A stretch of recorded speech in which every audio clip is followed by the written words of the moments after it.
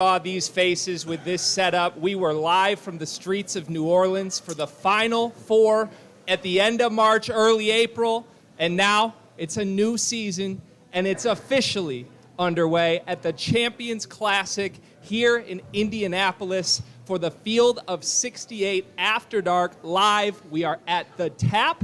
Come through if you're going to the games. We would love to see you. We would love to drink a beer with you. And gentlemen, I could not be more excited about this day and everything we're going to get into because we've got some great hoops to talk about. We'll be here from 2 to 6 p.m. Eastern. We are presented, as always, by the good folks at Bet Rivers. And gentlemen, we're going to talk big picture for this first hour. My name is Greg Waddell. We've got Randolph Childress, the legend himself. We've got Jeff Goodman. We've got Rob Doster here. Jeff, let's jump right in. Kentucky is who I want to talk about first today. And, as you know, there's a lot of pressure on Jon Calipari heading into this season after the way last season ended. How much pressure is he feeling with this team, with these new faces? Listen, you can make a case that every game this season doesn't mean jack you know what up until that first weekend of the NCAA tournament. Obviously, you got to get in, so you got to win enough games. But if they win tonight, if they go 40-0, does it matter if they lose in the first round? This is a program that hasn't won a tournament game since, I think, 2019, okay? They were an abomination 2 years ago during the pandemic, and last year they were really good up until they lose to St. Peter's in the first round. There will be nobody tighter than Jon Calipari going into that first round matchup in the NCAA tournament if they get there, which they will.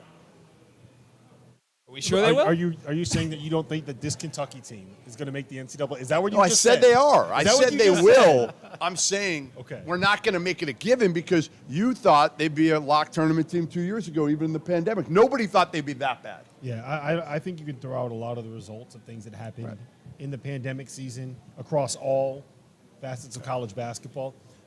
I do think that there is pressure on him, but it feels like that pressure's been mounting more than just like the past two seasons, right? It's been a while since Kentucky made it back to a Final Four. 2015 was the last one, right? They haven't won a national title since 2012. And it feels like this is a program that is celebrating getting recruiting guys to victories? The NBA. Well, recruiting victories and getting guys to the NBA as much as they are getting wins for this team right here. Now, I don't think that's necessarily fair, right? And I do think that Kentucky is, this season, a top 5 team in America, in the conversation for best team in America. When things all come together, like, you got to put them right up there with the teams that can win it all. Sure. Right? But I do think that it's fair to kind of say, like, look, this isn't going the way that we thought it was going to go. Because I think that Cal might have also set himself up for failure a little bit. And tell me if you guys think this is fair. Because of all the success that they had early on. It was something like 4 Final Fours in 7 years, right? With a national title thrown in there, with the team that went 38-1 thrown in there. So I do think that it's fair to kind of say, like, look, maybe the expectations, maybe we set the bar too high for something that. The question is this: if he doesn't get past the first weekend, RC, is Jon Calipari the coach next year at Kentucky? Absolutely. He just got. I don't think it's absolutely. I think it's a done deal. For one, he's a lifetime contract, as we know. But he's got the number 1 recruiting class in the country. But again, what are recruiting classes? Brandon Boston was a highly ranked guy. He didn't do jack. True. You know, like I get it. You can say jack shit, okay? And I'm not going to say jack. I'm getting. Just He say said it. worse. I dropped 2 profanities in my daughter's podcast yesterday, and I got bleeped out twice. My wife yelled at me. She did. So I'm going to try not to. I'm going to try to. Yeah, we got to keep Melissa happy. Yes. We got to keep Melissa happy. But I will say this. They have more experience this year. They're a little bit more balanced. They're not as reliant upon freshmen. So there's not as much unpredictability with that. So I think they're experienced group. I like their depth when they're healthy. When they get all their pieces back, I think it's fair to say I think they're a Final Four talented team, and I expect them to be there in the end and be in Houston if they get everybody I back. love them because they got shooters now. Yeah. That's why I love this Kentucky team, is because they got 2 elite shooters, Greg, right? Reeves and C.J. Frederick. Yeah. But you got to have them on the court. Right. That's the key. So how do you put them both out there together? That's my big question. Casey Wallace, those 2, Toppin, Oscar. So no Severe Wheeler. Coming off the bench. I think Coming off the bench. That's with the depth of this team and why I'm so high on the team. Because last year, this team couldn't play without Severe Wheeler being in the lineup. This year, they have the ability to bring him off the bench. So he can start or he can come off the bench, which he's done so far this year. So the ability to go options is what they have to see what's best for this team. They'll figure that out early. Come late, I think we'll see this team in the end. So just pushing back, though, because I think they had shooting last year. I mean, Kellen Grady was a pretty dead-eye shooter. Not now as they've consistent. got two of them, right? Right. That's one. There's a difference. Not as consistent. There's a difference. What's the If you put two of them out there with Big Oscar, what are you going to do? What are you going to do? Both of them are on the wings. Like, how do you guard him? You got to double Oscar. And then you double Oscar, you're picking your poison. Now, again, he's got to get better passing out of the low post. But you've got options there. Again, Case and Wallace, whether you play Severe or Case and Wallace, neither one's a great shooter. Case might be a little bit better, but Severe Wheeler's a lot better right now at running the team. What I would say is this. With the way that the lineup is built, you can give different looks to different teams. And I think there's value in that. It kind of, what do we always say about the NCAA tournament? Styles make fights, right? Matchups are more important than anything else. And I think with the way that this team is built, you're a little bit more matchup proof than you were last season, right? Because we saw what happened with the Notre Dame game, and I always reference this, but when you can sag off Severe Wheeler, dare him to make the shots that he needs to be able to win the game, I don't know if you necessarily trust him to be able to do that. He can. He shot it well in SEC play last year, but I think if you are playing against them, you pick your poison, right? It's either let Oscar go one-on-one and get position or let Severe Wheeler shoot jumpers. What are you going to do? The best thing that's happened to this team people don't think about is Oscar Sheepway being out, because now it's forcing this team to adjust their identity a little bit. It's kind of like what Carolina going through, being able to take out, Armando Bacot. So now so much of your focus on Oscar Sheepway, you take him out of the game, the injury-wise has forced them to rely on other people and other options and how they decide to play. So now, because of when NCAA tournament time, the scariest thing, which a lot of teams are finding out when you're playing these quote-unquote mid-major programs, they got bigs, they're playing on the perimeter, they're stretching you out. Mm-hmm. Guys like Oscar and these guys aren't accustomed to that. Well, this team has played without him early, and more importantly, practiced without him early. That'll help them come March. Mm-hmm. So stepping back just a little bit here, because I thought you brought up an interesting point of, well, his expectations were obviously high. He's John Calipari. But how much success they had in his earliest years at Kentucky blew that through the roof. I mean, I would say there's probably not ever been a coach who's had that much success that early in their tenure at a program as prestigious as Kentucky, that now he needs to always chase that yet again.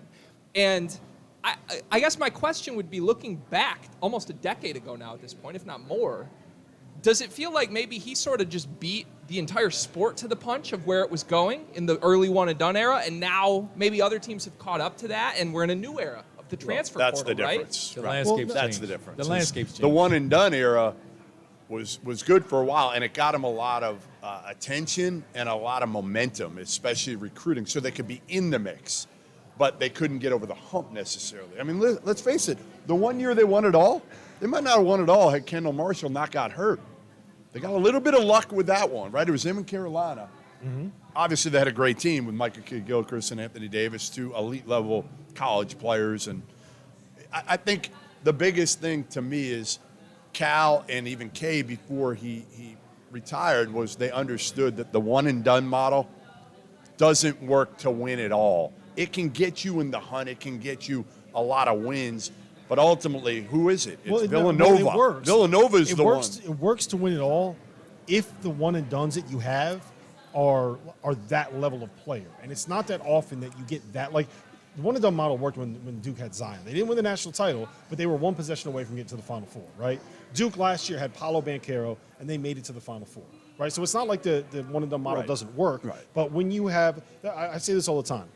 There's difference between 5 stars that are top 5 players in the class and 5 stars that are top 25 players in the class. Does that make sense? Yeah. Not every 5 star is the same. So if your one-and-done model is a bunch of guys that are going to be late first-rounders, early second-round picks, it's very different than when you have Zion Williamson or Paolo Banchero or Anthony Davis. I would also just like to make the point that Kentucky, since they made the last Final Four, has made it to 2 Elite Eights. They've been a 2 seed twice, and they've been a top 5 seed all 4 of those tournaments. Well, they're not going to, other than the pandemic year, they're always going to be in the mix. That's what I'm saying. You're getting elite talent. If your if what we're saying for John Calipari is if he doesn't make the Final Four, the season was a failure, you're never going to be able to have No, the level I'm saying he's got to get past the first weekend.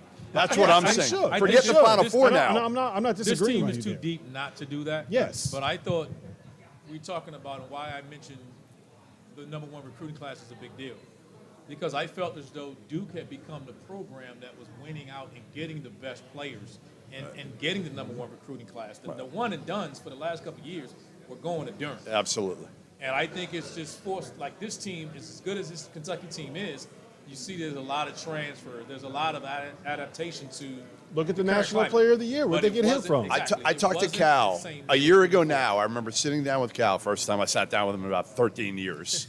But one of the things I asked him was, hey, is this the model you're going to go with, right, with transfers? Because Right. I thought it was the right move to make Right, last year. And he looked at me and he was like, no, not necessarily. And I kind of was like, really? They hadn't played any games at that point. So he didn't know how it was going to work out. But I think after last year and understanding that, again, Oscar, I mean, who better to sell to the transfer model than Oscar Tshiebwe, right? Who was, disenchanted at West Virginia. Huggins, basically killed him on the way out. And look at what he's done. So I think even Cal understands now much better to have some of these transfers mixed in with a Chris Livingston and a Kason Wallace. That is, to me, the best way for all these programs right now to try to win a national title. Sure. So while we're here, again, preparing for the Champions Classic tonight in Indianapolis, here at the Tap, stop by, grab a drink with us if you're going to come to the games. This is obviously a prestigious event with 4 of the biggest programs in the entire sport. And I think if you look back at the last 10 years of this event, any given year, there's been a different headliner, right? And I don't even know, stepping aside here, I don't know who I would say is the headliner here. I think these are both good games. I think Duke and Kansas is rightfully getting the primetime late night spot tonight. But, gentlemen, Kentucky sits at number 1 on KenPom.com today. And I think looking broaderly at the sport right now, I don't know if broaderly is a word or not, but on a broader lens, I don't know that there's truly an elite team in college basketball this year. No, there's not. So it's hard for me to look and find a better roster than the one that has the reigning National Player of the Year, it's a good plus call. a really good freshman Yeah. class. Should we be viewing this Kentucky team as a potential juggernaut this Yes, I don't know about absolutely. juggernaut. Absolutely. I don't know about juggernaut. I think, again, they're in the mix. They're one of a bunch of teams. I think we could all agree that John Calipari may not be the best X's and O guy when we're talking about some of the elite coaches. What he is really, really good at preparing his guys mentally, right? That's probably his biggest advantage, right? Is he knows how to take all these egos, all these guys, and put them together and get them to play hard. And, Oscar, if there's anybody I do count on to be able, Oscar's just that great teammate that you Yes. all root for, that you all want to play for. Well, that you know why that matters? You want to get him the ball. You know why that matters? You look at the 5 stars that are coming in, right? You look at guys like Kason Wallace and Chris Livingston. You look at guys that have NBA expectation, like maybe a Jacob Toppin. You look at some of these transfers coming in, Antonio Reeves, who was coming in, I averaged 20 at Illinois State, right? I need my shots. When the reigning National Player of the Year is sacrificing and saying, hey, look, I'm going to get all these rebounds. I'll get some post touches. I'll go get the ball. Yeah, my Right. dirty work is going to be getting the ball and setting you guys up. When your best player is going to sacrifice and doesn't really give a damn about how many points, how many shots he's getting, that's going to permeate And through the goes rest so of the season. hard up and down Right, the court. you've He been doesn't on- get the ball, it doesn't matter. He's going to go. RC, you've been on these coaching staffs. Right. You were that guy that averaged 20. Did you average Right. 20 points a game? I did. There you go. See how about What that? was it exactly? I don't remember. You I- do Oh, you remember. Come on. Oh, I You're don't so know what full it of was. shit. I'm It going was to drop a 22.3 profanity points. with that one. You're so don't full remember. of It's shit. 20. I know 20 I averaged, point as a what? senior, I averaged 20 I point don't- what? I don't remember. I don't remember. Come on. No, but seriously, how does when your best player is a guy that's willing to sacrifice? Yeah. How does that help? What does that Well, impact? you remember those guys. Even when you're the guy that's scoring, you know you have a guy on the team that doesn't get the act. He doesn't get any recognition to anything that he does. He just comes out, does his job, doesn't show up in the stat sheet. Media doesn't talk about him. Fortunately for us now, in today's time, we're talking about Oscar Tshiebwe. But there's other guys on this team. I think they have depth. And that's the biggest thing, I think, that they're not dependent upon. We talk about they got more than one shooter. They got more than one capable ball handler. They like I said, they practice without Oscar Tshiebwe right now. Well, I like their 8. Like their 8 are good, right? Livingston is kind of a tweener forward, a combo forward. Then you got Wheeler maybe coming off the bench, who's a point guard. Then you got Damian Collins. They're all different. They're coming back. Inso played Yeah. well in the absence. Yeah. He was a big presence inside, defensively, really active. No one knew. He seemed to come out of nowhere. This team just has depth, and he's plugging guys in. You learn a lot, so that shows you when foul trouble shows up, which it will. Because if you're playing against him, I'm going to put Oscar Sheepway in ball screens and try to attack him because I don't want him fresh. That's what you do to these guys. And then when you get a chance to play with them and take them out of the game and you get to practice with that, I think it benefits your team, and that's why I'm high on Kentucky. Get that mic closer to your mouth, RC. There you go. Can we Usually just, I'm loud, I don't have that problem. just very quickly, can we circle back to the fact that Rob Doster said that Jacob Toppin's got NBA expectations here? He does. Are we sure? Are we sure Well, about that? Yes. Yeah. Yes. What do you think Jacob Toppin thinks he has NBA expectations? Well, yeah, I think anyone who Yes. goes to Kentucky. don't go to thinks they have Kentucky NBA without Well, expectations. that's what I'm saying. Like when you are Jacob Toppin and you're going to Kentucky, you're going there because you're like, this is going to be my path to the NBA. Right. And when you're going there, do and somebody- NBA execs think he But does? somebody made a But it good doesn't point matter- to me. No, it doesn't matter what they think. What matters is what he thinks because he has to play a role. He has to do a job for that team. And if he sees Oscar Tshiebwe, National Player of the Year, doing a job and accepting the fact that he's not going to be the guy they run stuff for every single time, why is Jacob Toppin not going to be like, well, look, I guess I got to play my role too and do my job? And that's what I'm saying. You know what I mean? Like it He can make a few shots. I can, like it. I think he's a fine player, but I don't think that I would say I view him in his role being an excellent player dependent on his visions of NBA one day. Because your mindset has to change because he's Yeah. trying to be great in his role. Yes. And that's what NBA teams are looking for. Yes. They're not looking at him. They're not looking at maybe outside of Casey Wallace, maybe as a potential guy coming in because you just don't know what you're getting. Right. Everyone else is looking at a role. Yeah. They're not looking at anyone in this roster saying, oh, this guy's a star. That's the beauty We're of gonna it for build that Cal. franchise For around Cal him." right now, That's what I he's actually done like with this it team. better Right. That's what than he having does. every guy coming in and every guy thinks they're a one and done. You got 2 of them right now, right? Both Casey Wallace and Livingston are both coming in thinking they're one and dones. And everybody else has kind of been there, done that, and like trying to win. play a role and win. And Yeah. win, especially after last year with St. Peter's. Yeah, and that feels unique when you look back at all For the teams them. Cal's had through the Yeah. years, and maybe that's what makes this team special. We'll have to wait and see. I will add this. What makes this team unique as well is in their 2 games so far, they've had over 20 assists in both games. And on 34 and I think 28 field goals. You know Over what? 20 Hey, you know what? assists. Reeves That's and Frederick. massive. You know what? Reeves and Frederick are shooting from 3 combined so far. They're 18 of 40 from 3. Yeah. In the 2 Antonio games. Reeves has played 9 live action games for Kentucky this season. He's made 34 of 71 threes. That's 48.5%. But you could have played for some of those teams in the Bahamas. Doesn't matter, man. Making shots. Might as Shots well are have brought going in. Vassar over there. I'd pay money to see Rob Doster in that In role. Bahamas? I really would. Yeah, Try he to might be a little guard- hungover. try to guard A little bit. Reeves? Yeah, just a little Trying bit. to nobody guard does him or that. trying to make shots? Yeah, just stand there. We only know one of those two is going to happen, right? Or at least you think one of those two is going to happen. Who knows? All right, let's move to Kentucky's opponent tonight, the Michigan State Spartans. As you can see, this lovely Spartan Dogs T-shirt that we have in front of us. We have a whole Champions Classic collection on the Field of 68 store online. You can go to fieldof68.shop to access all of those products. Code CHAMPIONS, all caps CHAMPIONS, for 20% off through the remainder of tonight. And Michigan State fans, I know a couple of you follow me out there. You're going to want that shirt. It's a really nice looking shirt. Michigan State, I think, shocked their own fan base in the game against Gonzaga. I mean, it was on an aircraft carrier, but listen, I've never seen expectations be lower for this program since I've been alive than they are heading into the season. I think part of that is that they've got a great recruiting class coming in next year, so everyone's sort of framing this year as whatever happens, happens. We're still happy with the state of the program. But nobody in their right mind thought that they were going to go up against Drew Timme in that game and have a lead for 80% of that game. And I think looking back now, Michigan State feels like they sort of blew one that might come back to haunt them later in the season. So let's go to you first on this one, Rob. What did you learn from Michigan State on that game, on an aircraft carrier, that has changed your perception of this team going into tonight's game against Kentucky? Well, I thought Mady Sissoko was really, really good. Now, I didn't know what to expect from him. And I listened to Unscripted, and I know that you guys were very worried about the front court situation for Michigan State this year. And I thought that he was really, really good. And, you know, basically all he did was be 6'9" and 230 pounds and play hard. But that's kind of all you really need to do when you're that big in that role.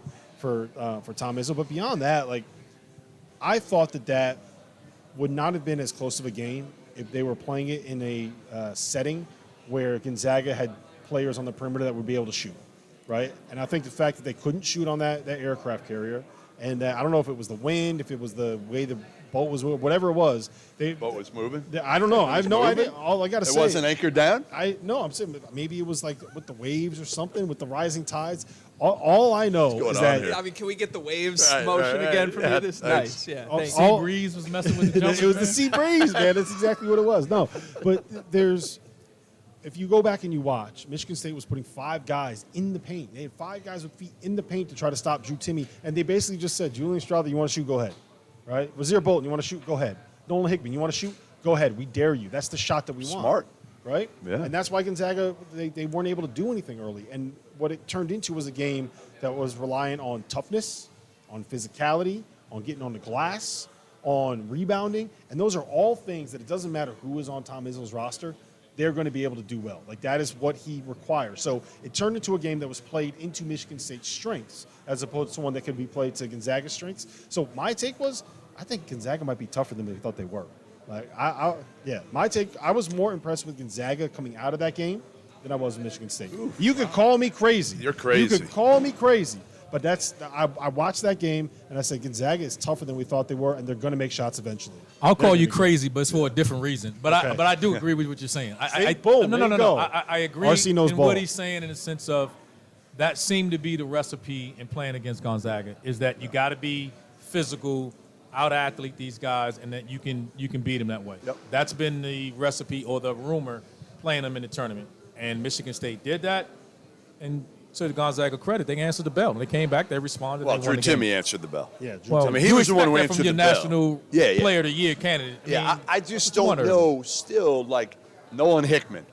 True. Is he, and I know we're talking about Michigan State here, but, like to me, Michigan State had some veteran guards who have taken steps, Taken right? steps, they got Tyson better. Walker has taken, a year ago, he was a disaster. Yeah, he was. And right now, I think, again, a year under his belt, he's a different player. A.J. Hogarth's a different player. That last play was a disaster, though. Disaster. Absolute disaster. Just saying. I mean, obviously, you didn't want Jaden Akins to get the ball and get the final shot there. Maybe later in the year, you'll want that. Right. And that's another key is what is Jaden Akins going to be 2 weeks, a month, 2 months from now? Because they need an alpha dog, right? They got a lot of good players, but can Jaden Akins kind of come across as that go-to guy down the stretch that can create for himself and for others?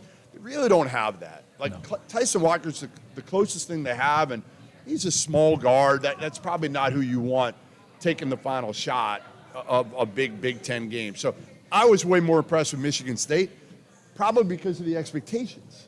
That's the difference. I just didn't think they were a top 25 team coming in.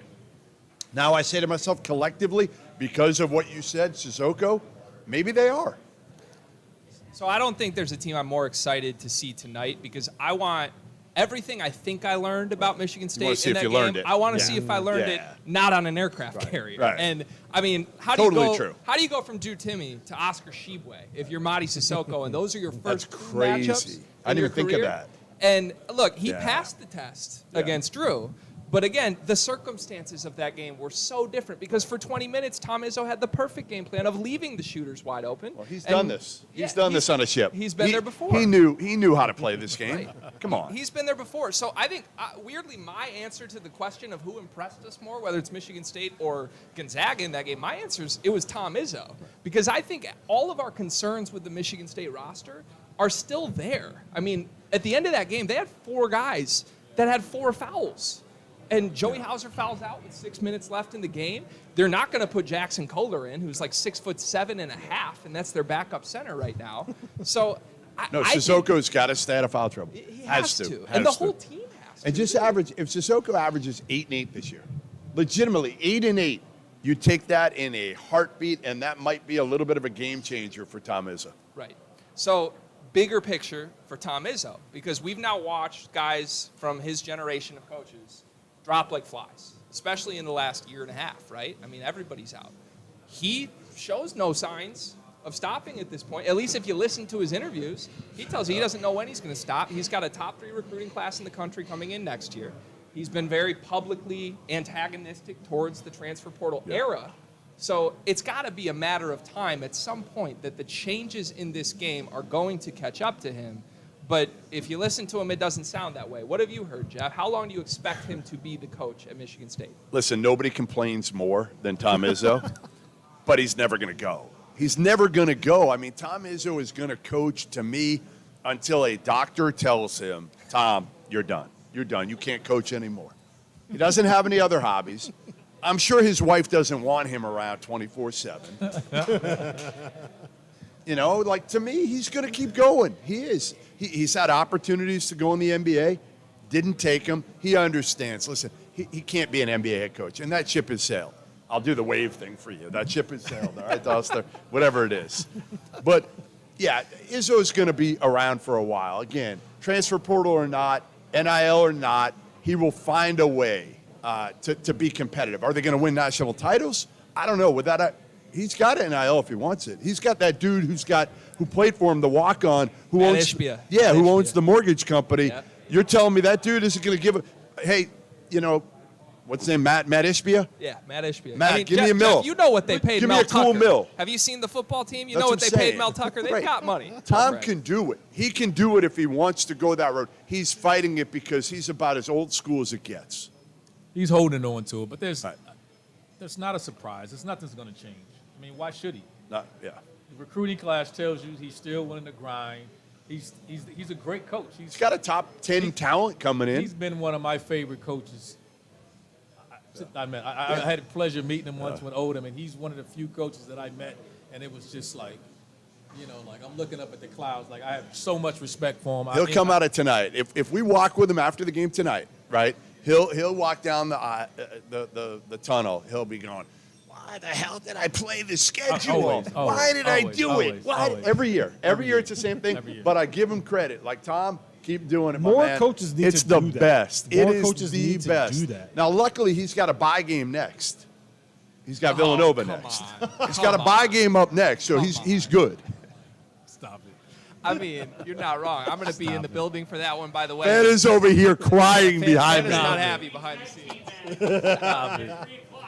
So, do you think that matters at all, though, scheduling-wise? Because, look, we all saw the video that Coach Cal put out yesterday where he's addressing Kentucky fans across the nation With to excuses? tell them With that, excuses right out of the guys, gate? lower your Right, come on. expectations, right? Enough, Cal. Enough. We don't know what this team's Christ's going to be. sakes. They've never practiced together, right? Yeah. So, look, they all want to win the game. Both sides want to win this game. But Michigan State might need to win this game because we can make fun of Villanova all we want. God forbid they blow a game to Villanova next. They're 0-3 to start the season if they lose tonight. Yes. Does that factor into tonight's game at all, Rob? What do you think? Maybe. I think Michigan State's got plenty of chances to be able to make all that up, right? They're playing with the PK 85, and like you said, they got Villanova, and their Big Ten is going to provide them ample opportunities to kind of get that back. It's just you're digging yourself a hole. And I think more than anything, it would be a confidence thing, right? When you start winning games early, you kind of get on the roll, you figured it out, like that matters. And then it helps for your league as a whole, right? Everybody in non-conference, what do they tell you? You got to win 70% of your games, something like that. Yeah. So I think when they win, it boosts everything in the conference, and it means everyone's numbers are going to be better. One thing I'm not worried. I mean, they are what they are, dude. Like, you know what I mean? Like Michigan State? Yeah, Michigan State. They are what They are what they are. I don't think we know what they are yet. Like but Greg what's said, different? I'm not sure. They're what they've been. But if every guy took a jump, if Tyson Walker took a jump, and Hogarth takes a jump, and Akins when we see him, and then you got Sissoko, like, why can't they fight for the Big Ten title? We were saying the same they got an thing elite about coach. this But the team Big a year Ten- ago. but the You Big go Ten's back not a good year enough. ago, it's the same group. But Tyson Walker he came from Northeastern. He came in with a rep, but when we watched him play, we were like, hey, he looks like a guy he was a scorer. And then he was sliding into this But now he can be more of a role, scorer again. And now he has to go Right. back to that. So let's hope he takes that step. But we had those question marks early with Michigan State. And similarly, It's like Rocket Watts. Remember when Rocket Watts was a scorer? Then he tried to play him at the point? Hey, we're not going to disrespect wanna go Field back? of 68 Player of the Week, Foster Lawyer, by the way. I mean, would right. Michigan State take Foster Lawyer and Rocket Watts over their backcourt right now? I don't know. question, No, isn't I it? don't think No. so. No, I don't- question. No. Maybe lawyer. Not now. I'm just saying. Maybe lawyer. I'm just Not saying. now. All right. Well, we'll see. All right. Well, I think there's a lot to learn from this Michigan State team. Is all that I would leave it as. And I think you're going to see a desperate Michigan State team tonight, which is not a bad thing. Well, one thing that they do, unlike a lot of coaches now, they seek out teams to play. Like no one in a great. Power 5 Yeah. conference is seeking out to start the season with Gonzaga and Kentucky and Villanova. Like who's doing that? Nobody. Nobody. And that's why. But it's- everybody that's with my a point. lifetime contract should be doing it, right? Scott Drew, love you, but you can't open with Mississippi Valley State. You just can't do it. Like we need you to play better teams early. We need all those coaches that have basic lifetime contracts or the ultimate in job security, whether it is Scott Drew, whether it is now Eric Musselman. Whoever it is, those guys have to play people early. Tom Izzo does it, and you got to give a ton of credit Yes. to him. And to be Yes. honest, he'll be rewarded come tournament Selection time. Sunday Selection for it. Sunday, Yes. they As he reward him should for be. playing. As That's he right. should. They need That's to right. win a game or Yes, two he should. because, as we all know, they're going to look at quad one wins. Right. All he has to do is win one of these 3 games. Yeah. That's right. Instead of team, like no one cares if you open up with There's you know, no risk. the 13th There's grade no and then you downside. lose and you win a game against the 13th grade. But that's the thing. There's no downside to this. Like if you No, lose to no, Gonzaga, you no. know what they do? They're There's like, no oh, Michigan downside State- for him for this. Like I was talking to Ed Cooley the other day about it. Now, Ed Cooley can't do this. Even though he's got job security, he doesn't know his team is an NCAA tournament team. I think Izzo feels pretty good about, hey, we're going to make the tournament. Now, we may be a first 4. We may be an 8. We may be a 5 seed. Ed Cooley probably doesn't have the same – he's got job security, but he doesn't have the same, first of all, ability to play whoever he wants on a ship and in the Champions Classic and in the Gavitt games with an elite matchup. But some of that is scheduling because of conference play. You know when you're playing in the Big Ten, I'm going to have enough teams Yes. that's going to allow me Enough to bullets, get the yeah, quad yeah. one wins. And Good in the man. Big East right now, how many teams do you I have an definitely say idea. is in? Go ahead. Providence versus Rhode Island on a yacht Okay. right off the coast of Newport. On a sailboat. Okay. On a sailboat. sailboat. Backyard. Right off the coast of Newport. Let's do it. Let's do Right, it. the Well, Field I'm of going to tell 68 Izzo. I'm going to tell Field of Izzo 68 tonight. Rhode Island Invitational. Get him on a right? sailboat. The Ocean A big State, sailboat. The Ocean State Invitational. What? Producer Dagan and I are seasick already. about this. We don't like this. Just Equipment thinking about doesn't this travel, idea. okay? Look, and Dagan to- can't even swim. to put a cap on this, because you said, one of you guys said that essentially there's nothing to lose, right, with the schedule? No. There's nothing to lose unless they actually start 0-4, and Right, then they're headed to the Phil Knight exactly. Invitational, Right. Good luck to you. So it's easy to say that right now because Izzo will be whining like No Yeah. chance. no chance. tomorrow. we think Villanova's a guarantee at this point, and we don't know what happens tonight. But God forbid they're 0-3 after Friday. We're all going to be looking at this schedule a little bit different, looking back on it. All right, we're halfway through the first hour of our marathon show here in Indianapolis for the Champions Classic on the Field of 68 Network. Greg Waddell, Randolph Childress, Jeff Goodman, Rob Doster, Dagan Hughes behind the scenes producing. And we're going to jump to game number 2. It's the primetime spot tonight. It's Duke and it is Kansas. Coach K is gone. We all know that. Jon Scheyer is in. Duke's had 2 games, and they've passed the tests with flying colors despite some injury concerns for this team. There has been no Dariq Whitehead. Derek Lively did not play in his first game. He had 14 minutes off the bench in game 2. And if you watch this Duke team, it looks and feels like a new era for Duke basketball with so many new faces and with somebody new on the sidelines manning it. So RC, our ACC guy, have you been impressed or surprised in a negative way with what you've seen from Duke through 2 games? They've played hard. They've done everything we thought they would do. They're talented, but they haven't played anyone of this caliber yet. So we got to wait until we watch them play tonight and see how these young guys handle playing against veteran guys that they're just not physically more superior than. And so we'll learn more about Duke tonight. What do you expect? I mean, it's Kansas now, right? This isn't South Carolina upstate No, anymore. listen, Kansas is a championship pedigree. They're the reigning national champs. I expect them to come out and play well. But, again, number 1 class, we don't know. Dariq Whitehead probably won't play tonight. He's not Lively's playing. coming He's back. not playing. They got talent. Let's just see how this talent responds to being challenged by a championship pedigree. Goodman, before we clicked record on this, or press play, whatever it is, Dagan, we were talking about how Duke doesn't really have the guy this No. year, right? It's no Zion, it's no Paolo, it's it's Jeremy Roach. And then it's a bunch of freshmen we think could be the guy, a lot of them being front court players. How much does that matter for a team finding its identity with a brand new head coach early in the season? You know, when I talked to Scheyer, his big thing was we've got to hang our hat on our defense. Because I think he knows they don't have that guy offensively, right? Their best two players coming in, top two recruits, were Derek Lively, a 7-foot defensive menace, right? He can run the court, somewhat skilled. Like, we saw him make some threes at the PGM. He's a really good, pick and pop five. Yeah, but not a guy that, he do a again, little drop coverage stuff. So it's he's defensive. Good. He's Yeah. defensive-minded. Dariq Whitehead, who's not playing, is probably more of a defensive-minded, really good overall guy. Mark Mitchell, who is playing, is a great jack-of-all-trades, defensive-minded guy. So who are you relying on?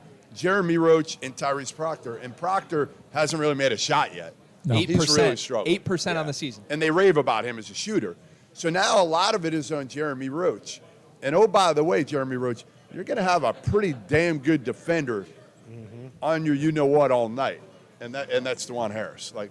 Harris can really, really get after in the defensive end. So, yeah, I just look at this Duke team, and I'm like, kind of like you, RC. Where? They're going to have to do it collectively, but they're going to have to win a lot of games, I think, in the 60s. They're going to have to do something different because they don't have Paulo Banchero. They don't have Zion. Right. So where are you going? There's no Ingram. Yeah. There's no Jahlil Okafor. They're just a victim, and I don't want to say victim because it's never, there's just a different style of play when they've gotten the best player in the country. Usually he's been an offensive difference maker, and that's different for this team. Yeah. Now, they got defensive versatility, and, again, when they get Dariq Whitehead if back, they can go, add to that. Can they create off their defense? Because they can go. I mean, again, Lively in transition, he can outrun guards. Look out. So that's where they got to get some points every game. I think a lot of it depends on the kid that we're not going to see tonight, Dariq Whitehead, right? Because I think he is the piece that kind of allows you to go to more of that 4-round-1 lineup, right? I don't know how you play Kyle Filipowski and Ryan Young together against any team that is going to have any kind of capable four-man, right? Those are two slow-footed five-men that are going to be liabilities, what matter where you put them defensively on the front line. I think it's even a question mark putting one of them alongside Derek Lively. I think if you look at big picture, the best lineup for this Duke team is going to be Jeremy Roach at the point, Dariq Whitehead, Mark Mitchell at the 3 and the 4, Lively at the 5, and then whoever is making shots at the 2. Whether that's Jacob Grandison. Probably be It's got to be Proctor. Proctor. It's got to be Proctor. I think Grandison is an underappreciated Coming off the bench. He's good. Coming off the asset bench. for them, just because he's got the size. He's 6'6". If you need him to guard a 4, in an ACC that is losing to Bellarmine, that is losing to Maine, RC, BC, you could probably. Can we teach him how to say Bellarmine, please? What is it? Whatever it is, they beat Louisville. They beat Louisville, right? They beat Louisville. Bellarmine. Whatever it is, they beat Louisville. I think that they'll be fine against a lot of teams in the ACC. But Kansas is about to play 5 out, right? They're about to play KJ Adams at the 5. And you're going to tell me you're going to have Ryan Young out there trying to chase around Grady Dick, trying to chase around Jalen Wilson? That's not going to work out well for you. They got to make threes. Filipowski's got to make threes tonight. So when you get Dariq Whitehead back and you can kind of play that switching 1 through 4, which Duke is. You go back and look at the best Duke teams, right? From the early 2000s, they were getting out, they were guarding you, picking you up at half court, getting up in you, switching everything, and just daring you and saying, "Hey, look, I think our defensive players are better than your offensive players. You're not going to be able to run anything. You're not going to be able to run offense. You got to beat us one-on-one." Am I right, RC? That's what they did. But that'll work against inferior talent. Mm-hmm. But when the talent level balances out, exactly, the question becomes, who are they going to give the ball to give them a basket? And usually before we've known, before the season started, who that guy was going to be. I don't know if we know that right now. Here's the other question. If Kay's coaching this team, we feel a lot better about it, don't we? That he's going to figure it out, right? We got a rookie head coach here. I love Jon Scheyer, but he's a rookie head coach in his 3rd game since actually taking over for Mike Krzyzewski, arguably the GOAT. So, I don't know. Again, young team, limitations with a rookie head coach. Now, I know he's not going against Bill Self tonight, so that'll help him. But Free Bill Self, by the way. Check that out in the merch store. That's right. We got a great shirt. The Free Bill Self shirt, and we even have a better one than the Free Bill Self, Free Bill shirt. I'll let you say it. We'll save it for later. All right, We'll save thanks. it for later. I think he has more pressure on him than any coach in the country. Scheyer. Shire? Yes. Because if he I don't doesn't think win, he has the most pressure on him for any coach in this year. Not because of his job. I mean, let's be honest. He's not going anywhere. No, not after Coach year picked one. him, and Right. that's what's going to happen. And we're going to see this out. It's because he's following the GOAT of coaching, and we saw it happen. Their biggest rival is UNC. And what Hubert Davis did in year one. So you can't tell me somewhere subconsciously, and I know in the tryout area, you cannot tell me the rivalry's over, RC. For the Dookies is not looking at it. I'm sorry, gentlemen. We just got to address this real quick. Our ACC guy, Randolph Childress, let's look in that camera right there, RC, just said that the guy who lost to his rival in the Final Four to end his career and lost on his going-away party at Cameron Indoor is the GOAT? Is he still the GOAT, RC? Oh, hell yeah. Who's questioning that? I mean, Shaman was questioning that. I thought all ACC people that aren't Dookies. they got Hubert. They got Hubert over K already. No? We're shoving that aside? I'm not even responding to that. That doesn't even deserve a response right now. I just needed a pulse check. Because the only thing worse than some Duke fans is some Carolina fans. So they're like 1 and 2, right? So that doesn't count. So I'm here to, to give everybody a little objectivity right now. You like Virginia at least? Who are you okay with in the ACC? That's a team down the road on 40 West. I'm fond of those guys. Other than that. I'm pretty fond of those guys. Other than them, I like the Wahoos. I mean, and the prayers going out to what they're dealing with right now in all serious matter. That's but, That's right. Tony Bennett is as good as they're getting. Yeah. And don't forget up the road, in the mountains up there, at Virginia Tech squad too. So I'm big on them as well. All right. Bounce back year for the ACC, although they had the great run in March. Bounce back year? What do you mean? Wait a minute. Where'd they go? Then don't give me the bounce back year. The two of you sat in front of these very cameras for 6 months last year calling it a one-bid lead. Let's not act like that didn't happen. Fine. So, all right. We're gonna right. They're gonna get at least 2 this season. Yeah, Right. They're gonna get at least 2. We know they're gonna get at least 2. 4-bit ACC. So, 4-bit. Is BC getting in? What do we think? They'll be better. It's too early for that. Too early. It's too early for that. So, while we're all still waiting to see what Jon Scheyer is going to do with this team, was he the right guy? Like, can we say at this point that he was the right hire? Well, here's the problem: is like who else? You were going with? Right. Chris Collins is a year away from getting fired. Wojo was fired. Jeff Capel, it's a disaster down in Pittsburgh. Tommy Amaker, he had Harvard going for a while. Tommy didn't even want it. I mean, I'm convinced that if Tommy had seen Mike Krzyzewski's numbers show up, he would have been like, ignore. Wow. I don't want to deal with that. I don't want that job. Most people were smart enough not to want it. Jon Scheyer a year ago didn't get the DePaul job. Remember, he tried to get the DePaul job, and he got beat out by Tony Stubblefield. And it's the best thing that ever happened. Can we talk about that for a second? DePaul's like, you're not good enough for us, but Duke's you could be our head coach. How about that? Crazy, right? I don't know about that. I think Tommy takes it. He doesn't want to. If Kay calls him and says He's got no choice. You got no choice. That's my point. Just like Scheyer, no one. If he calls any of his former players, it. Everybody wants it. Tommy Amaker There's not a guy at another program coaching. Tommy's living down Cape Cod all off season. It's a great life at Harvard. You bring in, I don't believe it. That's one job. All those guys are taking that job. You don't turn down that. You can't.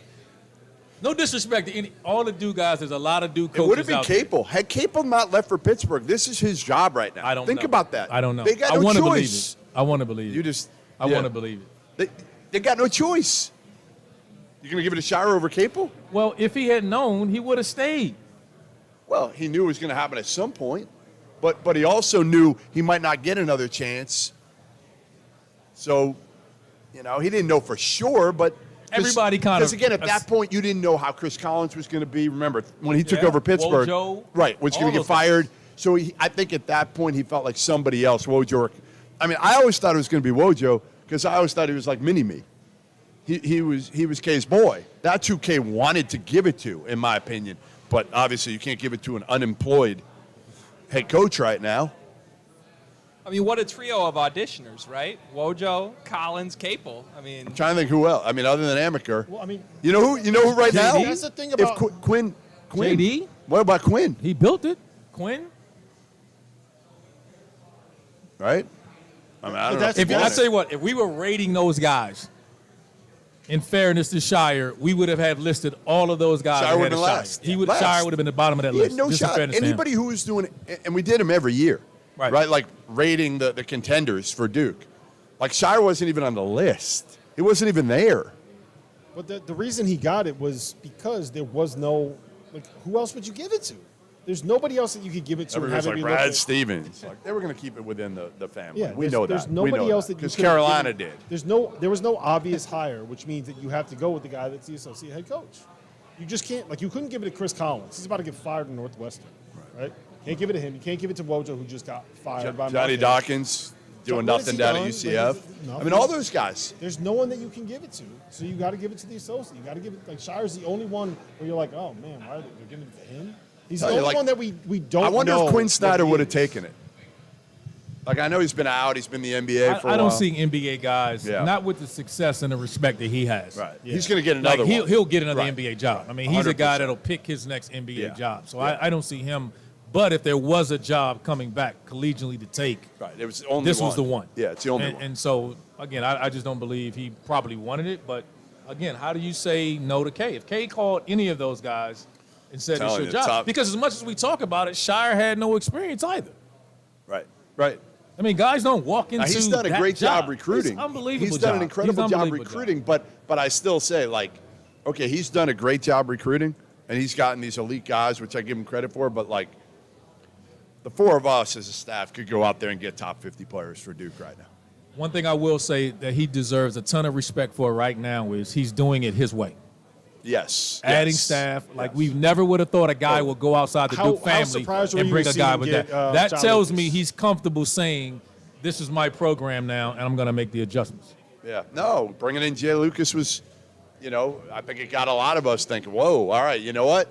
He's not going to completely acquiesce to Coach K and Right. everything K wants. And, you know, I always joke with him that, you know, K will put him in the corner if he does something. Timeout. K Put him in doesn't timeout. like. So we did this with Kentucky to start the show, but we essentially tried to define what is success for Cal this year. If he's on some quote-unquote hot seat, what does he need to do? Is there a version of that for Jon Scheyer in year one with Duke? Is there a bar he needs to reach with this team that doesn't get all the boo birds calling from I think Dukies? here's the thing, Greg. Like, look at what K has done over the last decade. And he won his first ACC regular season title in the last decade this past year. They've won one title since in the last decade, right? They've won one national title. So you got to give Scheyer some time here to figure it out. We can't judge him kind of like Hubert last year, right? We judged him right away, and I want to give him more time. Like I still want to see. I'm not ready to judge him the other way right now and put him on the Mount Rushmore of, you know, Carolina coaches or anything like that. I want to give him 3 years at least before I really judge how good Hubert Davis or Jon Scheyer are. Okay. Rob, you agree with that? Yeah, I think you give got to him give it time? time. Okay. You gotta give it, I don't. No, look, it starts right now. But you're No, gonna. because So maybe you would have fired Hubert then Well, no, on here's March the thing. 4th. Maybe because I'm living in North Carolina, they were ready to run Hubert out of well, town. what I'm saying is we learned our lesson with Hubert, right? We learned. I think we should have agree. learned our lesson. I don't think it needs to be negative, but right or wrong, the seed is hot. The expectation is hot because So what do you take give them? over for election. If they get in here, all right. I'll give you a hypothetical. If Duke finishes 4th in the ACC this year and they get knocked out in the second round of the NCAA tournament, does he go into next year on the hot seat? No. He's not in the high seat because, again, he's at the mercy because I think this is the one program, the only program that's committed to the high school kids and sprinkle in transfers. They're the one program. We talked about Kentucky. Kentucky struggled some because they were losing out to those one-and-done kids to Duke. Duke is getting those kids. They're going to get them again following years. It's amazing. And so them doing that, They you're got at good the mercy. NIL too. They got yeah. Does New K- York NIL. Does K being gone ding that at all, though? Like in the pool of No. one and dones? No. Does Does K, it hurt him? Does K just being gone No. move them down the list at all, even slightly? Yeah, maybe a tiny bit. I mean, again, if you're a kid and you're picking the Duke Kentucky brand. or Duke, It's the brotherhood. No, it's the branding that you get. but not just, Kentucky's still got go- Cal. go If it's through- Cal or Scheyer in a room, and part of me says, Cal, well, right? Shire's 34, so he can connect with these kids better. I still think most kids are like, I'll take Cal. I just don't think that Scheyer, like if you're in Scheyer's not going to be the reason you don't go to Duke, right? If you think Kentucky's a better fit for you, what Cal wants to do, if you like him, I don't think that you look at Duke and say, they got Scheyer instead of Coach K, I'm going somewhere else. I just don't think that's going to be Flipping that, the though, do you deciding think factor. he'll be the reason they do go to Duke? Because I think that happened with K. I mean, I think people are like, look at all the these classes he NBA got. connections this He guy went out, has. he got Derek Lively, he got Tariq Whitehead, he got Kyle Filipowski, he got Mark Yeah. Mitchell, right? He's got next year's class coming in. Yeah. He got that. Those guys knew they were playing for Yes. him. The number one class in the country knew they were going to Yeah. play for They him. That's also part of why- went to Durham, and yes, they were recruited by Scheyer, but at the end of the day, who was closing the deal for him? Yeah, Who was but helping? That's not going to change 2 years But from Coach now. K, Right, but Coach same K, That's not going to but change. Coach K, the reason why we know he wanted his little retirement tour, right? But the reason why he told everybody that he gave them a year notice is so that all the kids coming in would know that they're not going to have the rug pulled out from underneath them. Or is it that he wanted the retirement tour? I think it's all of the above. But they came in knowing that they weren't going to be playing for Coach K. Yes. And Scheyer went and got him. So I think that Scheyer's proved that kids will go to Duke to play The for brand. Scheyer. It's the brand. It's Yeah, the brand. It's NIL. It's a go and look at combination. their social following, right? Go and look at every player that played for Duke and look at how many Instagram followers they have, how many followers they got on TikTok. And you're watching, listen, you're watching on TV now and you see Jason Tatum, right? Like he is kind of the prototypical versatile forward that everybody wants to be right now. That's a pretty good salesman too.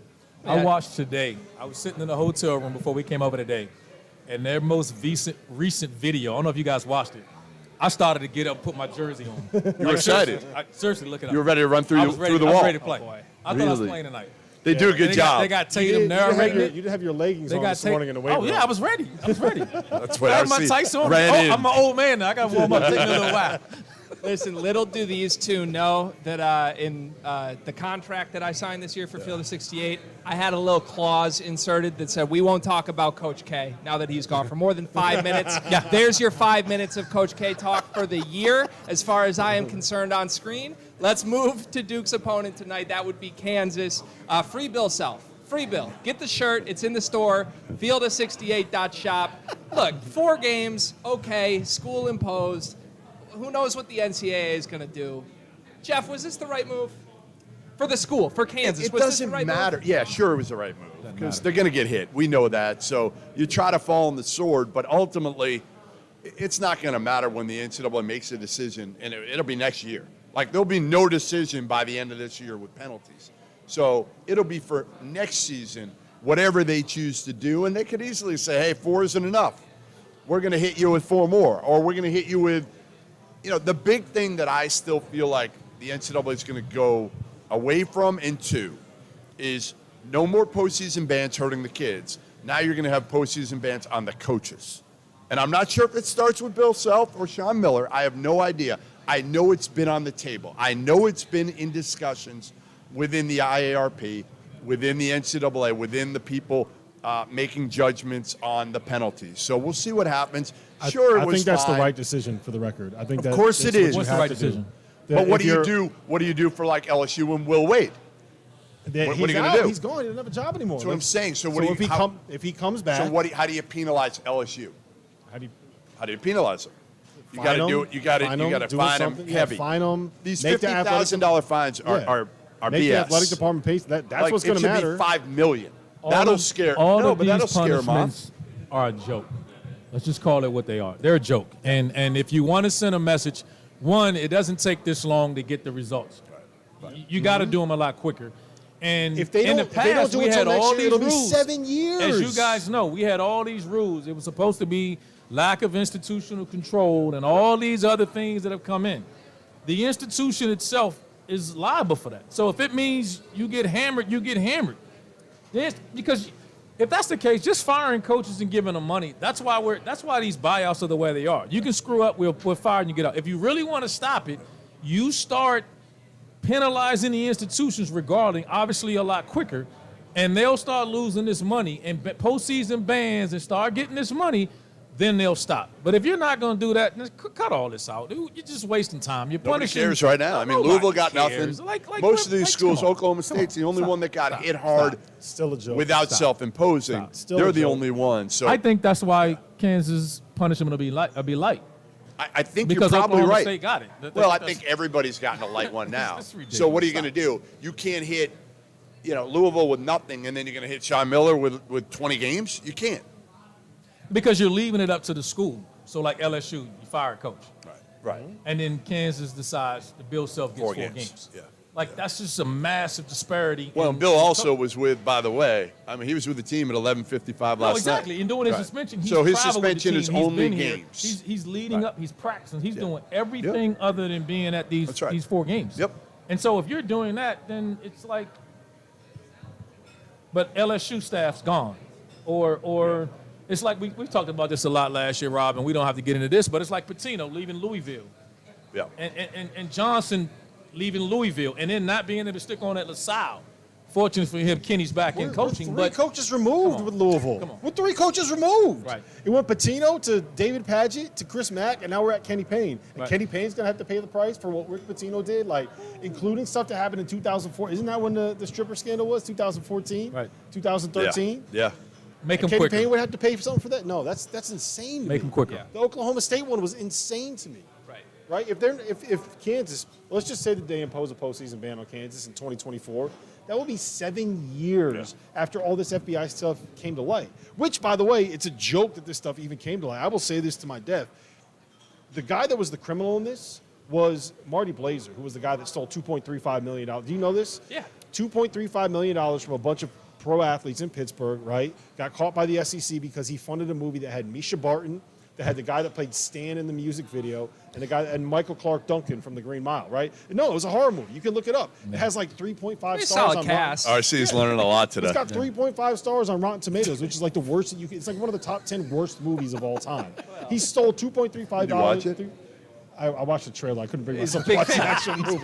big fan. But listen. Huge fan. So what he did He was loves he went to Misha the Barton. SEC, He does, the loves. Security and Exchange Commission, and he said, "I can give you college basketball," and then set it up to keep himself out of trouble. And all of these people, Book Richardson, Christian Dawkins, Tony Bland, all these guys That's went just to criminal. jail. That's criminal to because even this dude think got about what caught. happened to those guys. The actual criminal got away with everything and made all these guys that were just operating within the natural ecosystem of college basketball, they went and did jail time. They're felons. Book Richardson can't get back in the industry. Yeah, let Book all back because in. of that one guy. Like it's a joke the way that this stuff all played out, and the fact that we're still sitting here having a conversation 7 years later about the fact that whether or not Kansas is ever going to get punished. Like, what are we doing, man?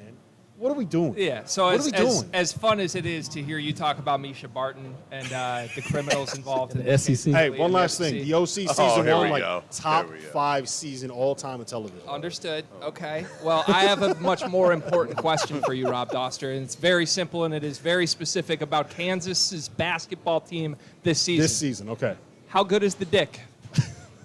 He's How good very is Grady good. Dick? How good has he been he's for very Kansas good. this season, Rob? How's he been?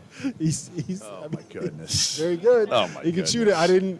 I didn't expect. We need a new host. Oh, I man. didn't expect this kind of impact from him right off the bat. Listen, go to field68.shop, okay? We've got some Grady Dick shirts We that do. you're going to want We to do. see your eyes on. He The is a point hell of a shooter. Jokes aside, he's been very good, right? 17 points, 4 rebounds, 2 assists to start the season. He's been better than I expected because I Yes. questioned for this team. I questioned 3 things. I questioned point guard, I questioned center, and I questioned do they have an alpha?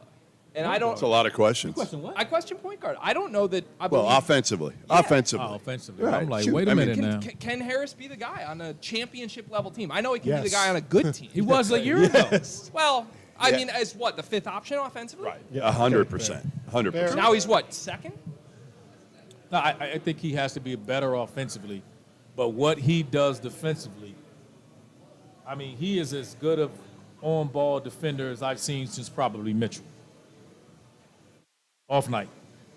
Like, he is as good an on-ball defender than that, and I'm a big believer in that. Now, they need Grady Dick because he's probably the best perimeter shooter. And that's the one knock we have on this team is consistently making outside shots. Their better players are not perimeter shooters, and he comes in, he provides that. I know MJ Rice isn't playing tonight, but, you know, what are they going to get consistently from perimeter be a big factor for this team? I think it comes down to Jalen Wilson. If you look at the best Bill Self teams, I think last season is a perfect example.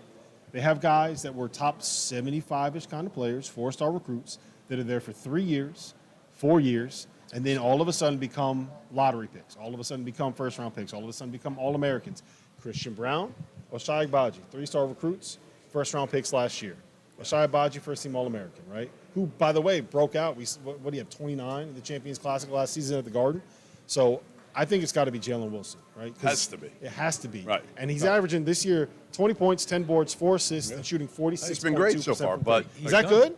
Again, well, they haven't played anybody. Those are RC They caliber haven't numbers. played anybody yet. So we got to see when the lights are on now, some of these other guys, what they do. Is Grady Dick going to show up tonight? Because obviously he's shot the hell out of it, and he is an elite shooter, but he hasn't played against length and athleticism like he will see tonight. So we'll see. Very exciting matchup. We're going to save our picks for this game and both games tonight for later in the marathon show. We are 1 hour in. We've got 3 hours remaining. Coming up, Feels we've got like it's John been 5 Fanta. hours in We've with got next Megan to Dustin. McKeon. And for now, we're going to take a quick break. Here is a word from our wonderful sponsors. Basketball is here, and so is the Bet Rivers Sportsbook app, That's right, Dan. You can bet same-game parlays. where you combine different bets from the same game for bigger payouts. Plus, don't forget live player props and our award-winning customer service. It's as fun and easy as me hitting this shot. Or this shot. Okay, I'm going home. That's it? Bet Rivers Sportsbook app and basketball. It's a whole new game. Basketball is here, and so is the Bet Rivers Sportsbook app, That's right, Dan. You can bet same-game parlays. where you combine different bets from the same game for bigger payouts. Plus, don't forget live player props and our award-winning customer service. It's as fun and easy as me hitting this shot. Or this shot. Okay, I'm going home. That's it? Bet Rivers Sportsbook app and basketball. It's a whole new game. Basketball is here, and so is the Bet Rivers Sportsbook app, That's right, Dan. You can bet same-game parlays. where you combine different bets from the same game for bigger payouts. Plus, don't forget live player props and our award-winning customer service. It's as fun and easy as me hitting this shot. Or this shot. Okay, I'm going home. That's it? Bet Rivers Sportsbook app and basketball. It's a whole new game. Basketball is here, and so is the Bet Rivers Sportsbook app, That's right, Dan. You can bet same-game parlays. where you combine different bets from the same game for bigger payouts. Plus, don't forget live player props and our award-winning customer service. It's as fun and easy as me hitting this shot. Or this shot. Okay, I'm going home. That's it? Bet Rivers Sportsbook app and basketball. It's a whole new game. Basketball is here, and so is the Bet Rivers Sportsbook app, That's right, Dan. You can bet same-game parlays. where you combine different bets from the same game for bigger payouts. Plus, don't forget live player props and our award-winning customer service. It's as fun and easy as me hitting this shot. Or this shot. Okay, I'm going home. That's it? Bet Rivers Sportsbook app and basketball. It's a whole new game. Basketball is here, and so is the Bet Rivers Sportsbook app, That's right, Dan. You can bet same-game parlays. where you combine different bets from the same game for bigger payouts. Plus, don't forget live player props and our award-winning customer service. It's as fun and easy as me hitting this shot. Or this shot. Okay, I'm going home. That's it? Bet Rivers Sportsbook app and basketball. It's a whole new game. Oh, here we go from the tap. It is hour 2 on the field of 68. We are live from 306 North Delaware Street in Indianapolis. So if you're in the Indianapolis neighborhood, Jeff Goodman is buying you around That's right. over 90 beers on tap. 91, I think, to be 91 exact. to be exact. Yeah, Did you count them? yeah, I've tried them all. Love it. We're from the I've tap. got my Goose Island. Jeff Goodman, Rob Dowster, the newest member of our Field of 68 family, Megan McEwen, is with us. Megan, how pumped are you for this doubleheader tonight? I'm freaking speaking, very pumped because finally we have some back-to-back good games. Jeff Goodman was not happy at all last week. That's right. It was a rough week. Cookie-cutter schedule that a lot of these teams booked. But hey, we're in Indianapolis, which is one of the best sports cities, by the way, in the country. I lived here for 3.5 years, and there were countless events here that were Your fantastic. restaurant recommendation last night was pretty good. Where'd you guys go? Tony's. The steak. Really Yeah, good, right? really Did you good. guys go to Really Tony's? good. You'd never heard of a barrel cut steak before. barrel It was cut waving. filet. How big is it? Barrel cut. It was like the same size, but it was really good. I'd never done barrel cut. Did they have any $25 bottles of Merlot? I think or it was 15. Remember, Yeah, he asked. 15. We were with Doster in New York 2 years ago, and we went out to a really, really nice restaurant. And he asked for a $15 bottle of wine. Was it barefoot? I meant, like, I thought I was asking for a glass as opposed to a bottle. That's a good And excuse. So then yeah. everyone, I'm never going to live it down. Low class Doster. I'm never going to live it down. Hey, as long as it's drinkable, that's all that matters. The tap is high class, folks. I Great tried a spot. cider. You've brought a beverage here. I You have. asked them for what? I have no idea what this is. I said I don't drink beer very much. What's going to be easy to drink? And honestly, I walk up and Randolph Childress is drinking wine. I didn't know that was an option. you can I get wonder if it's wine. the You can get $15 a bottle wine, and I definitely don't want it. But There's something for everybody here, so come by, see us at the tap pregame. There's still plenty of time. We're with you till 6. As we dive right in, we're presented by Bet Rivers, folks. Big night of action, and it starts at 7 Eastern time with Kentucky, with Michigan State. The line at -7 in favor of the Kentucky Wildcats. The total at 141 for what it's worth. So let's dive in here. Rob Doster, the single thing that you're most intrigued by with Kentucky, Michigan State is? To see what Kentucky looks like with Oscar Tshiebwe back. I think they're going to basically be at full strength, right? They'll have Oscar Tshiebwe for, I think he's on a little bit of a pinch count. Yeah, I would A assume. little bit of a minute count. And Damian Collins is not back yet. But we're going to see them at full strength for the first time this year against competition that is actually going to be tough enough and physical enough and athletic enough to deal with them. I don't know if Michigan State has the talent to be able to win a game like this, but they're going to get a test, and it's going to be the first time they're going to get a real test. All due respect to Duquesne and Howard, it's the first real test that we're going to see. I mean, I know that you're on this bandwagon too, Fanta. I think that Kentucky is one of the 4 best teams in America, and I think they very well might be the best team in college basketball. That's what Kenny Pom-Poms thinks. That's what Kenny Pom-Poms Really? thinks. He's got him at So, 1? Yeah, how do Yeah. you not? I haven't checked out Pom Pom lately. Do you know who they got number 2? I don't know. You're never going to say a bad thing again when I tell you who they got number 2. Iowa. Texas. Oh, do they? Yeah. Yeah. Good boy. We'll Yeah, see him boy. tomorrow night. What do you? So you reported, sources tell Yeah, you Oscar. that barring late change, Yeah. Oscar Tshiebwe in tonight. So you look at this matchup, and we entered the season, Jeff, thinking Michigan State, how are they going to have play at the 5? Now, Monty Sissoko surprised us all in game 1. But Yeah. like Greg said, you go from Drew Timme to Oscar Tshiebwe potentially. They're What do you different. make of that whole situation? Yeah, I mean, again, if you're Oscar, you only know how to play one way. And I'm not sure that's the way you want to come in. I would have rather seen Oscar get one game against kind of a bye game competition than walking into this one against a Michigan State team that knows they have to play harder than their opponent. They did it against Gonzaga. It almost resulted in a win. And Matty Sissoko was awesome. He played hard. He rebounded. He did exactly the things that Tom Izzo wants and needs his big guy to do. Can he do it again? Can we see a duplicate performance? Because if he can, Megan, then Well, I was Michigan gonna say, State's got a shot. Take that, raise you one. Can Matty Sissoko play defense and not foul? Because that was the biggest issue that Michigan State ran into against Gonzaga was the foul count. At one point, I thought they were going to have to put a manager in the game because they were starting to run out of players. But in all seriousness, I thought Sissoko did a nice job defensively at times. Now, Drew Timme, granted, didn't necessarily play great the whole game. He played great at the very end of the game, pretty much won them that game. But can Sissoko come in, play disciplined defensively, and make that happen for 40 minutes? Do you think that Michigan State can contend for a Big Ten title?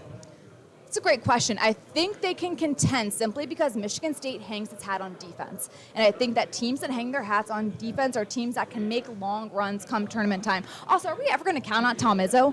You can't. I mean, come on now. Right. But That's also, the the thing. one thing Michigan State also has is veterans. Many of their starting 5 are upperclassmen, so therefore they know what it's like to play at this level. They know what it's like to go through the longevity and the ups and downs and ebbs and flows of a season. So I think you add that with the defensive aspect, they have a shot at making a run. And here's the deal, because to go off the map for a second, I'm curious on, let's see, day 9 of the season.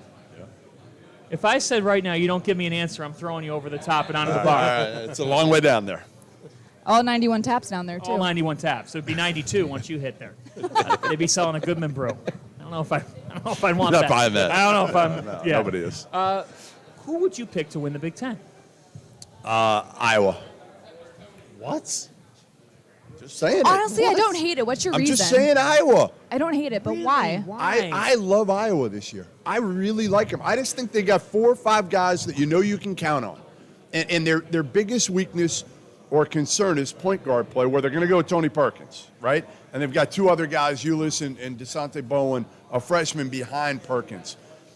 Point guard play in the league is weak. It's weak. Who's got a great point guard? Xavier Johnson is the best point guard in the league? Well, if you watch Xavier Johnson for all last year, he was good for about a third of the year. He was really good. The other 2/3 of the year, he was up and down. So I think you've got, again, Patrick McCaffrey.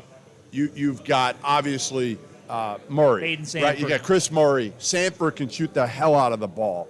I just think you've got guys Perkins, I think, is aren't going to play extremely any underrated. defense. Like, that's my biggest issue with them. But I'm not saying they're going to win the national title. I'm saying they can win the Big Ten. And I think part of your argument is that they still, even though they lost Keegan, that's still a reigning Big Ten tournament champion that has a lot of experienced players back. Yep. I get it. I hear what you're saying.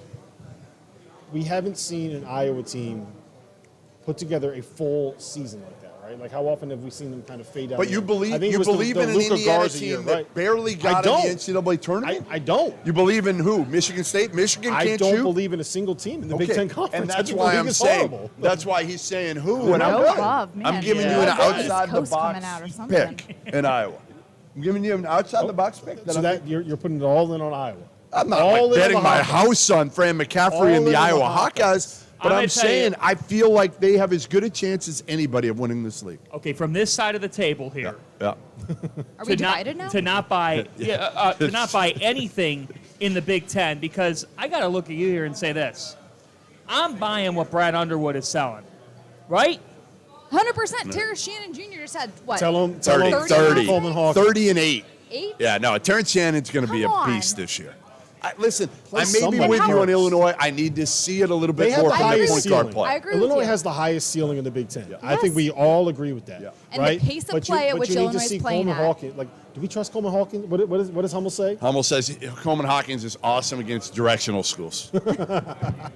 He is. It's a proven fact. Well, you only have what? You have Northwestern. Yeah. I'm trying to think of all the directional schools in the Big Ten.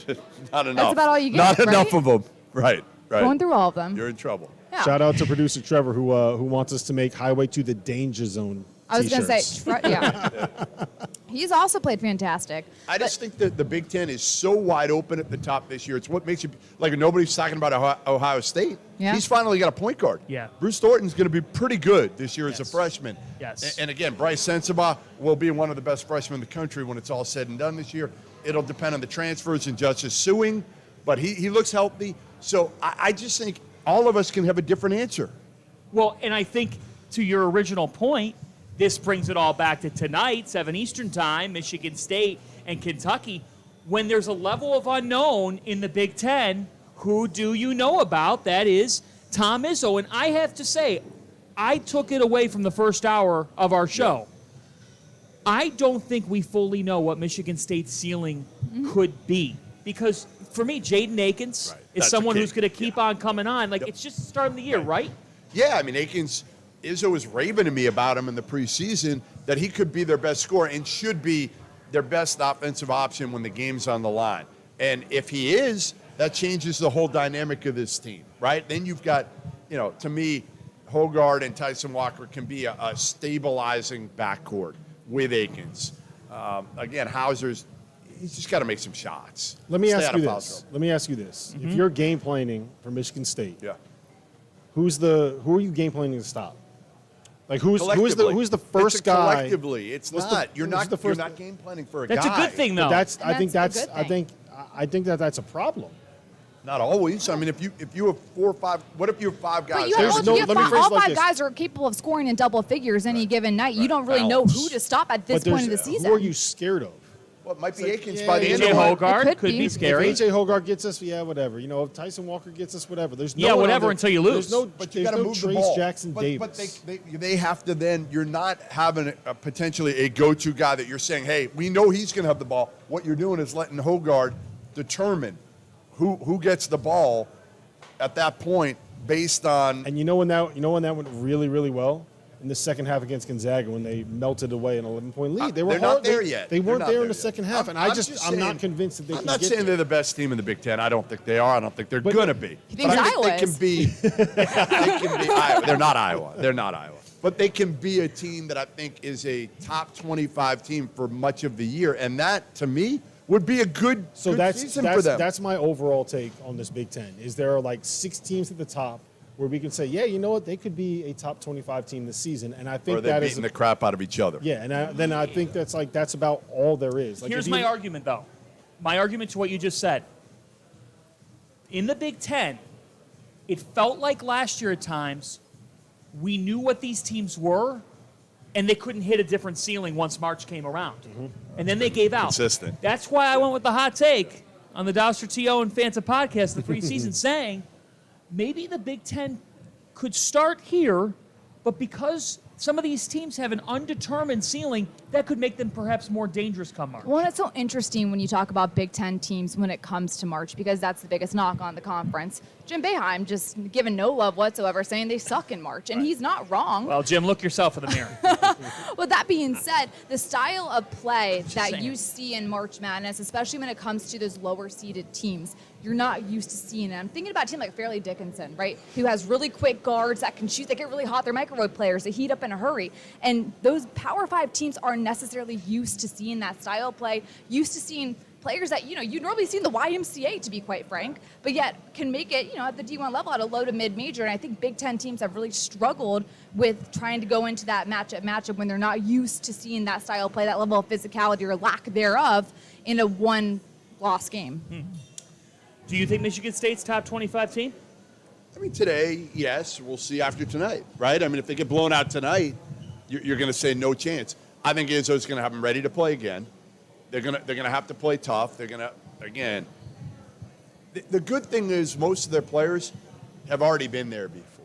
That's the nice thing if you're Tom Izzo and Michigan State. They've been there before last year. They weren't great.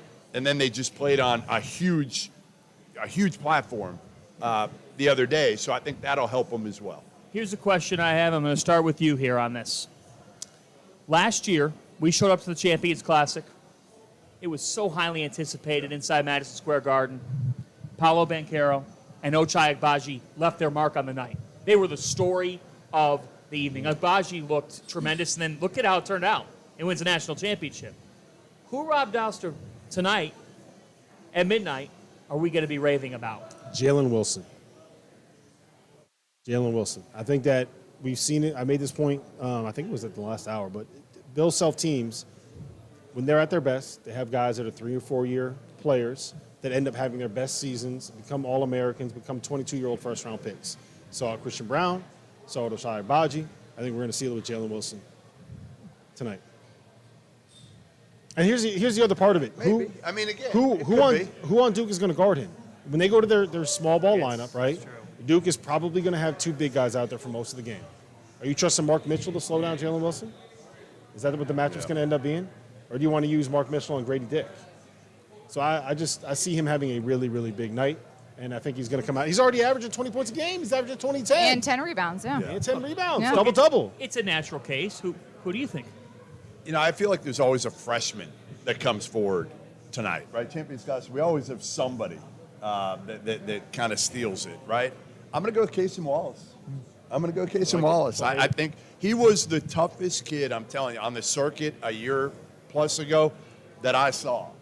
And actually, I sought him out to tell him that. Like, he just plays the right way. He doesn't need shots. He can make them here and there. The biggest thing for him is running this offense. Severe Wheeler, we know, can run the offense, but isn't a great shooter. Can Casey Wallace give him defense, a little bit of shooting, running the offense, and that toughness? I just think you're not going to want to – the numbers aren't going to tell the whole story of Casey Wallace's impact every night. I'm going with another freshman as well. I think Kansas Grady Dick. First and foremost, I think it's fun to watch him play because of his ability to shoot the ball. 50% from beyond the arc right now, and I don't think it's going to drop that much throughout the season unless teams really start finding a way to guard him. But more importantly, in his bio on the Kansas website, his special talent is he can talk like Donald Duck. No. And so, swear. All right, so after the game, if he goes off tonight Yes. for 25 after the game tonight, Yes. you have to try to ask him to talk like Donald Duck. It All right. must happen. We'll You do heard that. it here. It's Yes. 3:20 p.m. We will do that. At the top. We got to make it happen. Yep, we So will. if that's not what the people want, We I might do need not to get know him, what the we people might need want. to give him a Goose Island or He's two. 19, Goodman. Do it? Relax. He's 19. Isn't there like He's a only duck 19. of some sort? Oh, yeah. No. Stop buying Non-alcoholic. beer. We're in You the have a state of daughter in Indiana. Is college. there I have a different laws 19-year-old here? daughter. She will And not is be she drinking allowed today. She's not allowed She to. doesn't drink. She does not drink. That is a lie. She tells me she doesn't drink. Right. She doesn't drink $15 bottles of wine. That's very true. That's for very sure. true. Oh, boy. Yes. I'm going to twist the argument here because you've argued Wilson, you've argued Grady Dick, you've argued Case and Wallace. So that leaves us with, well, we haven't picked a Duke player. Duke player, which honestly could happen. I mean, a Duke player, they win. If Duke wins this game, Yeah. I will be eating my words. Because if Duke wins this game, it means that Jeremy Roach showed up and guided I Duke agree. on the big stage, No question. powered them to a win. He would have to. Because at this, I would definitely eat them because, frankly, I said, here's the thing on Jeremy Roach. I think he's a good player. I think he's a good to really good player. Jeremy, it had nothing to do with anything other than, I think you're a really Look good right player. in the camera and talk to I'm him looking right at there. you, Jeremy Roach. I just think last year, being surrounded by the caliber of talent that he was surrounded by, elevated everybody, but he elevated him as well. And I don't know if at this stage of the season, what they need him to do, I'm wondering if he can do it tonight with this supporting cast. They need him to be an All-American. Is And what I they don't know need if him he's to an be. All-American. Come on. And I don't know if That's- he is that's going to be. lofty. But look, here's the That's a thing. lot. If he can show it tonight, then this is a chance to prove Oh, everybody he'll earn wrong. my Like, respect. yeah. Because of the experience that he has, all the freshmen on the floor, he's almost not teaching them how to play, but in a sense, teaching them They're how to looking play at at this him. level. The way that he creates off of ball screen action is fantastic. He's putting these freshmen in positions to score. So I think he is such a vital key to this Duke offense, especially because we still don't know what's going to happen with Derek Whitehead when he's going to come back. We still don't know what's going to happen. Derek Lively, he's playing tonight, right? Yeah. Yeah, He he's played. playing. He played. He played against a USC little upstate, bit yeah. in the last game. He'll Yes. probably get more minutes. Right. But again, Derek Lively's not. He's not an offensive threat yet, No. and he's not And going to be. that's my point. Who on the Mark perimeter? Mitchell's not an offensive threat yet. They don't have one of Who those. on the Jeremy perimeter Roach outside can of be. Roach? Yeah. Who on the perimeter outside of Roach is a major threat in this game for Duke? I don't know Major. if there is one. I think Mark Mitchell's going to be a guy who gets his because of how hard he plays. But again, you're not running anything for Mark Mitchell. What kind of player do you view him as? Is he like Mark Mitchell? He's like like kind a of like Michael Kidd Gilchrist type, Okay. better offensively. But that's what you view him as. So it's almost like he's more of like a junkyard dog. I like think so. The kind of glue guy piece that brings everything. Now he's super talented, but how much are you running for him? Like You're not. Yeah, You're not. Like, Who he's are you gonna- running? Who are you running for? Again, kind of like Michigan State a little bit. You're probably not looking at a go-to guy right now. You got to do Which it is why- collectively, and you got to do it with toughness and defense. Which is why I keep saying I think like if to his point, to Fanta's point, if Duke is going to be what we think they're going to be or what we want them to be, Jeremy Roach, one, has to be the distributor that gets everybody the ball. Two, has to be that great point guard that we need teams to have. And three, he's got to be a guy that can go get you the bucket when you need a bucket.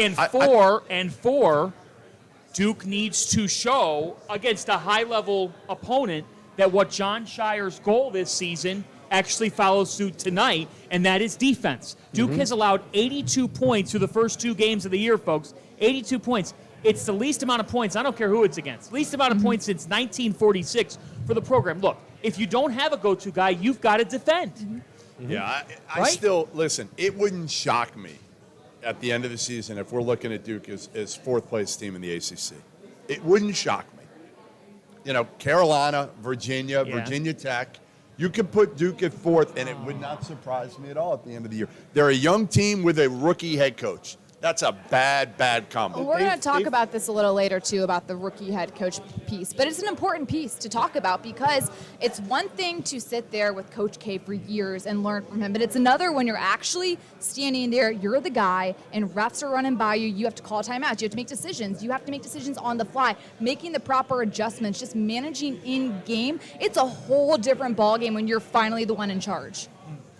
What makes Jon Scheyer? We could talk about the candidates and the race and all that, but from knowing Jon, the amount of years you've known him, what makes you believe he will succeed? I mean, obviously, he's very smart. That's number one. Jon Scheyer he was a smart player. He's obviously had plenty of years now to learn from Coach K, as a player and now as an assistant. It's not like he took over after 2 years. I think he's been through a lot of adversity. I mean, this is a kid that should be playing, I don't know if in the NBA, but should have had a long overseas career, but had an eye injury, and he knew what he wanted at that point, which is to get into coaching early. I think the other thing to me for Jon Scheyer is he's even keel. You will not see Jon Scheyer get overly emotional.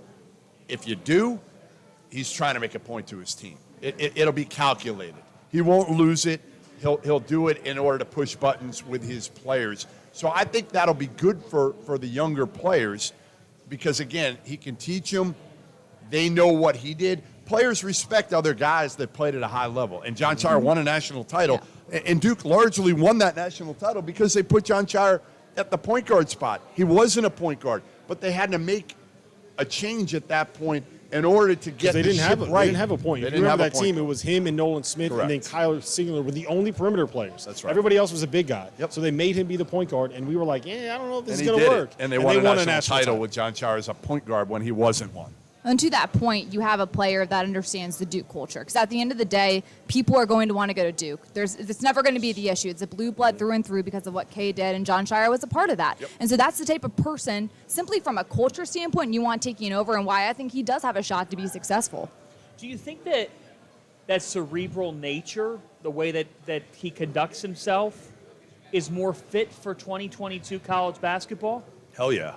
Because if you're overly emotional, like the old school, Bill Self and Tom Izzo, two of them, they can't coach like they used to coach. They can't. You can't do that to kids anymore. You can't. I mean, I've been in their practices for years. I also if don't you think do it that works. now, you're going to be fired. Yeah, I also don't know if that works. Like the screaming style, right? Like there's going to be moments where you got to get on players to kind of like kick them in the ass a little bit, but I don't think that the tyrant, that tyrannical style of coach, like the football coach on a basketball court, necessarily works anymore for a lot of reasons. There are still high emotion coaches though in the sport. Yes, there are. You got to be passionate. You got to care about it. But I'm saying like the Bobby Knights, the coaches of that style, I don't think are going to necessarily work anymore. And then because there are only a few Bully Clyde Gillespies left. Yes. Okay, there aren't that many. There aren't that many. But Izzo himself are like Brad Underwood. I would put in that. Chris Beard. I would put in that group. There are some old school coaches still out there. They've had to adapt. They cannot coach the same way they used to coach. And I think it's for the better. I think you looked at the Brad Stevenses of the world when he was taking Butler to 2 national title games and how he coached. He never jumped guys. You also got to talk about, too, it changes the way you recruit as well, because you can't recruit the way you used to back in the day, because you have to kind of be able to have a personality with this younger generation. You have to understand social media. That's a huge key to it as well. And you're seeing some of these older coaches that have kind of, retired, phased out, if you want to, whatever word you want to describe Roy Williams wasn't getting on social media. Roy Williams wasn't going on TikTok and doing a dance and sending to all his recruits. Although he could dance. He could dance. We've seen it in the commercials. I love those commercials. But that being said, I think this generation has been a really interesting test to these coaches, especially the older generation of old school coaches, because not only do you have to handle them differently from a communication standpoint, because not everybody can get MF'd and have a proper response, but also just understanding and relating to them. Also, mental health has become a huge key that coaches have to take into consideration now, and they should. Megan, how much did your dad MF players? Listen, I'm his daughter, and I got MF'd a couple of times. So, I mean, listen, and I'm all about it. Like, if you get MF'd, like, to me, that was how I got motivated, right? You care. Right. Yeah, it means you care, right? You're not going to MF me if you don't care about my performance. Yeah. Or maybe not, I don't know. But that being said, I got MF'd at the CYO level. are you okay? Fanta cried. Fanta Mortified. cried. I cried once. Right? Yeah, I cried once. Did mommy, Look, take care of you? Yeah, All right, I went home. Good. Yeah. And Pork chops were on the table. as long That as, made there's everything as long as better. dinner's on the table Right. at home. So was there when he dessert too? MF'd you, would you go, would you talk to your mom? Would you? Oh yeah, of course. My mom had it worse than anybody in our household sure. because she got it from both sides. But there is some pros to being able to coach your players at that level because there is a passion. Listen, this is an emotional game. When you go through the ebbs and flows of 40 minutes, it doesn't matter if you're a player, a coach, support staff. It's emotional because you put all your heart and soul into this, and so it's going to happen. You're going to say things, but it's interesting to see how coaches have had to change their approach because of this generation. So what you're saying is that Jon Scheyer is going to be successful because he got on TikTok and did the gritty? That's exactly what I'm saying because he can gritty. You get on TikTok? You want to get a job, learn how to gritty. You got on TikTok? Doing the gritty on TikTok? I'm not on TikTok. Can We we might get have to Goodman? get that Can we going get on Field Goodman doing the 60. gritty on TikTok? What's the No, gritty? no. What the hell's Goodman doing the gritty? gritty, no. Yeah, Yeah, yeah, the well, gritty. know how to gritty? No, nobody needs to see that. Isn't it like, yeah, it's... Let's turn to recruiting. Let's turn to recruiting. By the way, Field68.shop. We've got these shirts and so much other merchandise. We should Dagan, put the remind picture you up. as well. Put that picture up, Dagan. Field68.shop. What's your favorite shirt on there? The one that says Free Bill Self. We would have a picture of it up right now, but Dagan is refusing. Producer Dagan won't put it up there. Come on, Dagan. Let's turn to recruiting. Okay, so I show up this morning to the Newark airport. Yeah. and I'm sorry, first off. Yeah. I go to sit down in seat 8A. Yeah, you should be, because Newark Airport is... It's a disaster. LaGuardia's nice now, by the way. Why didn't you fly out there? LaGuardia is, well, New Jersey to LaGuardia. It takes me longer to get to LaGuardia than it would to Providence from New Jersey. Seriously. So sit down in seat 8A. So I'm got the headphones ready to go. I'm like ready. I'm going to take a little nap, be ready for this. I look up, and there is a man the size of a house with a big blue UK on a T-shirt, and he goes, I'm 8B. Oh, no. Takes a seat. He goes, you know that our 2023 recruiting class is better than the Fab Five. It's rated higher than the Fab Five. It's cumulative ratings. So DJ Wagner pledges to Kentucky yesterday. That gives Kentucky number 1 in 24/7 Sports. Number 2 in Justin Edwards. Number 6 in Aaron Bradshaw. Number 9 in Robert Dillingham, and that's just the start. 4 of the top 9. So Jeff Goodman, DJ Wagner commits. Yeah. Your immediate reaction? I don't know if DJ Wagner is the right fit with this group. That's my immediate reaction. I've seen DJ Wagner play a good amount, and he's tough. He's a big, strong scoring guard, more of a 2 guard, and a lower efficiency guy. And playing with Robert Dillingham is what I'm worried about, because I think both of those guys need the ball in their hands. Neither are great perimeter shooters. And in this day and age, what do you need more than anything? You better have guys who can shoot the hell out of the ball.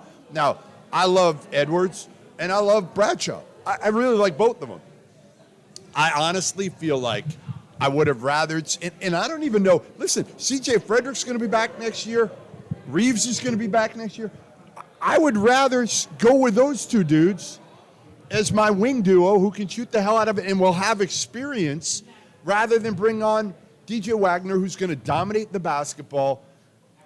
Again, call me crazy, but just accumulating talent does not always equate to winning at the highest level and winning a national title. And accumulating freshman talent. Yeah.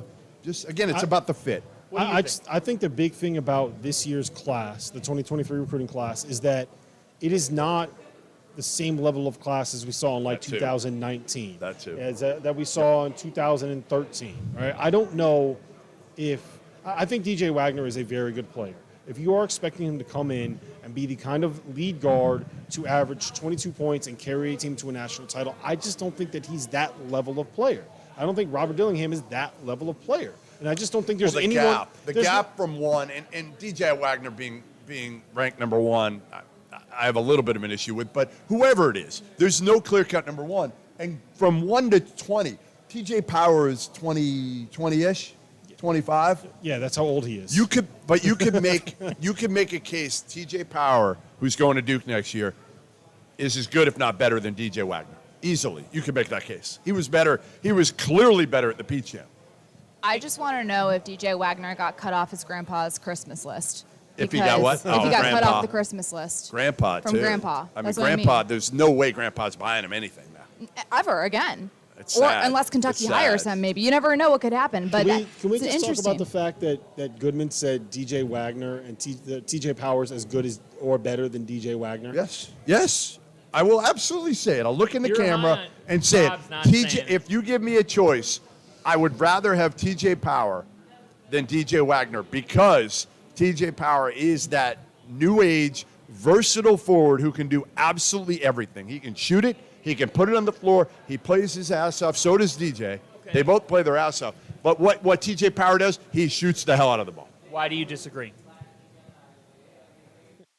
You're talking about a guy that's a role player versus a star lead guard, right? But I think TJ. You think DJ Wagner's going to be a star? I think that he's going to come in and probably average like 14 points and 4 assists, and I don't think that TJ Power is going to go to Duke and average. Not after Oscar comes back for a 6th year for NIL. Hey, look, you may be right. Right? That could You happen. may be right. I mean, he should. He's going to make $3 million. He ain't making $3 million next year playing pro. He should. That's true. 100%. I would go as long as I could. As many years of eligibility. And that's that part is of a- why that- the NIL is so good because these great Bingo. players are staying in the college game longer, which Right. is what we all want at the end of the day. I personally want It would that. be a good business decision for Oscar Tshiebwe to stay in college as long as you can. And he needs to as well because he has to send the money back to his family in Africa, and that's been a huge reason as to why he's awesome. staying Yeah. in the college basketball right now. Yep. Let me say this from the tap in Indianapolis. Okay, glasses are off. It is in the very place that the NCAA headquarters are located, the very city, that I say the very thing that the NCAA was concerned about for years that would greatly jeopardize / maybe end their existence is the very thing that they are now going to be better for, both in brand, television revenue, and all that Scrooge McDuck coinage. We've been saying this forever, Fanta. We've been saying this forever. You want to keep the best players in college? Make sure that they have a financial. Don't make it be a financial reason to go pro, right? Yeah. Make it so that, like, look, I want to go get that guaranteed contract. Oh, look, I'm going to be a lottery pick. Oh, look, you know what? I just don't like college. I don't like going to class. Well- don't make it be a financial reason. And right now, for the best players in America, it's not a financial reason. Right. You can make 7 figures at a lot. How many schools are to have kids making 7 figures on NIL? Well, for hoop, I don't know. Only a few. Only a few right now for hoop. But for football, it's How many a of them bunch. have making mid to high 6 figures? Yeah. I mean, A lot a of them. bunch. And it's going to grow over the a next bunch. 5 Yes, years. and it's going to Sure, grow. Yeah. exactly. Because it's going to have to, because you're going to have teams They're go competing to with their themselves. boosters and say, hey, I'm trying to recruit against so-and-so. Exactly. It's going to be a Jimbo Fisher, Nick Saban thing all over basketball edition. Let's go, baby. Hopefully, we don't have too many Jimbo Fishers in college I basketball. mean, So yikes. Jonah says, and we've talked about this too, but I want to get your reaction. Jonah says everybody is recruiting from the same pool of players. You can't fault Kentucky for getting the best. Would you be downplaying DJ Wagner if he went to Louisville? No, Or not at all. Here's why, Jonah. Louisville doesn't have any guards. They need DJ Wagner. Kentucky already has Robert Dillingham and Edwards. It's about fit. They have C.J. Frederick and Reeves. So Louisville needs anybody with a pulse right now who can score the basketball. Kentucky, you're talking about fitting a guy in to what is already a good team, and you're already bringing in. And I like Dillingham. I just don't think I like Wagner with Dillingham. Maybe I'll be wrong. I've been wrong plenty in the past, but we'll see. Can it get worse at Louisville? How can it get worse? It can't get How any can worse. it get worse than it is right now, which is you can't win your bye games. You can't get DJ Wagner after hiring his grandfather. You can't get NIL. You can't get any players out of the portal. You got no guards. Your backup point guard is a rapper's kid who is at Tennessee State. I mean, this is You're bad. looking at the- It can is you look that at the they right hired- camera, He's please? like All Dumb and right, Dumber. sorry. You got no Wrong food. We got no jobs. Our pets' heads are falling They off. hired a kid's grandpa.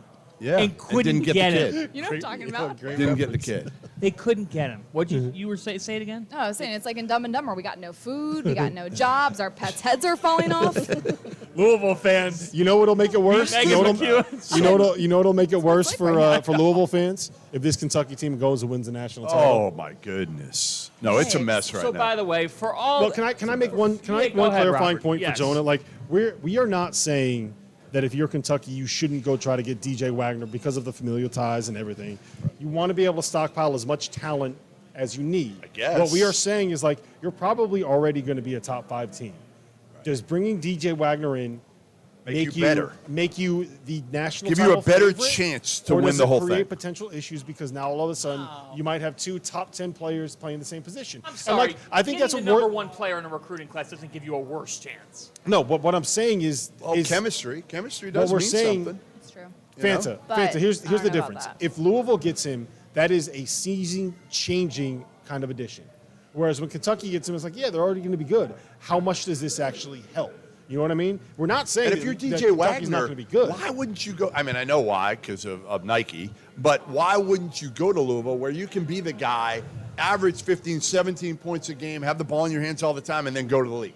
Where at Kentucky next year, Calipari, listen, the problem for Cal, he coached DeJuan Wagner, right at Memphis. He's going to feel an obligation to play DJ because you got to make sure your number one player gets playing time, right, Megan? Yeah. And it's going to cost somebody else minutes that, to me, can do this. Well, that's a huge part of it because, as we know, the way the game's going, you have to be able to shoot the ball. It's just the way the NBA, you've seen it all over. It doesn't matter if it's men's or women's basketball. You got to be able to shoot now to draw defenses out. You're going towards positionless basketball now, and that's what teams want. But this isn't a problem Kentucky has never had before. I mean, they constantly get in point. top recruiting classes year in and year out. So it's not as if Cal hasn't proven that he But can they fit handle better all together. of the They egos. fit better, like Ulyss and Jamal Murray fit together. Sure, it's like John pairing Wall a and fine wine Bledsoe and a didn't. cheese, sure, but Right. maybe this can still be a good pairing. We just don't Maybe. know yet if Yeah. they can get the egos in check, which I think will be a huge issue besides positions. You know what's so funny?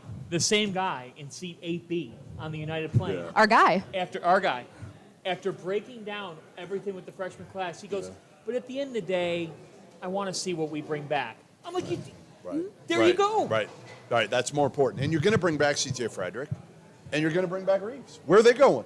They're not going to the pros. They're going to be there. Are they going to get buried by, is Dillingham and Wagner? There's only 40 minutes in a game. Like, how are you going to do this? How are you going to be able to put those shooters on the court if Dillingham is going to play 28 Well, here's and the Wagner's answer. going to play 28? Here's the can't answer. not You have play to CJ embrace Frederick. playing 3 guards and 4 around 1.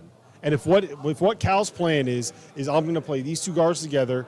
Basically, he's going to have 4 guys for 3 spots. He's also got Reed.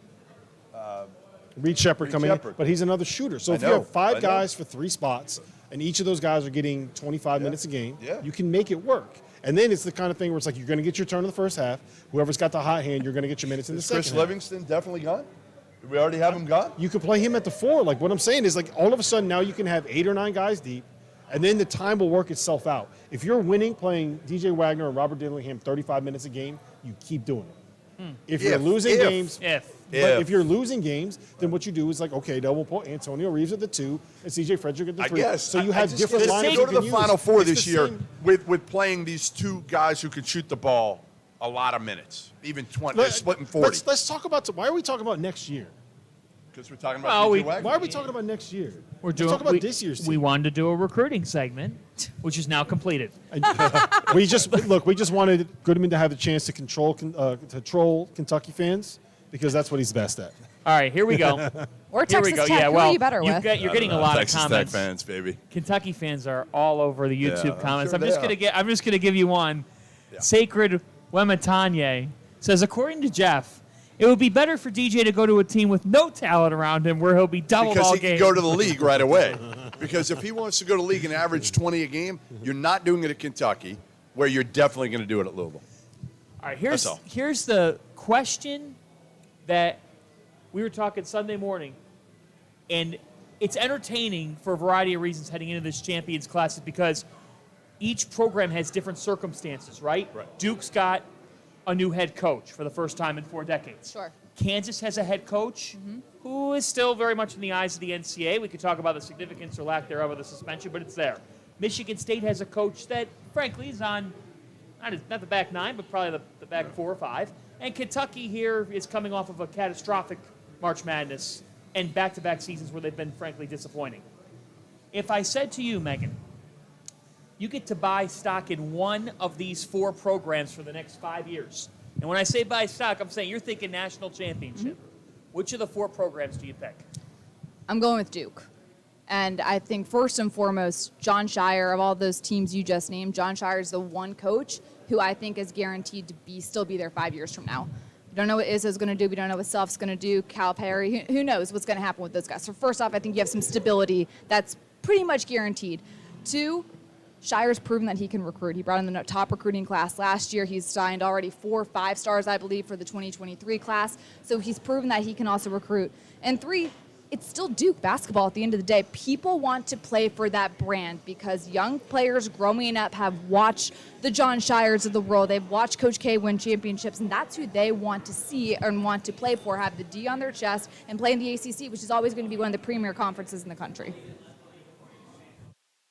Listen, Kansas won a national title under an NCAA cloud. They have probably the best coach in the country. When they get from this cloud, which they're going to in a year or so, and Bill might get another 4 games or 8 games or 10 games. Who cares, really? What's Kansas? I mean, they just won with Ochai Agbaji as their best player. He was ranked 336th coming out of high school. Just think of what this dude is going to, and I think he's learned, Bill Self. He's learned now, I don't need Andrew Wiggins or Joel Embiid. I was going to say, did the NCAA stuff It did almost with Roy help him? Williams. I remember asking Roy Williams this question, and he almost bit my head off. But I go, Roy, did the NCAA stuff almost help you in a way? He was ready. I'm telling you, he was ready to jump out and throw a haymaker at me. Well, for one, am shocked at that. But it's true. But it is true. Carolina answer. actually won a national title because they had older dudes. And I think it was the same thing with Kansas. And now, yeah, you're going to get a few one-and-dones for Bill Self still. You're going to get a couple top 25, maybe even top 10. He hasn't had top 10s in a while.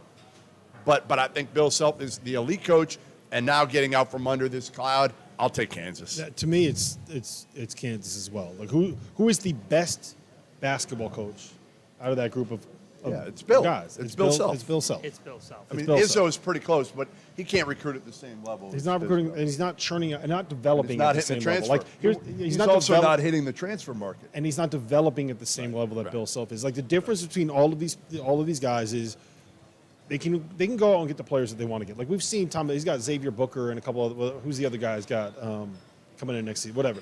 He's going out and he's getting a 5-star. He's got a top 5 kid coming in next year. We know what Kentucky can do on the recruiting trail. We'll know what Duke can do on the recruiting trail. We've seen Bill Self do it on the recruiting trail. Who is turning these guys into veteran upper-class All-Americans? Look at who's won the national titles recently.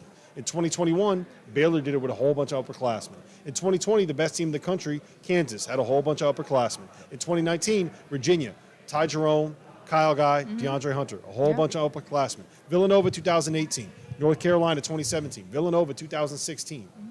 The guy that's taking players and turning them into All-American upperclassmen at the most consistent rate out of these 4 teams. And I don't is Bill think Self. Bill's going to be able to go to the NBA. I mean, the only chance would be San Antonio, I think, if when Pop goes, obviously he was roommates with R.C. Buford.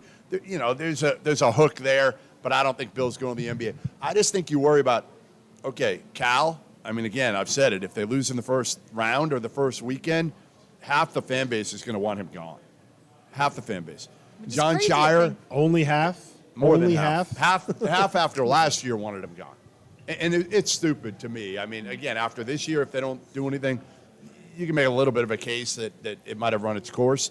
Scheyer, there's still, again, a lot of question marks. I just think Bill Self got through such a But difficult process. Will Bill Self still be there in 5 years, do you think? Or will he throw up the deuces like I don't Jay think- Wright has? He's not the type. He's 59. Yeah. 59. He's He's not still the young. type like Jay Wright. He's got his titles. Jay was 60. I do want to follow up, though, on that point, though, about Kansas with the upperclassmen. You can see it already play out in the style of play. few teams spread the floor better offensively than Kansas does. And that's from discipline. That's simply discipline and understanding how to play the game and in space, which comes when you have experience playing at the D1 level. Kansas does that at such an elite level that it opens up so much for players to one-on-one get to the basket, but also for drive and kick situations.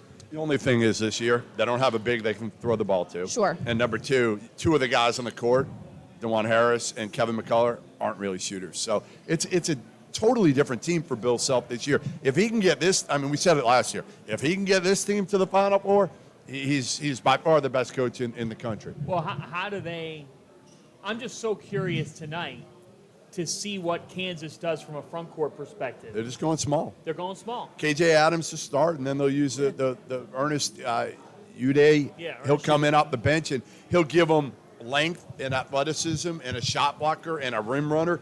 That's pretty much what he'll give them. And one player we haven't brought up, and I know there were preseason reviews all over, but curious to see. We talk about freshmen. Sometimes we come away surprised. Yeah. Remember last year in the Champions Yeah. Classic, Trevor Keels.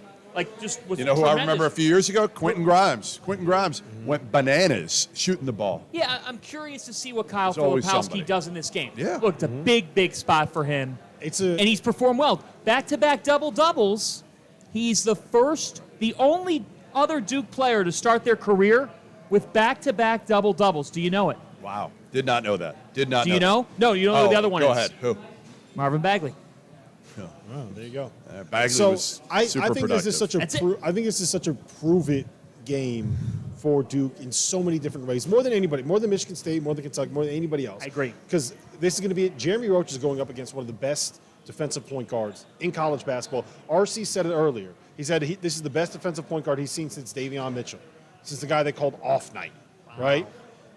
We have Kyle Filipowski is going to have to find a way to prove that he can be on the floor. Like, look, when it comes down to it, if Duke's best lineup is one big and four guys around that one big, it's going to be Derek Lively because Derek Lively is a defensive anchor, right? We're seeing Duke play against a team that is going to play 4 or 5 perimeter players, right? Kyle Filipowski, let's see, how well can you guard on the perimeter? How well can you play stepping out away from the basket? See, here's the thing. I'm thinking about Duke offensively. But, like, Kansas is suited to run. Yes. And wouldn't They Duke have to have run. to, wouldn't Duke have to run to But be able to Lively get some can run. easy Lively buckets? can go. I mean, Lively can go. That's not going to be the issue. It's more of, like he's saying, Filipowski or whoever plays the 4. You've seen Young enough. Yeah, Ryan Young's not going to get out and run like that. That's not who he is. It's not his game. He's got great He's other a land qualities. warrior, below the basket player. That's it. No, I mean, like, you know, he's good in pick and roll situations. He's smart moving when he can get into positions where he's successful, but he's not going to get up and down and run with you. Filipowski, I was actually impressed as a freshman for his size at how he can handle the ball and how well he moves. Yep. Because you see I'm thinking about like Purdue, right? Like Zach Edey could barely move his feet until like this year. Even sophomore year was a little shaky. So I think Filipowski's kind of a different style players, obviously. But that being said, with the 7 by the foot way, column, when you ever refer to Zach Edey, you have to refer him as the. I don't think I can say can't that. do it. I I can don't do think it. I I can. You can can do do it. it. I The don't know if you can get away sexiest- with that. The sexiest 7 No, foot it's- 4 player ever. You can't. It's like creepy old All right. Manny. Fine. Calling Well, Zach whatever. Edey sexy. Yeah. Dominates down in the paint. Does it play? You're good at this. You have feel. Zach Edey, I mean, Doster has no feel.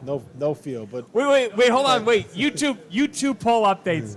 This is by far, this is why we do this, right? Because of fans. Fans, the followers, they Yes, make it what it yes. is. So we asked you who you feel who's going to win the Big Ten. The said front Iowa. runner answer was Indiana. So all the fans out there have Indiana. Right, Will right. Indiana win the Big Ten? I mean, they have a chance, obviously, but I just want to see them. I mean, they were a loss away from not making the NCAA tournament. Just because you bring back everybody doesn't mean by default you're going to be great this year when you had to beat Michigan and Illinois just to get into the first 4. And then you win a game and you get absolutely run by Randy Bennett and St. Mary's. You know, to me, it's shooting. Like, we know they can guard. It's shooting. Like, are those guys any better? You know, Miller Kopp, he made shots the other night, but when you play against good teams, is Miller Kopp making shots? Jalen Hood-Schifino, I love, but he's not a shooter. I don't want to see Trace Jackson-Davis shooting the ball from 3. That's not what he does best. Do what you do best and do your work down low. Indiana is going to be interesting to see when they play Kansas. I think it's going to be a big test. I think it's going to tell us everything we want to know about they have where they're going Xavier to fare. this Friday Which at is going to be Xavier a tough too. game, by the way, Yes. on the road. Huge game. Yeah. Right. No, that's no joke by any means.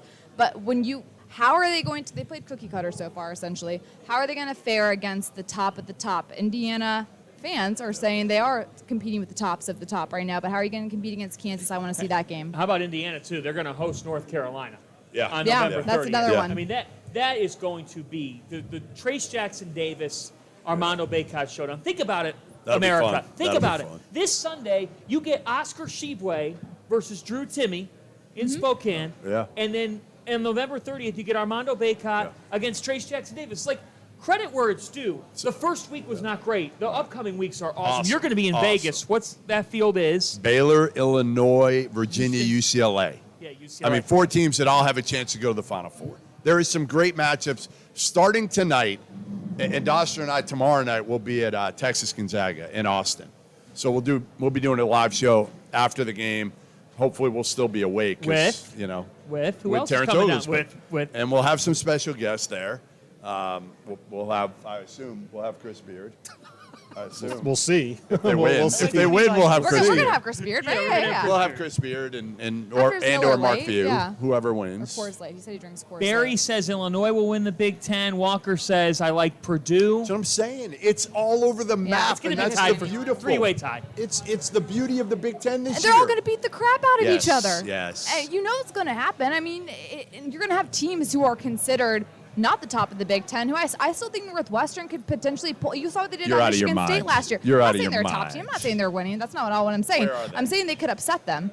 All Upset right, some of all these right. top teams. I'm Well, thinking they're you at. have Here's That's fair. Penn State. That's fair. Hello, Penn Penn State State's is not a going to get some Penn upsets. State. That's Yeah. what I'm Penn State saying. is a Yeah, bit of a Jalen sleeper. Pickett triple-double last Yeah, night. and all And they four beat a of the good scores Butler in double team. figures. They beat a good I Butler mean, team. Butler's shorthanded. Yeah. You can put your Big East, No, pom-poms out Penn there. State's better than Butler. No, I'm not putting it. Butler Yeah. to me is not ready to be an NCAA tournament team. No, they're an NIT team probably They're right this year. there. They're Yeah. right there. They Yeah. might be on the bubble. Yeah. But no, I'm not putting on. Penn State beat them. And you know why? Hey, by the Because way- Pickett was the best player on the floor. By the way, I was thinking of you the other night when I was at Providence in the dunk. Guide myself out of this. Yeah, and here we when go. I was at the dunk, no. the whole crowd they played Taylor Swift in the second half of every Providence You game. belong with me. Yeah, they played, Yeah. and all I could think of was like, But you have a and story they're on out of that. their minds. Like this is the highest level you've ever seen a crowd sing a Taylor Swift song. Okay, I pictured Fana in the middle of it, in the middle of this, just belting out Taylor Swift. And you know who would be next to me? Listen, Would you? when on my drive down here, I had my computer open, pre-sale tickets for Taylor Swift. You're ready to go. Today. And how'd that well, go? I didn't get Chicago tickets, but my future sister-in-law got us Atlanta tickets. So So you're we're going. going, baby. You are. Let's go. Me and the Wow. Providence student section. I'm sure we'll have a couple people down there. But it Fana, was, will you it was do that? brutal. Will you go in the middle of the Crowd student surfing? section and sing Crowd surfing. crowd surfing? Why did I you? would. Done. All right, I will be there too. Saturday, excuse When? me, there's 2 nights. When are you there? Saturday, February 18th, Providence hosts Villanova at 4:30 Eastern time in the afternoon. Field of 68 should think about. Yep, yep. But what will that atmosphere? Will they get soused by 4:30? They'll be pretty liquored up. You want an early Yeah. evening game in Providence. It's perfect for blood alcohol level. It is outstanding. Outstanding. By the way, now since I know since you're doing post game, you now have to dedicate at least 60 seconds to a recap of tonight's doozy.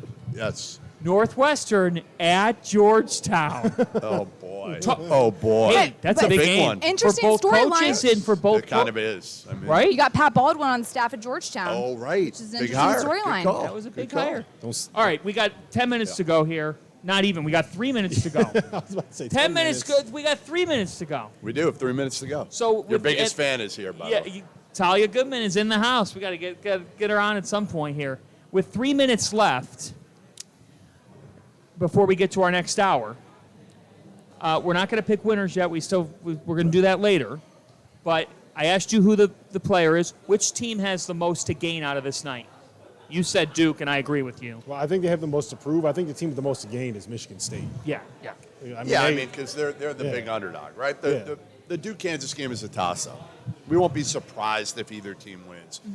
I think Duke does. I think Duke's got the most to gain. I do. I actually think they have the most to gain tonight because they win. everybody's going to be, Scheyer, man, he can coach. I agree. He can coach, right? Duke wins. This young team, they go on the stage and they beat a Kansas team with a bunch of guys that at least were there last year. Rob, I'm going to be contrarian. I know what you said about Michigan State. To me, I know the game was played on a boat. I know that it was a one-point game. Michigan State proved something, though, in that game against Gonzaga. They did. The team with the most to prove tonight is Kentucky. This is your night. I don't want to see you win by 2. I don't want to see you win by 4. Kentucky, Michigan State by at least 7 or 8 points. So you're laying the points? I'm taking Kentucky in this game. All right. This is a night, we talked about it in the preseason. Kenny Pop-Poms has them won. Show us that you are. Show us, Kentucky, that it's more than just recruiting, that you could put an encore in the place where you have the demons, the place you lost to St. Peter's, right? The scene of the crime. Oh, boy. The scene of the crime. Go back into court tonight, and you turn the tables over. John Calipari, make this your night on the court so that when the night is over, people don't say, he's an amazing recruiter. Kentucky's better than Michigan State. They need to prove it tonight. I mean, I'm motivated to go run through a wall right now. That's right. They just need to play that in the pregame, halftime speech. I mean, Cal doesn't need to give his team a speech. They just run that.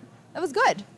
Thank you. You're welcome. I'm going to Thank talk you. for a second. Now I'm going to say Michigan State to counter. Might as well. They have the most to gain from this because teams are already doubting them. They come in here. We're questioning. That's one of the first questions you ask us. Are they a top 25 team? Everyone's doubting them. So if they can come out with a win tonight, I think they've proven, 1, they're a top 25 team, and 2, we do deserve to have them in the talks for top teams in the Big Ten. That wasn't as motivational as what you said, but I just want to follow up. I have to follow that up. Right. Wait, producer it's like Trevor. It's like you being Scheyer following Kay. I mean, come on. I know, it's tough. It's That's tough. That's a good comparison. Producer Trevor says if Northwestern beats Illinois either time, I will wear a Northwestern hat for a week. Oh, geez. I want that in writing. I just want has to to see pay what his producer check. what NW. I just want to see what you guys do when my Iowa Hawkeyes beat Seton Hall. I don't That's hate. tomorrow. I don't hate right. that. And that's the conclusion of the hour. What are you gonna have to wear then? That's the conclusion. No, we're not doing bets. I did walk by the Courtyard Hotel pool, and I thought, man, if we made a wager on this, we get the front desk. Front desk guy's really nice, Yeah. Jason. Yeah, what do you I wanna might do? ask Jason to open up the pool at midnight. What are we like gonna Jake do? Dawson Go for a little cannonball. swim? Yeah, like Really? something crazy. All right, who's up in the next hour? Who's coming on in the next hour here? I know I'm off. Remember. I'm taking a I'm break. switching to your seat. You're Come on switching there. to my Yeah, I'm seat. switching to your Megan's seat. hosting. And Randolph Childress is coming back. So before we get done with this next hour, I'm owed a read. The Founders Tap Takeover, Wednesday, November 16th from 7 to 9. That is tomorrow night. It's a raffle of Founders goodies at 9 p.m. featuring 4 beers, Maple Mackinac Fudge, Breakfast Stout, 4 Giants, and the Haze of Destiny and Rubius. That You know what the That best? sounds like a woman of the night. You know what the best It's a part about beer. it is? Fanny, you know what the best part about it is? All the T-shirts that were supposed to be delivered for this show, all the teachers that were supposed to be delivered for this show are showing up tomorrow at the tap at 7 o'clock. So there might be a whole bunch of T-shirts here. You Be want to here. walk around, Fana? Be here Grab for the the Tap T-shirts Takeover. tomorrow. You got I anywhere to be? I'm going back to Newark. We're all roads Newark. lead. Great. We're all roads lead, like Kevin Willard would tell The us. big I'm question, recruiting though, frickin' is your Newark. Kentucky guy going to be going back with you? I hope. He's thinking about. Are you going, sure it wasn't DeJuan Wagner? No. Jeff. No, this guy's crazy. I'm going to leave you on this. Here's what we could say about Kentucky fans. I said to the guy, I go, so when are you coming back?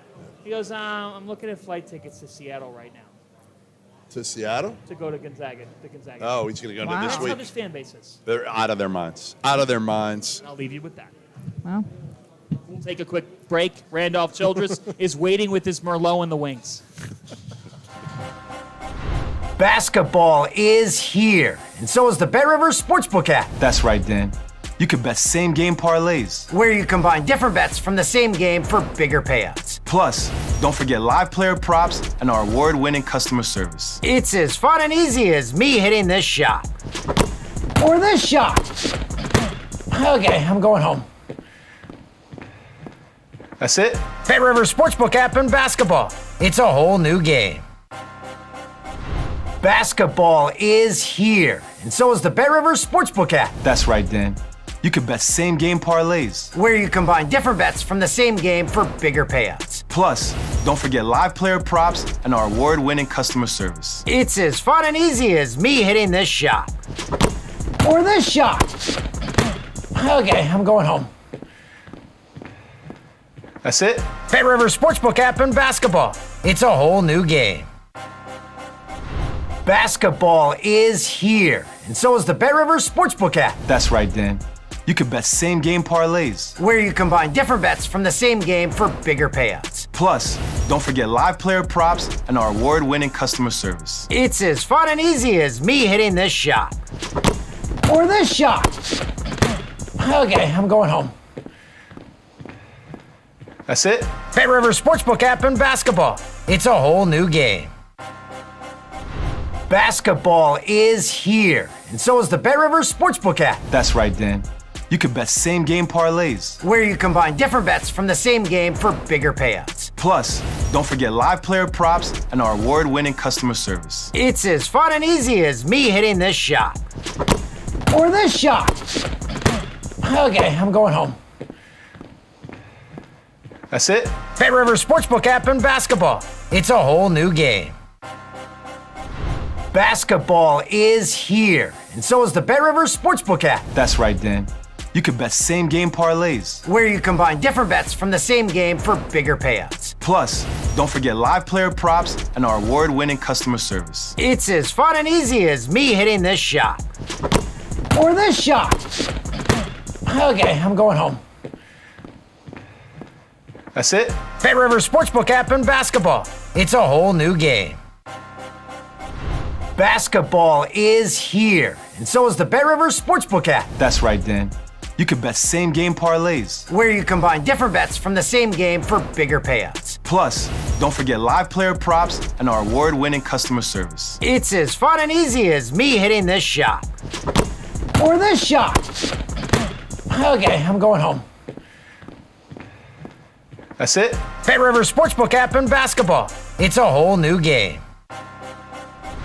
Basketball is here, and so is the Bet River Sportsbook app, That's right, Dan. You could bet same-game parlays. where you combine different bets from the same game for bigger payouts. Plus, don't forget live player props and our award-winning customer service. It's as fun and easy as me hitting this shot. Or this shot. Okay, I'm going home. That's it? Bet River Sportsbook app and basketball. It's a whole new game. Basketball is here, and so is the Bet River Sportsbook app, That's right, Dan. You could bet same-game parlays. where you combine different bets from the same game for bigger payouts. Plus, don't forget live player props and our award-winning customer service. It's as fun and easy as me hitting this shot. Or this shot. Okay, I'm going home. That's it? Bet River Sportsbook app and basketball. It's a whole new game. Basketball is here, and so is the Bet River Sportsbook app, That's right, Dan. You could bet same-game parlays. where you combine different bets from the same game for bigger payouts. Plus, don't forget live player props and our award-winning customer service. It's as fun and easy as me hitting this shot. Or this shot. Okay, I'm going home. That's it? Bet River Sportsbook app and basketball. It's a whole new game. Welcome back to hour 3 of our Marathon Pregame Champions Classic coverage right here live in Indianapolis at the Tap. 91 different beers on tap, 91. not to mention Jeff Goodman. You corrected us from the last hour. We originally thought it was 90. I've tried every one of them. And he's sitting here today ready to give you Oh, his... is that why you picked Iowa to win the Big Ten? I'm ready to work. I didn't mind that take, though. We might explore it a little more this hour. Rob Doster, Jeff Goodman, Randolph Childress, welcome back to hour 3 of this.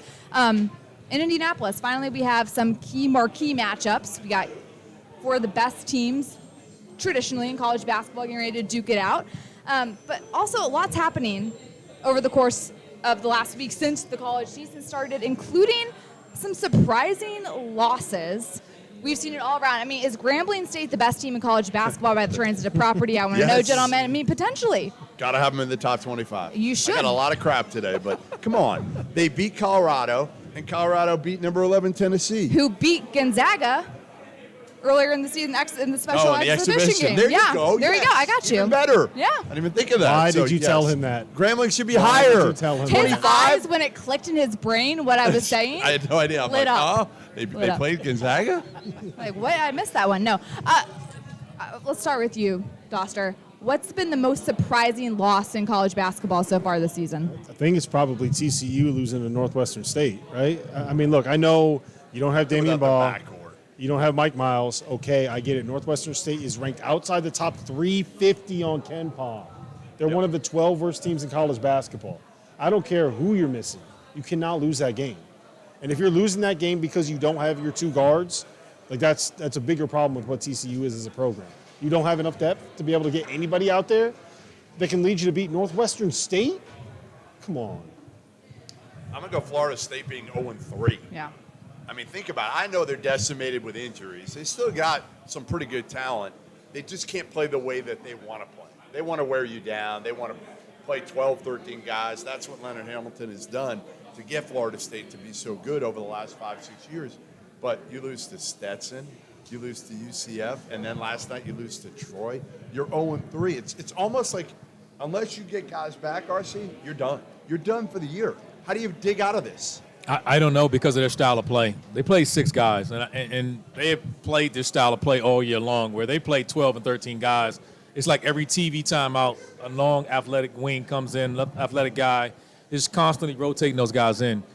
If you're practicing that way and then all of a sudden you get to the season for suspensions or ineligibility or for whatever reason, they're just not playing those guys, and they're playing 6 guys. So you can't play that way. And then now they look like the team a year ago where will they get healthy and then will they get back on a win streak? Will they remain healthy? Too late, even if they do. I don't know. But right now, that's 3 bye games. That's a difficult start to be on 3. Let's say they get back to full strength, though, and they get Baba Miller in. 16 right? games in. Yeah, 16 games in. Right? And they get some of these guys back that they're missing. Is it going to be too late? Yes. There's no chance. Yes. It'll So be it's too late. done. And Season's here's why over. it'll be too late. Because we got the 4-bid ACC. So you don't have enough opportunities in the ACC. And I'm giving it 4 bids. RC, come on. That's an Last year was improvement. 1 That's an bid. improvement. That's an improvement for you. Are you kidding? I could easily do 2 bid right now.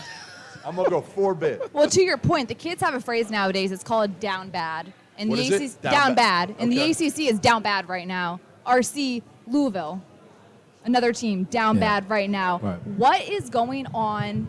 Can this be fixed? Give the Louisville faithful maybe a little bit of hope or inside look into what's going on. I wish I could change or say something that would make them feel better, but I can't. I mean, right now they got to get out. They just got to figure it out. I mean, they're not playing hard enough for their talent level right now, and they're not more talented. They're not going to out-talent anybody.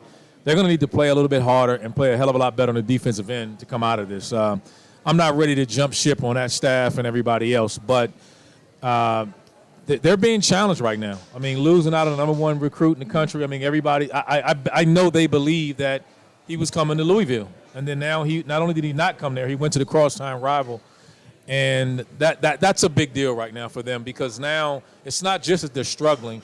It's what is their 23 class looking like, and so recruiting isn't jump. Yeah, they need guys, and they need something to jumpstart recruiting to say it's cool to come to Louisville right now, and that's just not happening. And if not, they're just going to be relying on the portal like everyone When else. are they going to be talking about bringing Rick Pitino back? Ooh. I mean, seriously, in a few years, they will do that. If Kenny Payne isn't winning by year 3, I'm telling you, those fans will be like, bring Rick back. I don't care how old he is. I don't believe they wait till year 3 because of the portal. Well, and again, he didn't go to the portal. Well, this year. that's what I was going to say. It was baffling because even a year ago, Chris Mack put together a team. They weren't that good, but at least he went to the portal and got a couple mid-major point guards. And I always said, like, when I went away from practice last year at Louisville, they had L. Ellis, they had Mason Faulkner, who came in from West Carolina, and they had Jared West, who came in from Marshall. And I said, if you put all 3 together, you got a pretty good point guard. You can, obviously, but to me, they've got 1 point guard on this team, and it's L. Ellis, and he's really not a point guard. And they've got nothing behind him. Again, which rapper is it? Which rapper's kid? It's Percy Miller, right? Percy Miller, yeah. Masterpiece. Masterpiece kid. I get all the rappers confused. So to me, they don't have good guard play. You can't win without good guard play. RC would probably average 15 on this team right now. I even wonder, even from their bigs, their style of play, like how are they going to play? Because traditionally, are they going to play with back to the basket bigs? They can't play right now with the way this roster is constructed of them facing the floor. So I don't know. It's just early on. It's a poorly constructed team. Well, that's what it is. They're traditionally dealing with issues that when you have traditional bigs dealing with small, mid-major schools, they got bigs in space. Like Bellarmine was a team. It's tough to play. Yep. And they're playing with 5 guys out. It's a unique style. 5 guys are out. If you're not accustomed to having bigs that can defend on the perimeter, then you're in trouble because then you're in constant rotation and then they're going to get whatever shot they want. So what happened against Wright State? Same thing. But it's an interesting point. Can I play devil's advocate real quick, though? Have at it. Like, we have all of these problems right. with the Louisville team and all of these question marks and a lot of them that we predicted coming in, right? And to Kenny Payne's credit, like Wright State, typically a pretty good basketball program, right? Bellarmine, like we've seen them do a lot of. You said it right. I got it right. Good job. I'm a quick learner. They are a really good basketball program that won the A-Sun. Did they win the A-Sun regular season? Yes, they just weren't eligible for the tournament. Yeah. So they've lost new staff, lots of new players. Yep. I think it's fair to say we all agree, poorly constructed roster. Yep. They are 2 baskets away from sitting here at 2-0. Yeah. I don't think that the sky is falling yet. You're not losing by 30. But you're not getting blown out. Once you start losing these games close, yes, it is very hard when But no one, you don't have a guy that you're giving it to and saying like, okay, go get us a win. But no one thought that Louisville was actually going to be a tournament team. No, but you thought they'd beat Bellarmine and you did. I had the Bellarmine money line. That was nice. But that's not my concern. It wasn't just winning those games. My concern is, all right, I can deal. Let's chalk this year up. And I'm not ready to dismiss it and say they're going to lose and go 0 for 31 or anything like that. But if you're a Louisville Cardinal fan, where's the turnaround coming from? Because everyone, like I was believing, like, okay, maybe they got a shot. That ended a couple of days ago. You know where it comes from? NIL, if you can get it. I mean, yeah. Which you should be able to get it there. But there. that should have happened. If that's the case, then that should have happened right away. NIL and transfer portal was available now. Mm-hmm. Agreed. You have to recruit from the transfer portal. The way this is going right now in this landscape of college basketball, you have to be able to go into the portal, get experience. But not only do you have to go into the portal and get talent, you have to get talent from players that have won. Because it's one thing to bring in a great player, but what if they haven't won a conference title? What if they haven't been to the NCAA tournament? You don't have that killer instinct to know how to win. So that's the key part of it. I love like Kevin McCullough going from Texas Tech to Kansas. Sure. He's not going to put up big numbers, but he's a winning basketball, a culture guy. Culture guys are massive, especially this day and age with the egos we've talked about, with the way locker rooms are constructed, with the way social media is constructed. You got to have people in the locker room who are mentally tough enough and understand what it's like to win. Let's switch gears to Florida now. Todd Golden, first year there. How has he performed so far as a head coach, Rob Doster? That wasn't a great loss last night. That wasn't a great sign. I was probably higher on Florida than anybody else, right? And part of the reason that I was is because I figured if you look at Kawasi Reeves, you look at Will Richard, you look at Alex Fudge, you look at some of those big athletic wings that they have, all of them kind of fit on that spectrum where you could say they could play 2 through 4, they could guard anybody, they're switchable, they can make shots, blah, blah, blah, blah, blah. We know what they got at the point in Kyle Lofton. We know what they got at the 5 in Colin Castleton. If those 3 took a step forward and became close to all SEC caliber guys. You don't even need all 3. You don't need all 3. And I don't think any of them have really taken that step. So to me, that's the big thing with that group is that you're not becoming that 4-round-1 switchable, versatile team right now. You basically have a point guard and a setter and a bunch of other guys out there.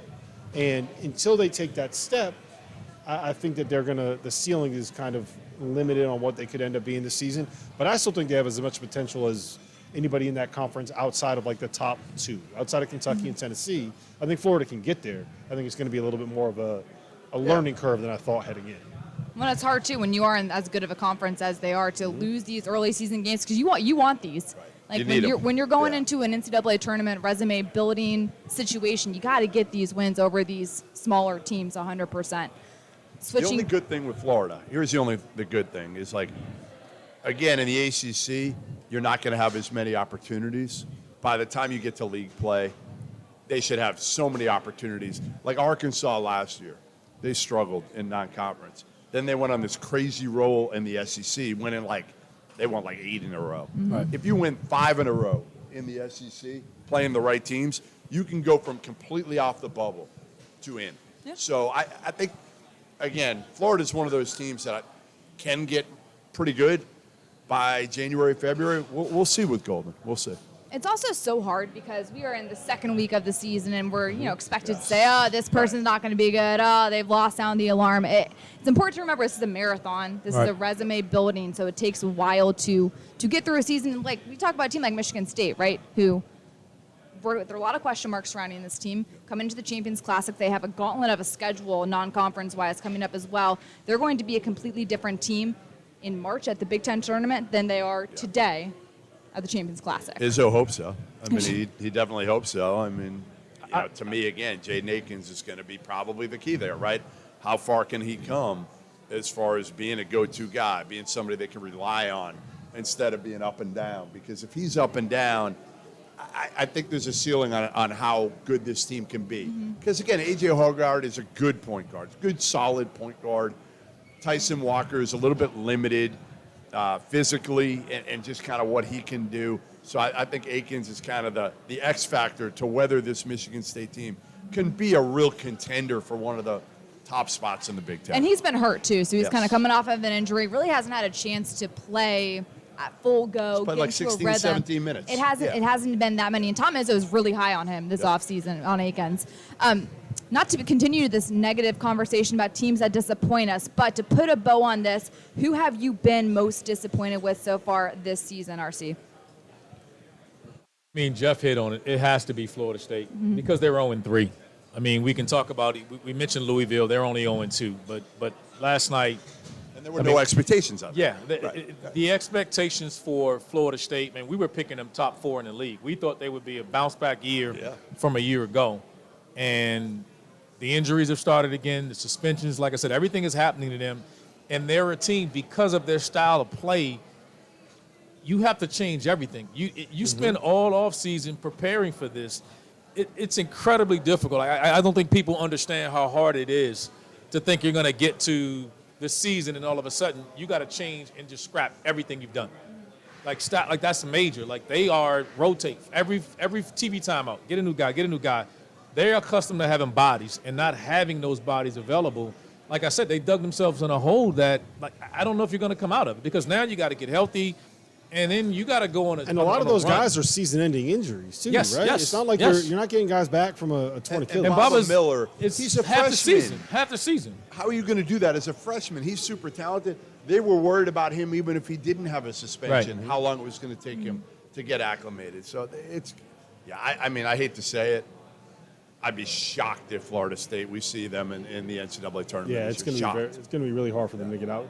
The one comparison I think is fair to make: Dayton last year had 3 horrible losses at the start of the season. Then they went to maybe the Orlando Invitational. They won through it. They knocked off Kansas in there. Yep. And they still they were like on the line, the cut line for the bubble until a loss to LaSalle at the end of the season. Right, so you can still make up that ground, but you got to start winning. You got to get massive wins. Like Florida State's probably gonna have to beat one of North Carolina and Duke, maybe win Probably twice. both of them. Yeah, They're going to have to win a lot of games and get healthy. And they did this last year. They have to finish in the top 4 in the ACC. They got to be that 15, maybe outside of that 4, but they got to be at least 5th. And I would say one of the teams that they've lost too early, one of them needs to win their league. Yes. They need help. It's like they're like that team that needs outside help. Right. One of the teams that Well, they've lost. Stetson is the best team in Florida, right? That's right. Are they the real national champions? Hatters. They are. Back when The UCF Hatters, was in baby. football a couple years ago.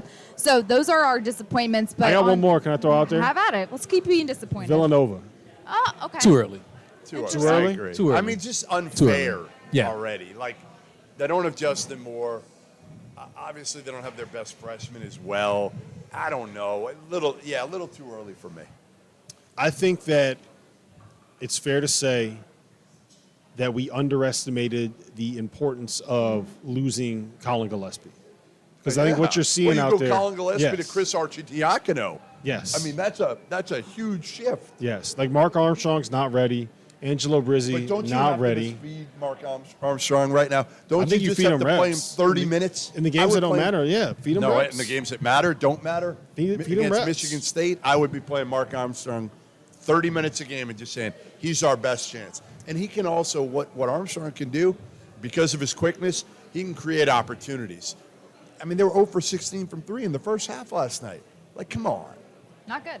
Not good my, at all. my big issue is it seems like a lot of what they're trying to do is dribbling into post-ups, right? Like, when you think of these Villanova teams, what do you think of?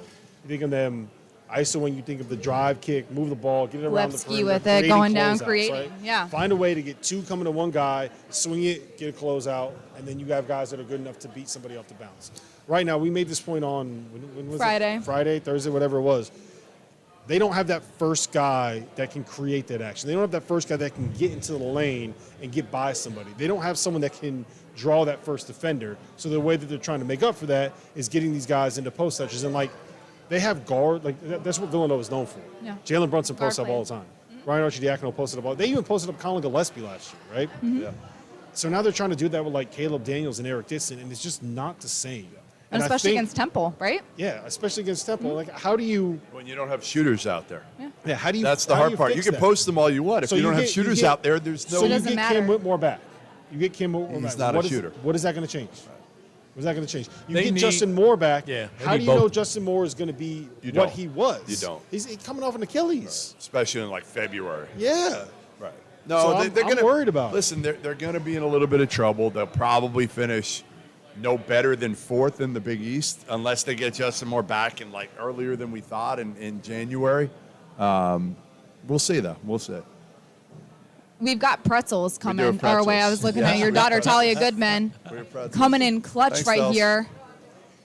Doster, don't touch the pretzels. That's Whatever you show want. good. Any dipping We got sauces pretzels over and, there, and perhaps? beer cheese over here, all right? Well, I would say that's a pleasant I surprise. think it's You guys fair to want say one? Goodman is officially off his keto You diet. guys can have one. Yeah, Doster yeah, cannot. He's got to work out. I want to see you eat that on air while you're wearing our Grady Dick shirt from the merch store. Oh, no, you just dumped the sauce on everything. Oh my gosh! Get him out Can't here, take him Megan. anywhere. Keep it moving. Unbelievable. So that was a pleasant surprise.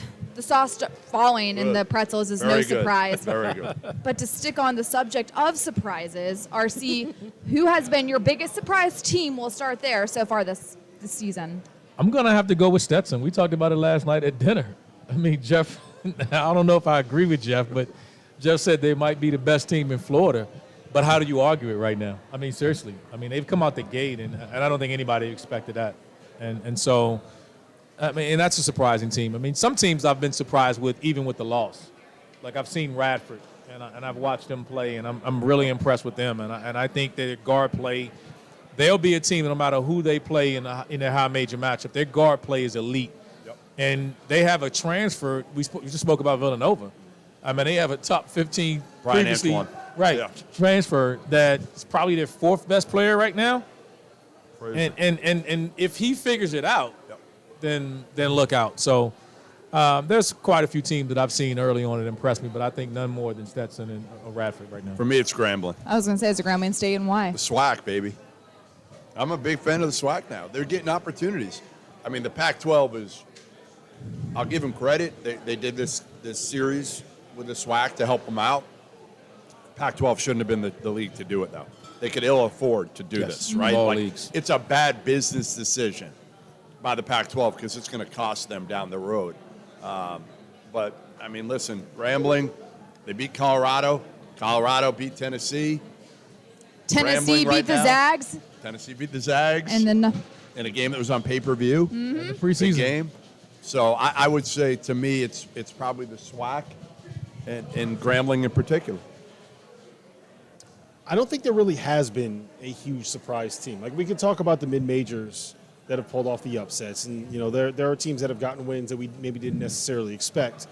But I don't think there's been one team that came in as like a preseason top 40 kind of a team where I'm looking at them any differently now than I was at the start of the season. And part of that is because no one's actually played a game. Right. Like Of significance. every single game that's been played The has been next one. week, we'll get that. We Right. will get upset. Yes. Right. Like, we're good, like, mid-major plus teams are beating high majors. sure. One matchup, speaking of low to mid-major teams that I'm actually kind of curious about. I want to see Duke Bellarmine. Now, I think Duke will handle business, but Bellarmine, RC, special style play, they call it pressing on offense. Right. 5 out, they pass the ball.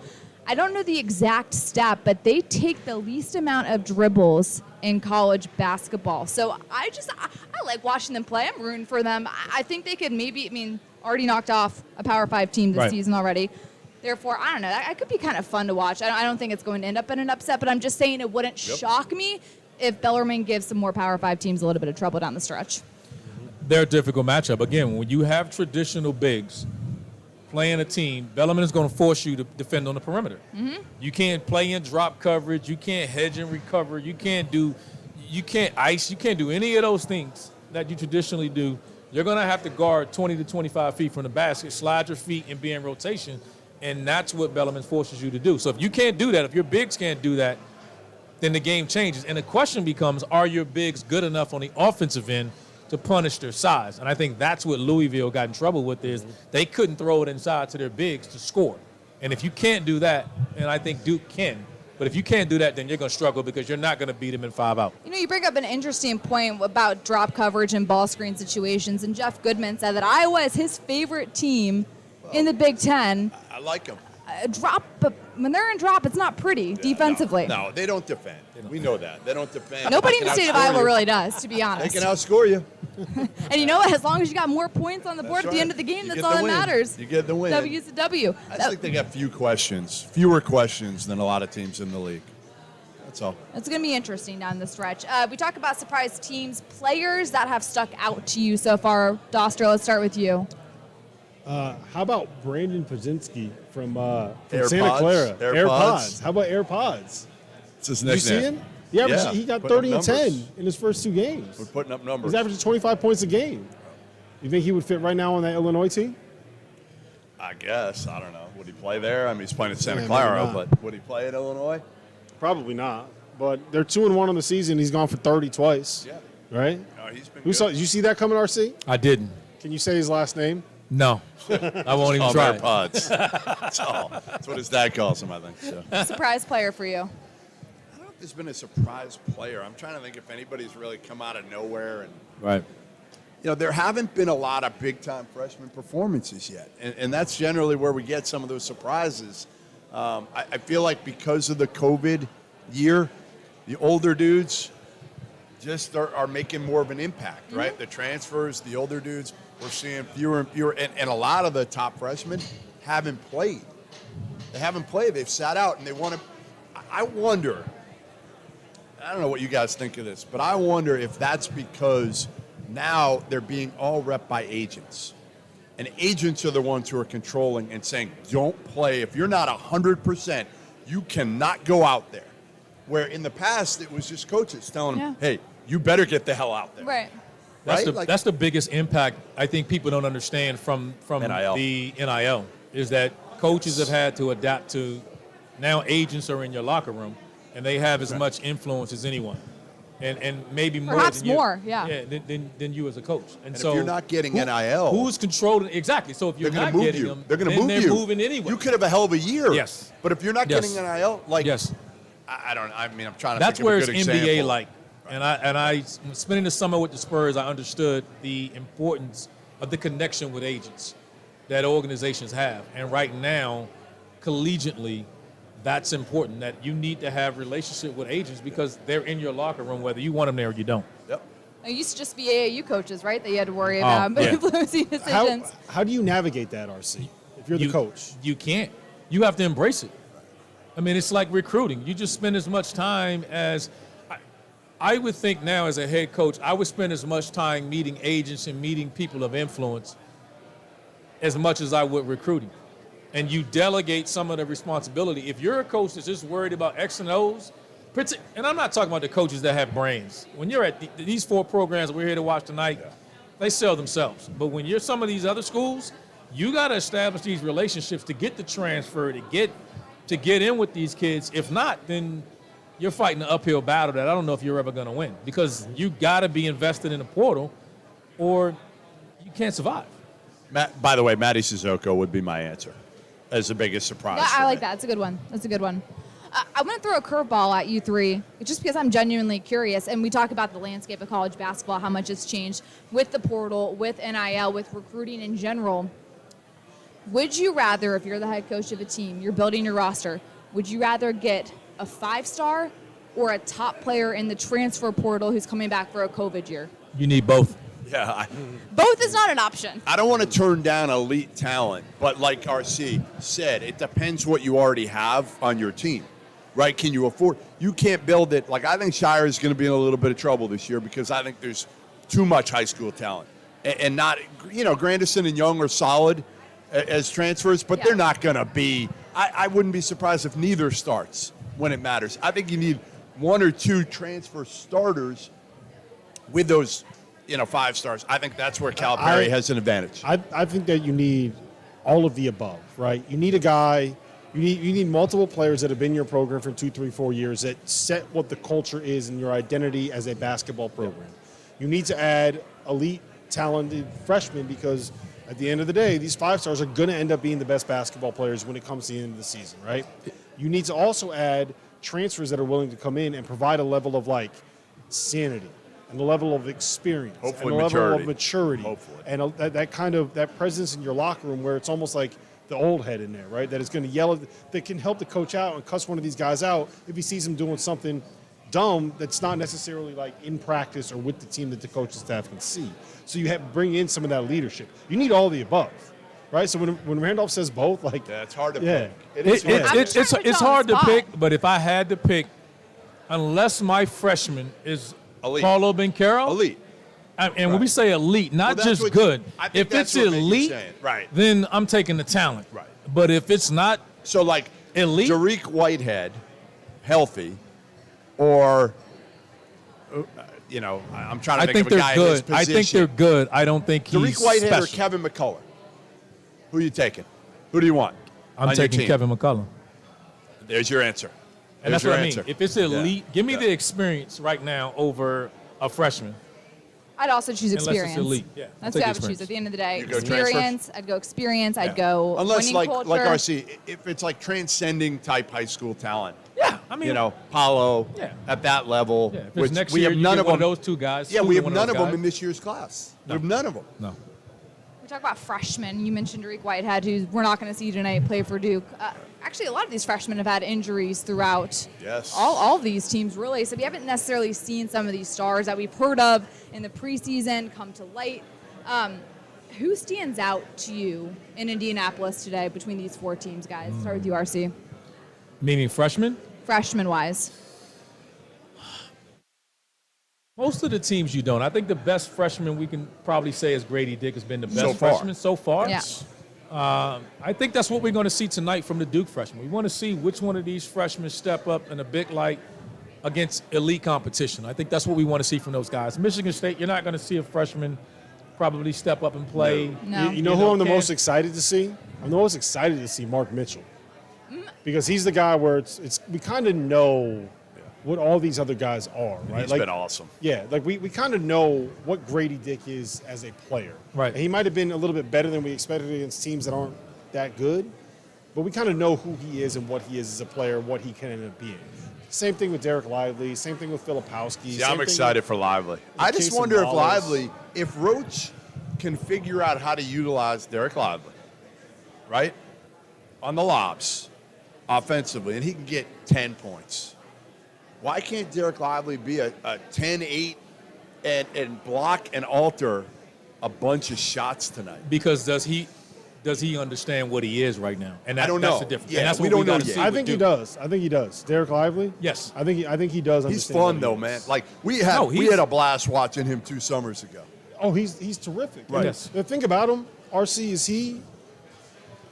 he's not just a guy that's going to stand at the rim and block shots. Now, he's not quite as switchable as some of the best guys that you'll see.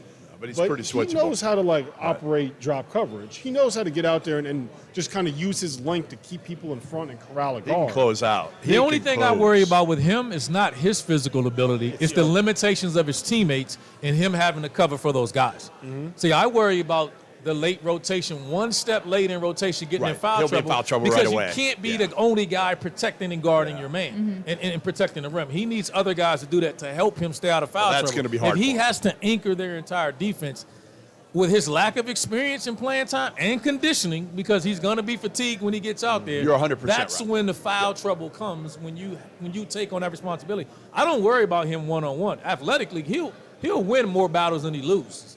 I'm worried about him being in rotation in that defense when all the other guys are out there that are not as defensively as gifted as he is. What's his wingspan, by the way? Does anyone know his wingspan? Long. Like that's 7'5", curious. 7'6". No clue. Yeah. But it's It's an interesting point. Okay, you're not Fresh. going to win a battle of challenging him athletically. You're going And to it's shoot a such low percentage of difference that. tonight. Like Yes. a small Kansas team Right. that's going to want to bring him out. Right. And Well, see, Lively. the one benefit, they got KJ Adams. Like if they're playing KJ Right. Adams at the 5, you don't have to chase him around. no, don't even bother. Yeah, you don't have to chase him around. I wouldn't leave the paint. If I'm Derek Lively, go ahead, KJ. You want to take 10-footers? I'm going to give them to you. So what's going to be important is how well Kansas, because if I'm Bill Self, I'm knowing that I'm using KJ as a screener, right? Whether it's setting pin You downs will, to Brady. but that's where I think we'll see the change in Scheyer from Coach K, because athletically, Duke just 5-on-5. We're better than you without 5. We're going to play hard, and we're going to have the better athletes, and I'm going to leave him out there. We're going to see if Scheyer starts adding a little scheme in it. Duke was one of those teams that always just said, I'm throwing my best 5 against your best 5. I think we're better. Now, are they going to start adding scheme into that, saying, all right, he can't shoot, we're going to leave you in the paint to close everything else? That hasn't been Coach K. They played a little zone, but it's never been schematically where I'm like, all right, Doster can't shoot. We're going to sit back in the paint. The rest of you guys chase him over the screen, funnel everything into me. That's not been what Duke has been about. Freshman you're most excited to see? Mark Mitchell. Oh, you said Mark Mitchell. That's right. Mark, That's right. He cut me off, so I couldn't finish my I know. point. I was giving it back I to do you. that a lot. I do. Everyone else, we kind of know what they are. We know what Mark Mitchell has looked like, right? No one really saw him on the recruiting. He was injured, right? And I know that guys that are sitting at this panel right now that have been in Duke practices rave about Mark Mitchell, a.k.a. RC over there. I don't know. He's not even listening to me. No, I'm listening to you. I agree. Yeah, so you know I did. I'm really excited to see what he can be, because if he can put out a performance like he has in the first 2 games against this level of competition, against a Jalen Wilson, then I think we're having a whole different conversation about what this team is. I think we know what he is. Yeah, I agree with you. We totally know what Mark Mitchell is. We know what he is. and you know we Don't talked we? about this before. I thought he was the best freshman Yeah. because he plays with a motor. He has size. Yes. He'll benefit when Derek comes back, because Whitehead comes back, because he has roster flexibility as well. Yes. And that's what he's going to provide his team when he comes back. When he slides to the 4, look out. And Derek That's comes why I'm back, excited then to look see out. him. Then it's going to be dangerous. That's why I'm excited to see him. Yeah. Switching some more gears here. Multi-team events. It's a fun time of year because we get to watch a lot of basketball, especially over the holidays coming up. We got a lot of great tournaments coming up. Phil Knight Invitational being one of them.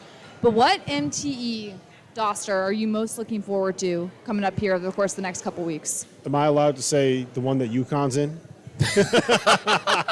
Homer. No, but in all seriousness, I am looking forward to the PK 85. I just think that's the one that's going to get all the attention. That's the one that's going to get all the hype. I think that's probably has the most overall talent. And I do think what's the Vegas one you're going to? The main event. I think The it's main called event. Yeah, the main event has like Baylor, Illinois. Yep. But I think the 8-team events to me are the ones that I just get more excited. Like the Maui always had 8 teams, Yeah, well, right? you got three games. 3 games in a row, and it's not just. It's the ones where you know people are going to show up and show out. Like that's what made Maui so special. Is you know that environment. Did you ever play in that? Did you ever coach in that? Yes. You played in it. Didn't play in it. You coaching it. Coaching him. What is that gym like? It's unreal. High school gym. I mean, High it's school like a gym, right? throwback Yeah. high school gym. I mean, it's even when it's not your crowd, it's crowded because everyone's there is fighting for seats, and the environment's amazing. I'll give you a story of Maui. I moved my honeymoon so we could go to Maui. Don't tell that push on it there, back man. a That's few about days. I feel better How about because my I wife? got a story about mine. How about my wife? Ooh, Pretty good, right? yeah, that's impressive. And And she stayed with you. We had a blast. Yeah, we had fun. Arizona won it. That was back when I actually could be a fan. Wow. And I sat one game next to the late Pete Newell. Literally just my wife and I and Pete Newell, who was like the best big man coach. And I just sat next to him and talked to him for pretty much the whole game. He probably hated me by the end of it for bending his ear, but Maui's awesome. It's I'm awesome. sure by the end of that, he's like, someone, can we get him out of here? Out of Can we here? escort him out of here? I think it's Maui as well. And who's winning it? I mean, look, there's no Chaminade early, where you can quote unquote Don't say feel Creighton. like it's an easy Don't say win. Creighton this No. year because they got to play Texas Tech. But And that's those my point. fans, Well, all of them. I mean, that's the first game. I need to deflect some of those fans. They're about to I mean, show up and in then the chat. Louisville, That obviously feels not that this feels year. loaded, It man. feels loaded. I didn't realize how good that Arkansas, field I mean, was. Ohio It didn't- State, it didn't San click. Diego Yes, State. yes. Are you kidding Arizona. me? Like, you can't tell me right now there's a clear-cut winner. Arizona, Awesome. Cincinnati. Poor Louisville. Poor Louisville going into that Louisville's the one. only team I feel bad for because of their start.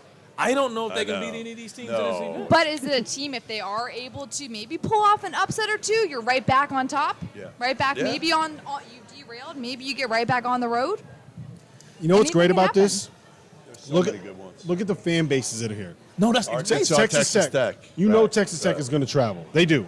I know that for a fact. So they could play Arkansas in the second round. Texas Yeah. Tech, Yeah, look at Arkansas. Texas Two Tech. of the most They're, insane fan bases ever. they're not going to because because Creighton's winning team, that thing. and they're going to come out of it Probably. 1 and 2. Hot take. Because when you come out of this, if you're not winning it, when you go to the losers bracket, you just want to be a team to say, all right, we won 2 out of 3 games. That's You right. do not want. You definitely Right. don't want to go 0 and 3. 100%. But you don't want to go 1 and 2 either.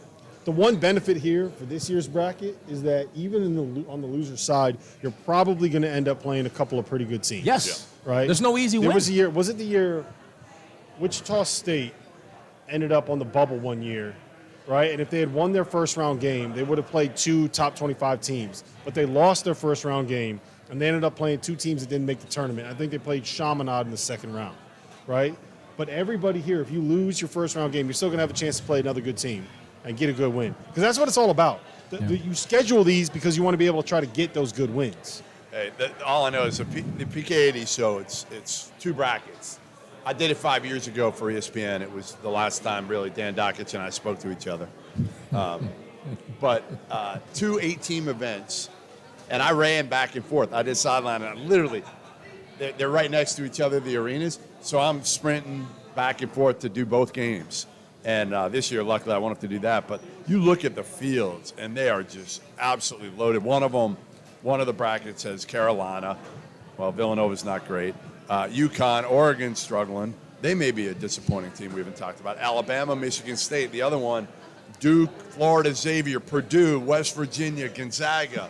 I mean, you're talking about absolutely loaded. So that's 3 days, at the Moda Center and Veterans Memorial Coliseum, bouncing back and forth all day for 3 days. Well, this is a great opportunity for a lot of these teams are going to be facing real competition for the first time when they go to these Yep. MTE events, which is why it's great that, one, you schedule these events because you're able to face that high level of talent, but 2, do you think some coaches lean on it too heavily and therefore don't schedule enough, maybe one-off non-conference P5 games, and does that hurt them, do you think, in the long run?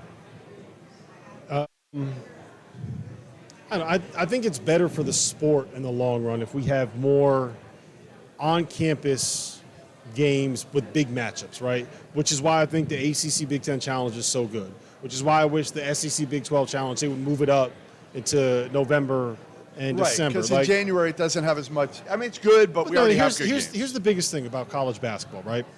It is never going to be the best on-court product or on-field product that you can find, right? It's never going to be as good as college football on the field because you're always going to have younger kids in college basketball than you do in football. It's never going to be as good as the NBA because the NBA is the best in the world at what they do, right?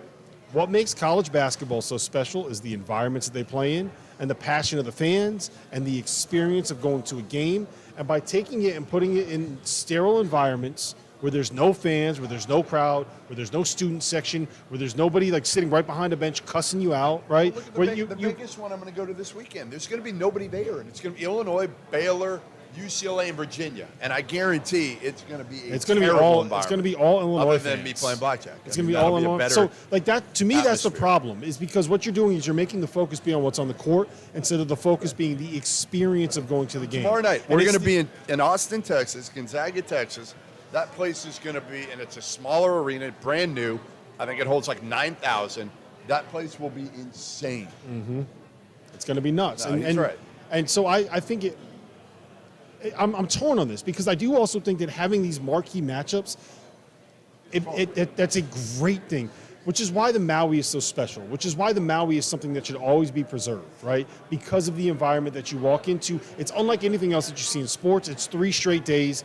Everybody knows what it's like. It's a national thing, right? Everybody knows you watch the Maui Invitational for 3 days and you get ready for Thanksgiving. I'm hoping that the Battle for Atlantis can get to that level where it's going to be a vacation thing that people go to. College basketball fans will say, this is my bucket list. I'll find a way to get to it. And so you create an environment there that's better than just something sterile. Like when we would go to, I don't want to say the names of them because I don't want to piss anybody off, but some of these multi-team events that show up at like the Barclays Center or at the Garden or at the Hall of Fame, the Mohegan Sun Casino event. Like you get good games, but it's like there's like 2,000 people there. Half of them are family members and older crowds. Half of them are people that are just like, hey, you know what? Fuck it, I'll go watch this game. Those are 2 top 25 teams. I'll go see it. I'll go to Mohegan Sun. I'll gamble. I'll watch something. Hard to get to, by the way. Mohegan Sun? Yeah, not easy. Not easy to get to. No. Mm-hmm. Every program is, to me, you find where they're, you can say coaches, but where they are in that situation dictates what they're doing. If you look at the Maui Invitational, you got a bunch of teams there, a little bit more stability there. Mm-hmm. Everybody's looking because when you're in a Power 5 conference, if you have I use an ACC team. If you have the Big Ten ACC Challenge, right? That you got your 20 conference games. You only got 31 of those things. So that's 20. Yep. And then you got the ACC Big Ten Challenge. That leaves 10. You got to be careful of. Then you do a multi-team. And then you do an MTE, 7. and then you got 3 games there, probably playing 2 to 3 minimum high major teams. So you're already at 23-24. Yep. If you have any rivalries like Louisville, Kentucky, those things you got to play, that leaves you 5 or 6 games.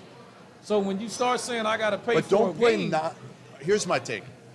And I don't know if they can do this or not, but all these teams playing non-D1s right now, that's what I don't like. To me, a non-D1 win should not count in your record.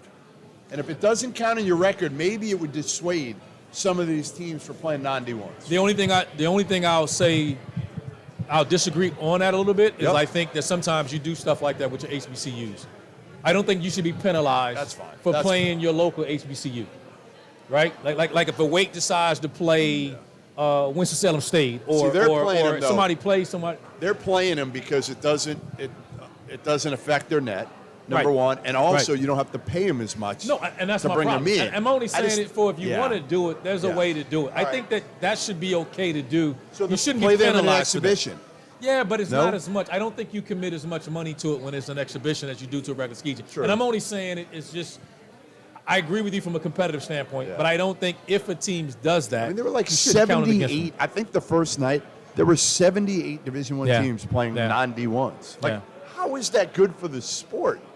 You just want wins, because at the end of the day, at the end of the year, no one cares. Right. You win 20 games. Because you win just 20 say games. how many coaches? I don't care if you won 3 non-D1s because you get fired for losing games. Let's just call it what it is. Yeah. We can sit here and say as fans what we want.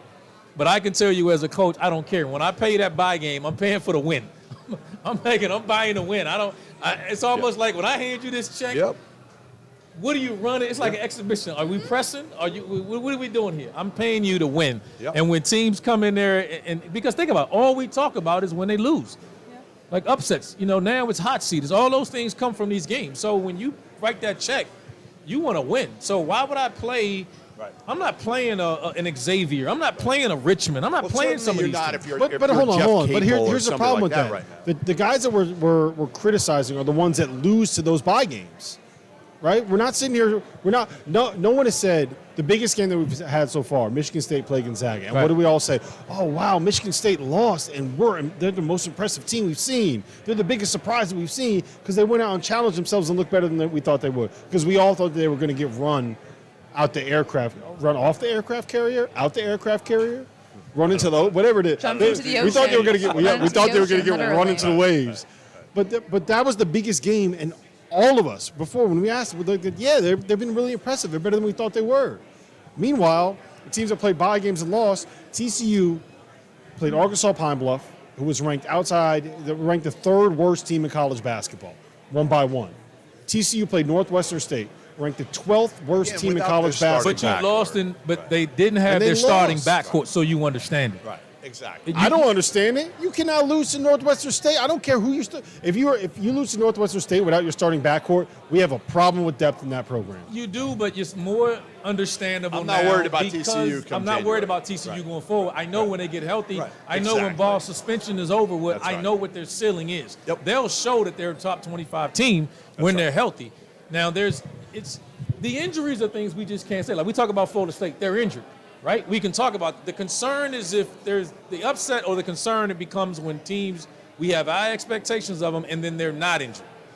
That's when we're looking at it like, man. So, like, if Boston College, you're telling me they lose last night, if they had played Clark University in Worcester, they might have won. I mean, they were shorthanded. They Right. might have won, so that Right. might have helped them. Right. That might have helped them in that situation because, again, they're banged up with injuries. I just don't like it overall for the sport because I don't think anybody's watching those games where at least if you play somebody decent, we're watching.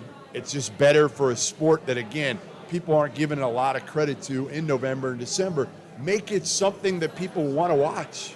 To play devil's advocate, RC, in your coaching experience as well, some of these games, though, are great for your team Right. just from a feel-good confidence perspective. So don't you think there's a lot of coaches that have that in mind when they are scheduling this? Everybody's doing it, right? So let's take Duke as an example.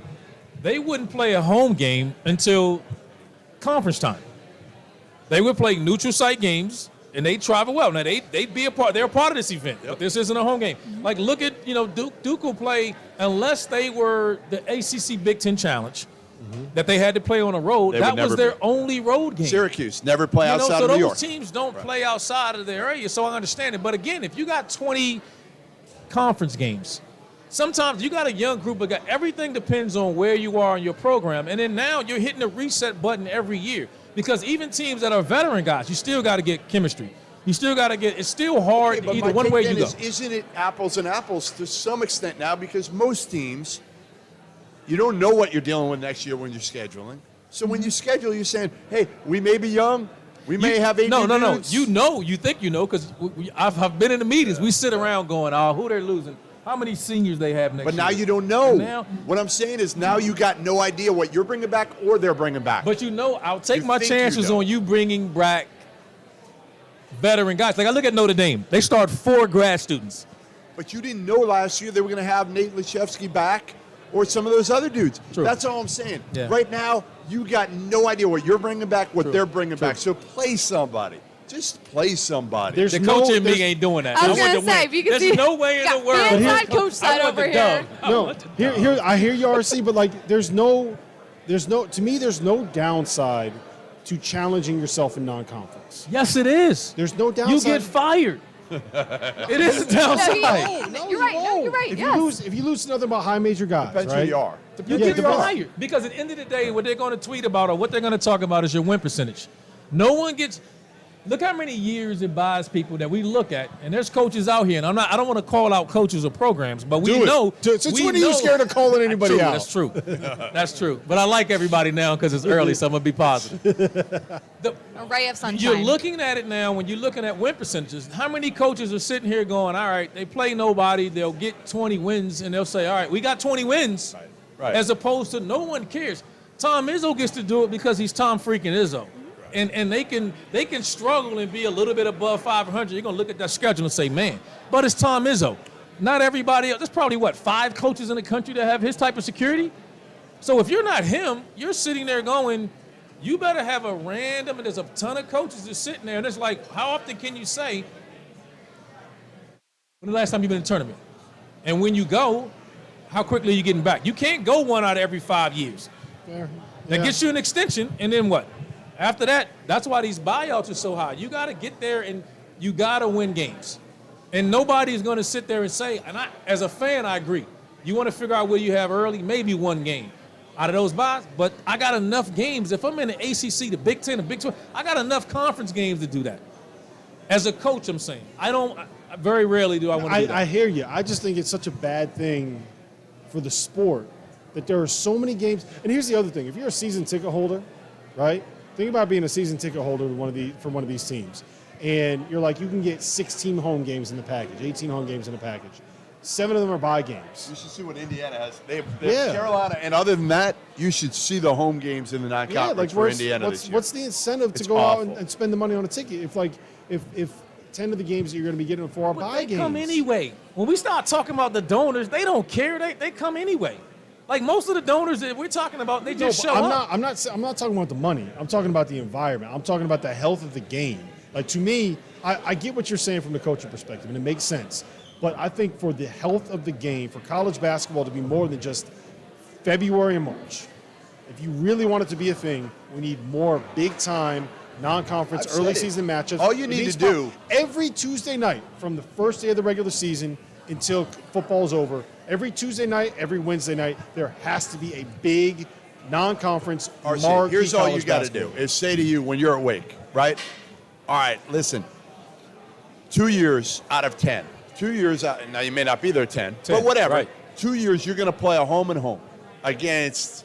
I don't know. You're going to play Oregon in a home and home. You got them at home this year, the first week of the season. Next year you go to Oregon, and then you're done for the next 10 years. And you do that with 30 programs that aren't really doing that, and you have a great first couple weeks of the year. I hear you. I just ain't doing it. I'm just saying. I'm just sorry. I'm not doing it. We're going to have to agree to disagree in conclusion on this point. But it's a fascinating discussion because a lot of people don't see it from that coaching perspective. No. Where it's like, if I'm going to spend the money, give me the W so I can put this in front of the committee in a couple of months. That's what goes next to that coach's name, the wins and losses. You're So right. nobody cares. We can't no one remembers what last year's schedule was. Fair. You just remember how many games they won. Yeah. Give me the 100%. dub. Take this check and give me the L. Take this L and get out of here. Can I tell you? I don't want a competitive game. Real quick, can I tell you my I want the favorite walk-ons buy playing. game story? My favorite buy game story. It was. I'm not going to say who the team was, but when they went to the game, the guy that was supposed to take the check and bring it back to cash it took the buy game check and ran off and tried to take it to the bank and said, "I'm out of here. I'm taking this $90,000 and I'm gone." Hey, Hey, you got to do what you got to do. you got to do it. Couple of shout outs here. Founders Tap Takeover Wednesday, November 16th from 7 to 9. A raffle of Founders goodies at 9 p.m. featuring 4 beers, Maple Mackinac Fudge. Actually sounds kind of good. Breakfast Stout, 4 Giants in the Haze of Destiny and Rubeus. I'm never going to get asked to read this again. Craft Cocktails and Monthly Cocktails, $2 off every first and third Thursday of November and December. Giveaways sponsored by Absolute Malibu and Jameson. Join us for any and all sporting events on 19 TV's 2 big screens and celebrate 10 years of the tap with our very own Mac 10 beer, a matcha IPA named for our 10 years of business. Have to try it out. There's 91 beers on tap here, so we'll do that. All right, RC, Rob Doster, Jeff Goodman, I'm Megan McEwen. That was our 3rd hour here on our marathon leading up to the Champions Classic. We got more coming up here next. Yeah, we got one more hour. How about One more Doster? hour. Doster going 4 straight Power. hours. Man, he's an Killing animal. it. I mean, who said it? Who said it was soft? Me and Dagan are the RC? only workers here. Me and Dagan are the only workers here. RC, were you the one And who called he him set up. soft? And he's set up. No, he's Hey, look, I got all due respect Not for a him today. t-shirt. I will give RC credit. My man carried 2 loads of equipment from the car He did. I did. to the bar. I did. He put And in it his was work. cold. He earned his full-body Cabernet. It was good. It was cold too. All right, we'll see you in a minute. Basketball is here, and so is the Bet Rivers Sportsbook app, That's right, Dan. You could bet same game parlays. where you combine different bets from the same game for bigger payouts. Plus, don't forget live player props and our award-winning customer service. It's as fun and easy as me hitting this shot. Or this shot. Okay, I'm going home. That's it? Bet Rivers Sportsbook app and basketball. It's a whole new game. Basketball is here, and so is the Bet Rivers Sportsbook app, That's right, Dan. You could bet same game parlays. where you combine different bets from the same game for bigger payouts. Plus, don't forget live player props and our award-winning customer service. It's as fun and easy as me hitting this shot. Or this shot. Okay, I'm going home. That's it? Bet Rivers Sportsbook app and basketball. It's a whole new game. Basketball is here, and so is the Bet Rivers Sportsbook app, That's right, Dan. You can bet same-game parlays. where you combine different bets from the same game for bigger payouts. Plus, don't forget live player props and our award-winning customer service. It's as fun and easy as me hitting this shot. Or this shot. Okay, I'm going home. That's it? Bet Rivers Sportsbook app and basketball. It's a whole new game. Basketball is here, and so is the Bet Rivers Sportsbook app, That's right, Dan. You can bet same-game parlays. where you combine different bets from the same game for bigger payouts. Plus, don't forget live player props and our award-winning customer service. It's as fun and easy as me hitting this shot. Or this shot. Okay, I'm going home. That's it? Bet Rivers Sportsbook app and basketball. It's a whole new game. Basketball is here, and so is the Bet Rivers Sportsbook app, That's right, Dan. You can bet same-game parlays. where you combine different bets from the same game for bigger payouts. Plus, don't forget live player props and our award-winning customer service. It's as fun and easy as me hitting this shot. Or this shot. Okay, I'm going home. That's it? Bet Rivers Sportsbook app and basketball. It's a whole new game. Basketball is here, and so is the Bet Rivers Sportsbook app, That's right, Dan. You can bet same-game parlays. where you combine different bets from the same game for bigger payouts. Plus, don't forget live player props and our award-winning customer service. It's as fun and easy as me hitting this shot. Or this shot. Okay, I'm going home. That's it? Bet Rivers Sportsbook app and basketball. It's a whole new game. Basketball is here, and so is the Bet Rivers Sportsbook app, That's right, Dan. You can bet same-game parlays. where you combine different bets from the same game for bigger payouts. Plus, don't forget live player props and our award-winning customer service. It's as fun and easy as me hitting this shot. Or this shot. Okay, I'm going home. That's it? Bet Rivers Sportsbook app and basketball. It's a whole new game. Basketball is here, and so is the Bet Rivers Sportsbook app, That's right, Dan. You can bet same-game parlays. where you combine different bets from the same game for bigger payouts. Plus, don't forget live player props and our award-winning customer service. It's as fun and easy as me hitting this shot. Or this shot. Okay, I'm going home. That's it? Bet Rivers Sportsbook app and basketball. It's a All right, here we go. Inside 2 hours away from the 2022 Champions Classic from Gainbridge Fieldhouse. First off, at 7 Eastern Time from the scene of the crime last March, Kentucky returns to Gainbridge Fieldhouse, where they fell to St. Peter's 246 nights ago. They meet the Michigan State Spartans. Spartans, only team in college basketball with 2 top 4 teams in the AP poll on their schedule, and they do it back-to-back games. Then at 9:30 Eastern Time, it is Duke, it is Kansas. For the first time since 2016, Rob Douster, the Champions Classic actually has the reigning national champion involved in it. Hey, look at that. How Who do you about know? that? First time since 2016. Rob Douster, Greg Waddell, Randolph Childress. All right, let's open it up. We're going to give you some of the best bets. We're presented by Bet Rivers. We're coming to you from the Tap in downtown Indianapolis. You are the wizard here, okay?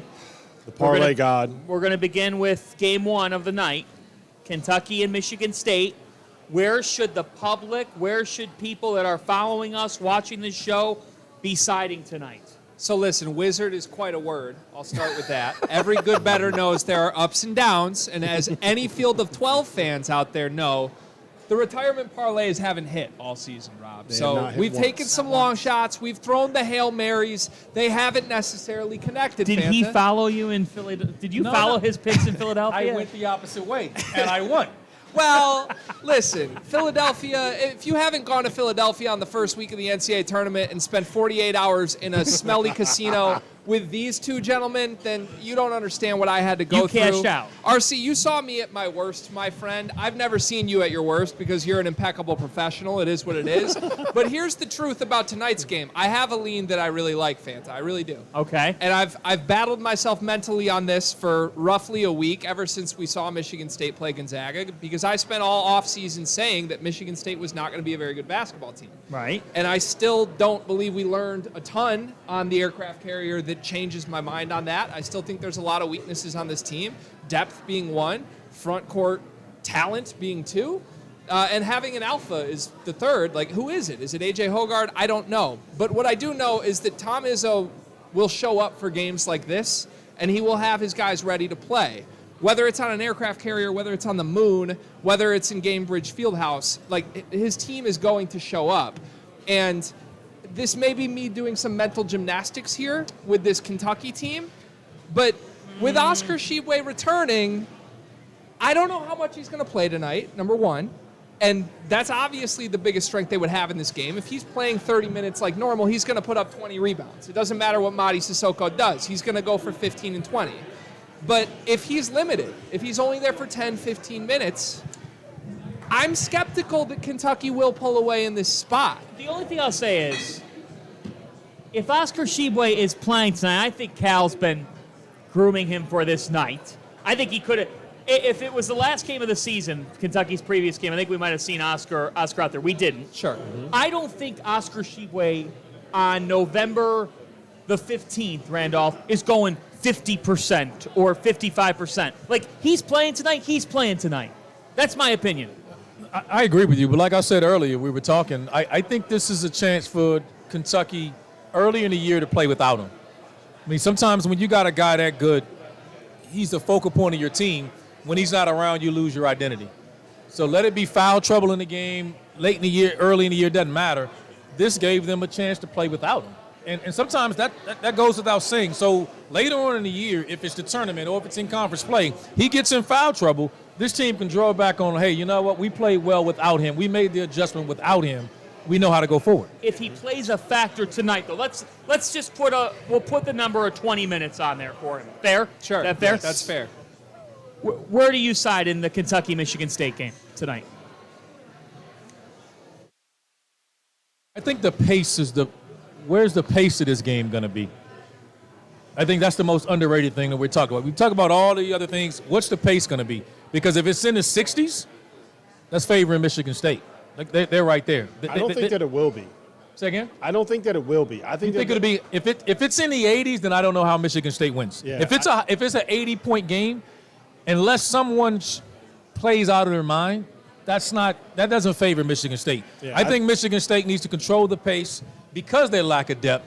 And if this game is in the 60s that I believe it'll be, then it favors. If it's in the 80s, I think it's a blowout. I think it's gonna get up and down for a couple reasons. One, Tom Izzo, like, he wants to run, right? Like, he wants to get on transition. If they don't get an easy bucket, they will slow it down and they'll run offense. But he wants to run. He wants to be able to get easy baskets. But I think he wants to run on missed shots. I don't know if he wants to run on made shots. I think the difference is when he rebounds, everyone wants to get out because they're going to struggle in half-court sets. Mm-hmm. Now, on mades, I think you're going to see walking it up, trying to control pace. If this game goes into the 80s, where are the points coming from?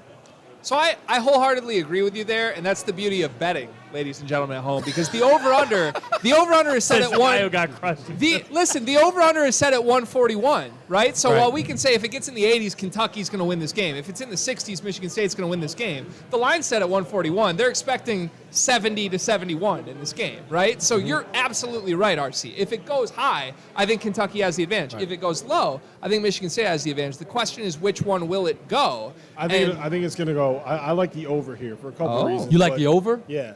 I lean Kentucky. I lean the over a little bit. I will tell you this, at Bet Rivers, you can get C.J. Frederick's line at over 1.5 three-pointers made. You love that. Yeah, I love that. You know C.J. Frederick, he's a bucket. But I think that the one, you're not going to – there's no toughness advantage in this game for Michigan State against Kentucky. Like, Kentucky's got dogs. Even the freshmen, like, they're dogs, right? So maybe Michigan State – Are we sure? Yeah. What freshman do we know? Cason Wallace is a dog? Yes. We know he's a they're not going to they're not going to out-tough Kentucky today. Like, they're going to have to – that's why I say – that's how they win the game. They out-toughed Gonzaga. But that's the MO But against it's if Gonzaga. that's Like, Gonzaga. it's If you had But to were have we saying a week ago that Gonzaga wasn't tough? Yes. Or are we saying that I after wasn't we saying see People that. have been saying Gonzaga isn't tough for about 25 I think we're years. saying that bro. after seeing For them play 40 25 minutes years. against Michigan State. I think that's been a knock against Gonzaga when they've gone out of conference. That's been whether it's right, wrong, or indifferent. I'm not saying they're soft. I think they proved something battling back and winning that game. But that's been a knock that if you wanted to beat Gonzaga because of the talent that they've had, you had to jump the game up and make it a physical contest. You weren't going to outskill Gonzaga in recent years, and I don't think that's changed. It's hard. I'm not saying that they're the toughest team in the country. I'm not even saying that they're top 10. But it's really difficult if you're going to say that toughness is the key thing that's been holding them back at times. No. I'm not saying it's holding them back. I'm saying that was what you tried to do against their skill. That's the only way you attack skill. And I'm just speaking of You're not saying they're not tough, though. I'm not saying they're not tough. I'm And saying when here's you're the dealing thing. with skill guys, and when you hear that all the time, I'm recruiting athletics, and all coaches you hear say, I want toughness. And what that means is, I don't care what you can do, all that fancy stuff. I'm going to be right in your chest. I'm going to be physical. You can't move. Now what? Are you committed to that? Because this is what we is. And that's all I'm saying, that when you play against a team that as skilled as Gonzaga is, I mean, let's stop. I mean, I'm not disrespecting them. I'm saying that when you're playing against them, most of the teams, you're not going to outskill them. So you better be tougher. And here's my biggest thing, and the reason why I think Kentucky -7 is probably my favorite bet of the night, is we are overvaluing Michigan State because of all the things that I said before about the way that matchup works on the aircraft carrier, right? Gonzaga could not shoot. When you take away the threat of shooting from a Gonzaga team who was built around shooters creating space for Drew Timme inside, it takes away what they do best and the way that they can make themselves effective offensively. So I think Michigan State was able to hang in that game and inflate what we think about them because of the way where that matchup was set. And I don't think they're going to be able to do those same things against Gonzaga. One, because C.J. Frederick and Antonio Reeves, I don't think they probably haven't missed yet this year. Two, because I think Kentucky has the physicality and the strength and the players to be able to match up with all of that from Michigan State.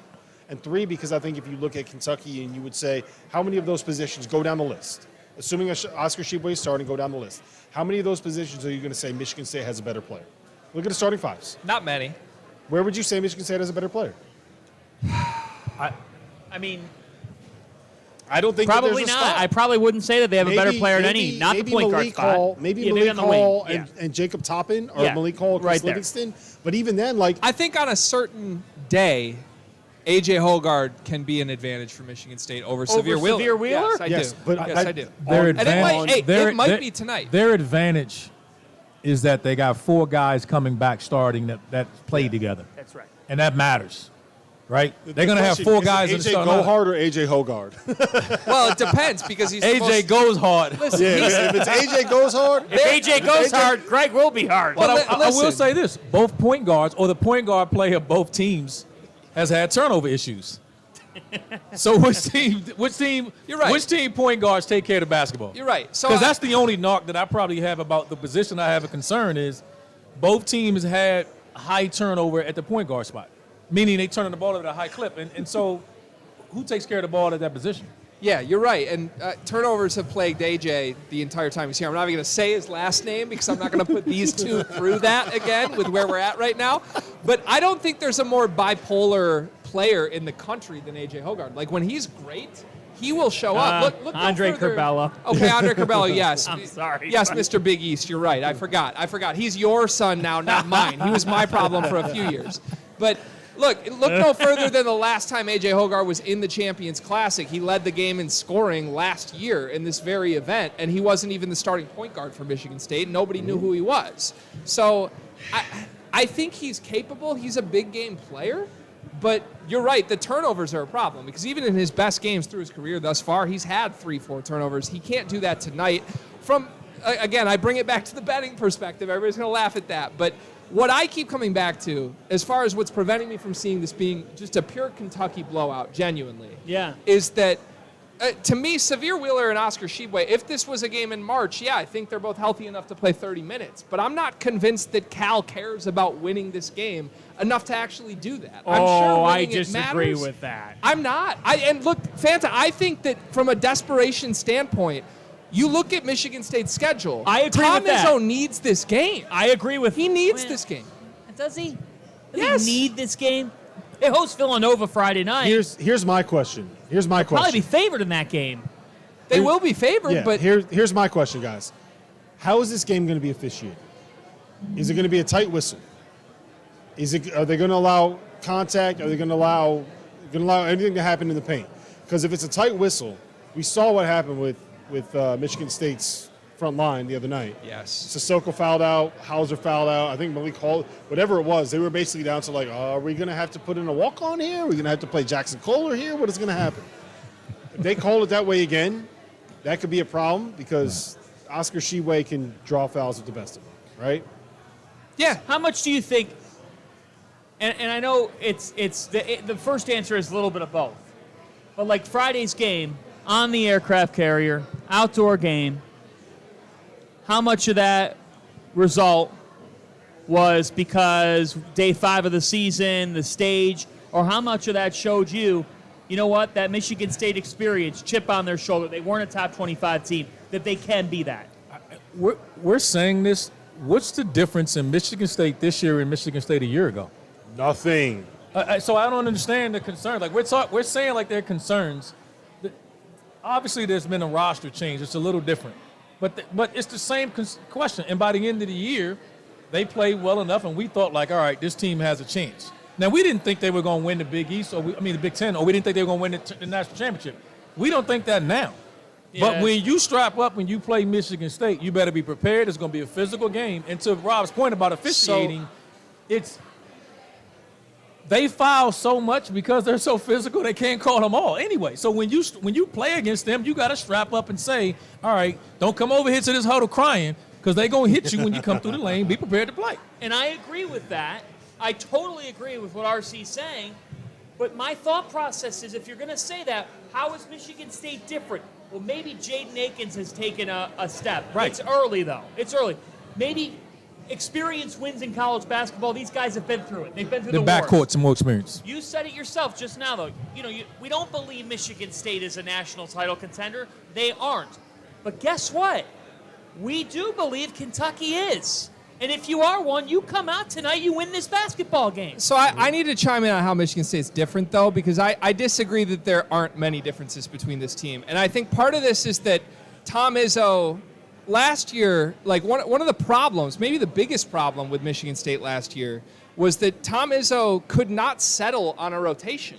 I mean, and whether you want to say he had too many guys and not enough good players, whatever it is, because they barely had an NBA talent on the team last year. It was Max Christie, right?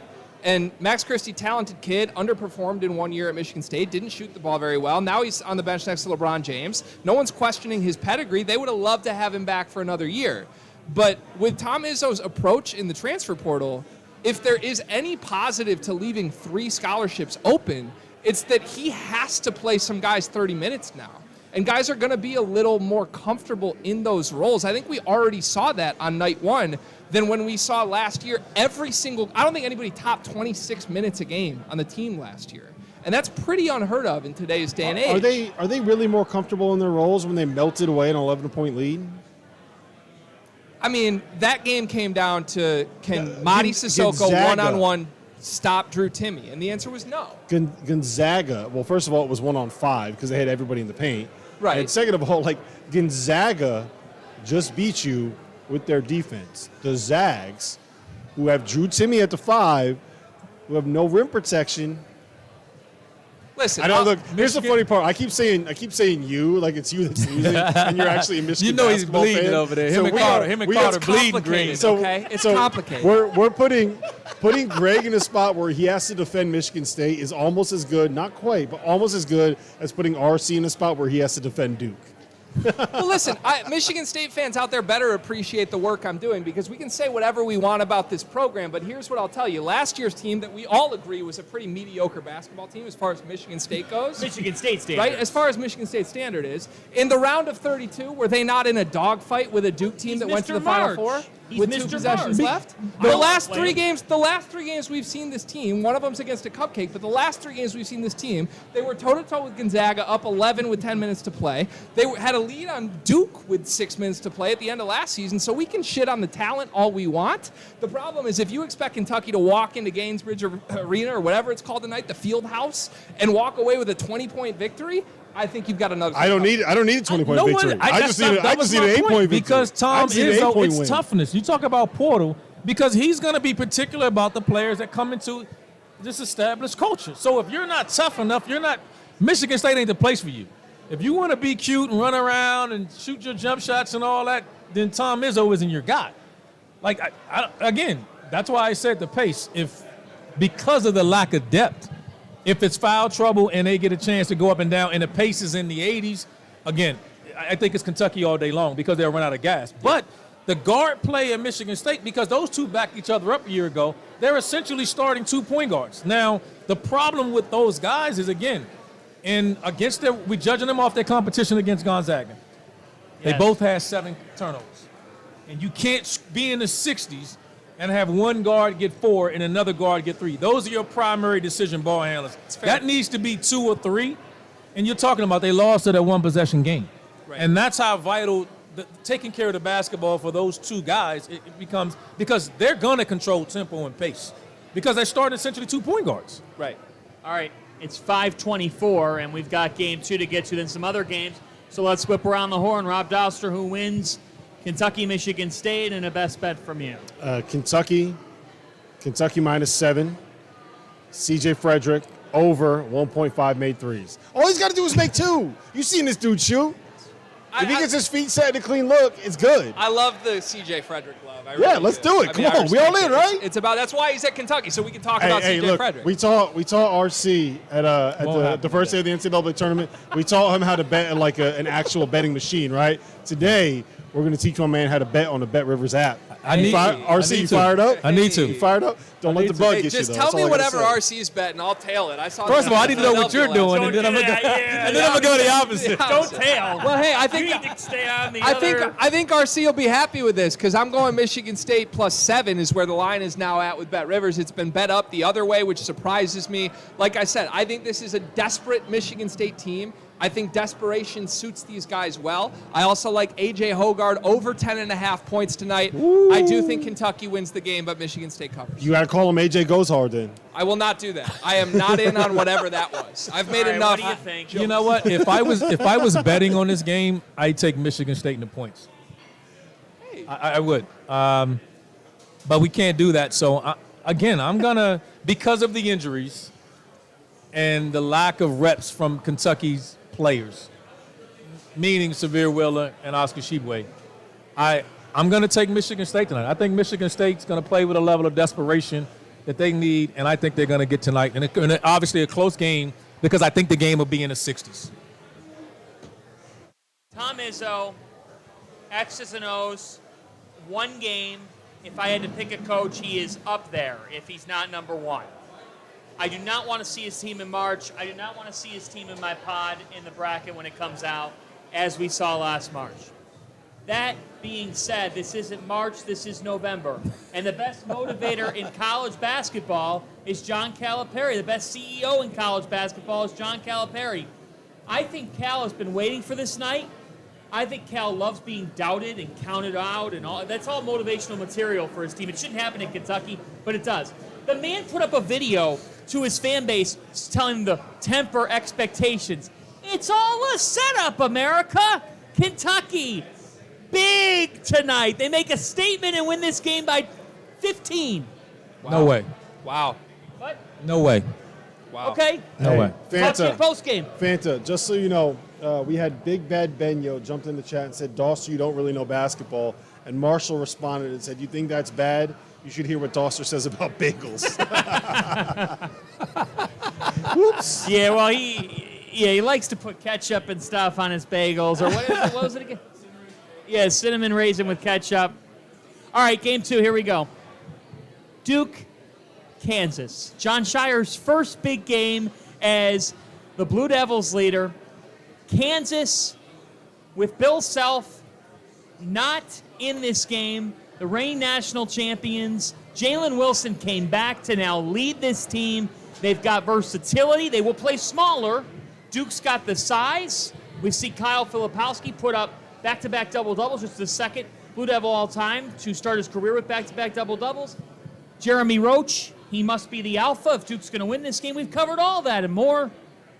Greg, what's your best play in this game, wherever it's coming from? So I've gone back and forth on this game because I really don't trust either team at this stage yet. I want to see more of them, and that's no disrespect because I think both these teams are going to be national factors from start to finish this season. They'll have a great shot to compete for their respective conference titles, and they're a team nobody wants to see in March, of course. However, right now, do we really know what either team is? And I don't feel that we do. I think we have a better sense of who Kansas is just because they've got more guys who were around when they won the national championship. In case you didn't know, let me look at the camera. They won the national championship last year. I've slandered Kansas a lot online over the last month because I have questions on this team. I do. I mean, I've been in my mentions for the last 2 hours downstairs with Kansas fans not happy that I question their point guard spot with DeJuan Harris right now.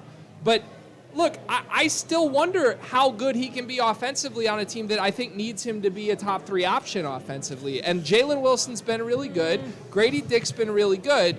But I'm still concerned about what that looks like. The problem with tonight's game from a betting perspective is that all of my concerns for Kansas are nowhere near as critical to who they are today as what my concerns are for Duke. Yeah. I just don't know this team. If their best player is Jeremy Roach tonight, I'm taking the opponent, and it didn't have to be a team as good as Kansas for me to take their opponent. But until we see Derek Lively in a larger minute role and we can see what he does offensively instead of just run the floor, and no Whitehead, it's just hard. I mean, this team is so new, it's so fresh, and I don't think the caliber of just talent-wise, I don't think their group that's active tonight is enough to make me think Duke should be favored in this game. They're 2-point favorites at Bet Rivers right now. It surprises me it's swinging that way instead of Kansas being the favorite. So I'll take the underdog. I'll take the underdog on the money line tonight. That would be Kansas to win this game plus 120 at Bet Rivers. Yes, 100% right. Okay. You got to take Kansas here. We've had questions about Duke entering the season. They're missing arguably their best player in Derek Whitehead. Derek Lively, he played, 12 minutes the other night against USC Upstate. And all of a sudden we are hyping up this team because they beat 2 programs that they should beat, right? Look, they've been really good defensively. I'm not going to argue that. They've been better than I expected defensively. Not going to argue that. But the idea that we're going to go from, you know what? Duke is like a top 20-ish team to, you know what? Duke's going to beat the reigning national champions. Come on. Favored by 2 points? It feels disrespectful, doesn't it? Like, there's still a team with a crown in this matchup, right? Am I crazy for that? Like, who on this Duke roster has been around to be worthy of being favored over the defending national champions in this game? It's just Jeremy Roach, right? No, you're right. I mean, we can't argue that. I mean, that's what we're waiting to see against a quality, obviously, opponent. I mean, this is the first time you're going to see Duke away from home and see how these guys handle it because they're playing against a team that travels. So usually when Duke plays on the road in these neutral site games, it's still a home game for them. And tonight against Kansas, I don't know. I think Kansas travels as well. So we'll see what happens with that. I think obviously if you're betting, I would go with Kansas. I think Kansas is in a relatively close game. But again, I'm just curious to see what the freshmen look like for Duke. Here's my biggest thing. I made this point before. There's 2 things in this matchup that I think really, really favor Kansas. First one is DeJuan Harris. What'd you say about him? You said it. I think he's the best on-ball defender we've seen in college basketball in quite some time outside of Mitchell, outside of off-night. Since Davian Mitchell, right? 2, 1, he's guarding Jeremy Roach. We talk about how important Jeremy Roach is to creating offense for this team. He's going to have to go deal with the best on-ball defender that we've seen since Davion Mitchell. 2, look at the way that these lineups are built, right? If Duke has their best 5 on the floor, Who's at the 4? Their best 5. Yeah, Mark Mitchell. Well, their 5 best players. It's probably Filipowski at the 4, right? With a healthy White yeah, Hatter oh, yeah, tonight. yeah. With a Tonight. healthy Tonight. Filipowski. Tonight. Yes. Filipowski, right? But it'll be Now you look at Kansas, right? You can play 5 out because are you really worried about that? If you put KJ Adams on Derek Lively, is Derek Lively going to beat you the way that a 7-footer like you would want to take it? You can't throw the ball to him on the block, right? Are you really that worried about Kyle Filipowski going up against Jalen Wilson in the post? Especially if you could help down because you're not worried about all of the shooting that Duke has. So to me, and then you got those guys to go defend him on the other side. Right. You're gonna have Kyle Filipowski guard Jalen Wilson. it's not going to work. That's They're why going Mark Grady Mitchell's Dick. probably the guy Yeah. in this matchup that So you suits go. the So best you put. tonight. So you put Mark Mitchell at the 4, right? Yeah. Then what are you doing? Are you playing Jalen Blakes? Is he getting 30 minutes for you tonight? I mean- like so to me, there's that matchup dichotomy there, right? There's that matchup problem, and I think that 2 bigs versus 4 guards is going to benefit Kansas. I think having the best defender on the floor go up against the most important player for Duke is going to benefit Kansas. Duke needs Jacob Grandison to step up in this game. He has got to be a factor in this game. Now, he's come off the bench, but he's a guy that's played in these types of games. He has stepped up from time to time. They brought him here for a reason. They need their transfers. They need Young as well to play well, but I'm with you. Like the size of Duke and the newness of Duke versus the versatility of Kansas, some of which is new, but they still have more experience. And Kevin McCullough's been in all type of these games. If anyone knows how to play Duke, it's McCullough, right? He's done it. He's done it at a high level. But he's been solid. He hasn't been great to start the year so far. So this would be a great game for him to kind of say, hey, introduce himself to the Kansas greats and put himself on the map. I mean, Wilson has been what we thought he would be. I think from a technical standpoint, I think they'll get – how will they guard? Are they switching? Will Kansas play more 5 out? You know, and defensively, how will they guard? Are they going to switch everything? Because if they do, then I think Duke's size comes into play. They'll play to that and try to play high-low, switch, take advantage of their size.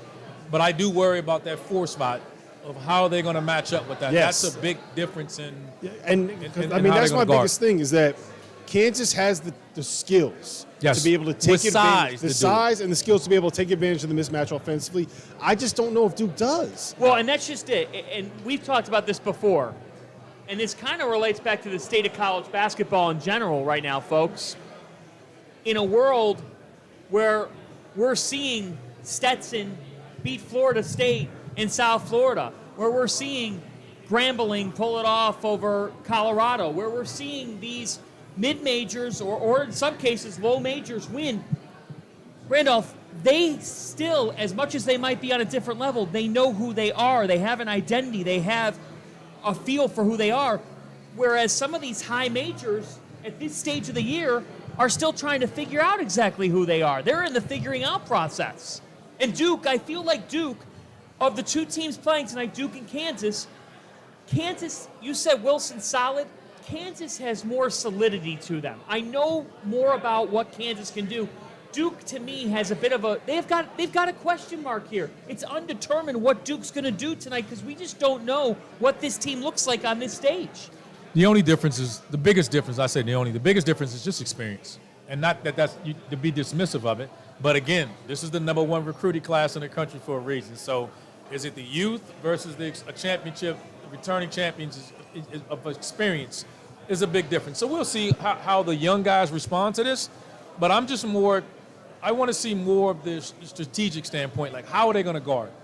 You know, are they going to switch everything? Is Duke going to be able to go? Are they going to play in drop coverage? Like, how are these teams going to match up? Because you can put Wilson in ball screen like him and a Grady Dick in a ball screen. You know, will it be Young and Filipowski guarding? Like, how are those matchups? If you know, I'm not going to let DeJuan Harris dog my point guard, roach up the floor 94 feet. I'm going to put him in a ball screen. How are they going to guard that? Are they going to switch it and get him off, or are they going to hedge to get him back and then keep him? So that's the part will go a long way to see the outcome of this game. And just seeing the X's and O's and the adjustments that are being made. Let me ask you this, game. RC.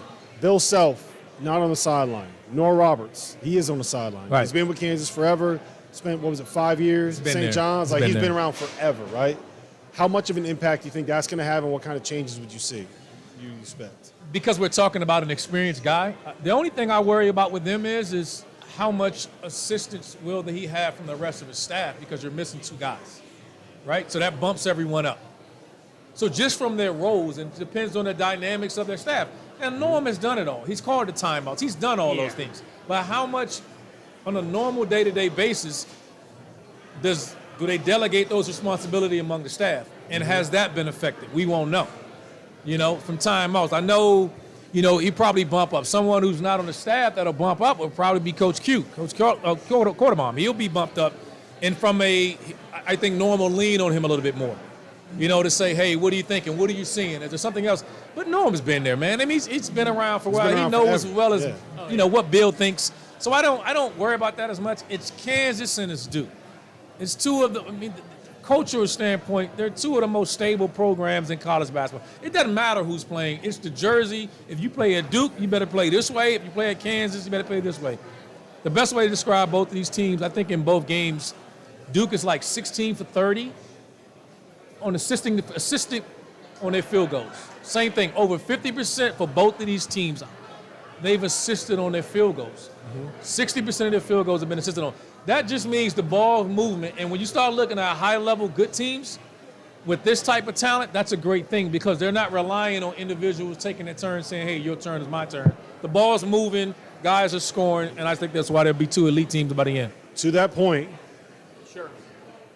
Juwan Harris, assist prop, 4.5, the over, pace off at plus 110. RC, what do you think? Get the Bet Rivers We down. in? We on there? Hey, I'm with you. Yeah, right. let's do it. I'm with you. There I'm he with you. is. I'm so fired up about Let's these simplify. player props, Greg. I'm with They're you. fun. They're I'm great. so fired up Let me about throw it. another one at you, because Ooh. RC mentioned this earlier, but we talked about Kevin McCullough, who we think has not necessarily played his best this season Right. thus far. Not yet. And I think you mentioned the word solid, Fanta. I would argue that Jalen Wilson's been spectacular. I think as a whole, Kansas has been solid, but Jalen Wilson has exceeded my expectations. I actually think at a certain point he might come down to earth a little bit, and the guy who will exceed what we've seen from him in 2 games is Kevin McCullough. It could be tonight, because I anticipate that I he agree. is going to get that Filipowski matchup, which he can abuse on the offensive end. I like Kevin McCullough over 10.5 points tonight. It is plus 100 with our friends at Bet Rivers. And defensively, Kevin McCullough can frustrate Duke and can. frustrate He can their guard. youth. McCullough is a Swiss Army knife on that end of the floor. He makes things happen, deflections, those extra plays. And he's a big game player. I'm going to pull it up now, but one of the things I liked about him when he transferred in here to Kansas is he has stepped up. When the time has come for a big game or a big moment at Texas Tech, the guy's been synonymous with those types of performances. So I think that matters. And I think, to your point, Rob, I go back to earlier in the day here as part of our marathon presented by Bet Rivers. You said the player that you believe we're going to be talking about at midnight is Jalen Wilson. And sometimes it's quite simple, like Ochai Agbaji last year in the Champions Classic. When you have the best player on the floor, there's not many a night where you're going to lose. And Jalen Wilson, I think in this matchup, is the best player on the floor. I do think he's going to be the best player as well. I think that he's going to have an All-American caliber season. I think we're seeing it early on. The big thing from him, it's going to be the shooting, right? He shot 26% from 3 last year. And I think he is a better than a 26% three-point shooter. Now, if he can get that up to 41, 42, then we're talking about a guy that's probably averaging 17 points, 7 boards, a couple assists here or there. And then all of a sudden, Kansas becomes a team that is much more dangerous. You have Jalen Wilson, you got to guard on the perimeter. You have Grady Dick, you got to guard on the perimeter. Kevin McCullough, MJ Rice, DeJuan Harris, like these are guys that you at least have to run off the three-point line. So to me, it's Jalen Wilson. To me, it's like I think he's. We see it over. Nobody in college basketball. Tell me if I'm wrong here, RC.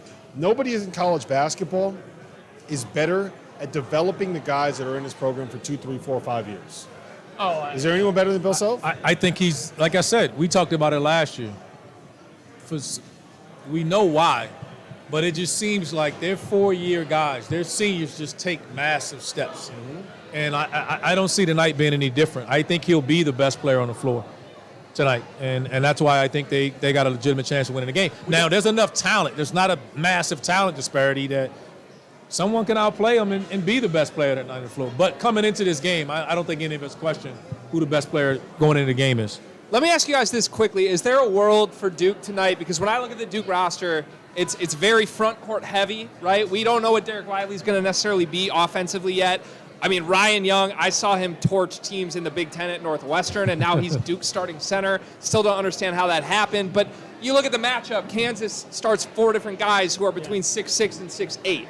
Is there a world tonight where someone in the Duke front court explodes offensively to the point that it gives them not only a chance to win this game, but they win the game because someone in the front court puts up a monster number? My issue is you get played off the floor on the other end. No. Right? Like you're gonna have Ryan Young chasing around somebody, right? You're gonna have Kyle Filipowski chasing around somebody.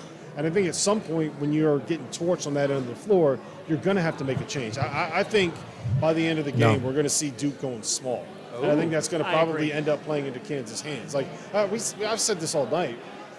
I think when it comes down to it, Duke's best lineup is going to have Jeremy Roach at the point, Dariq Whitehead and Mark Mitchell at 3 and 4, Derek Lively at the 5.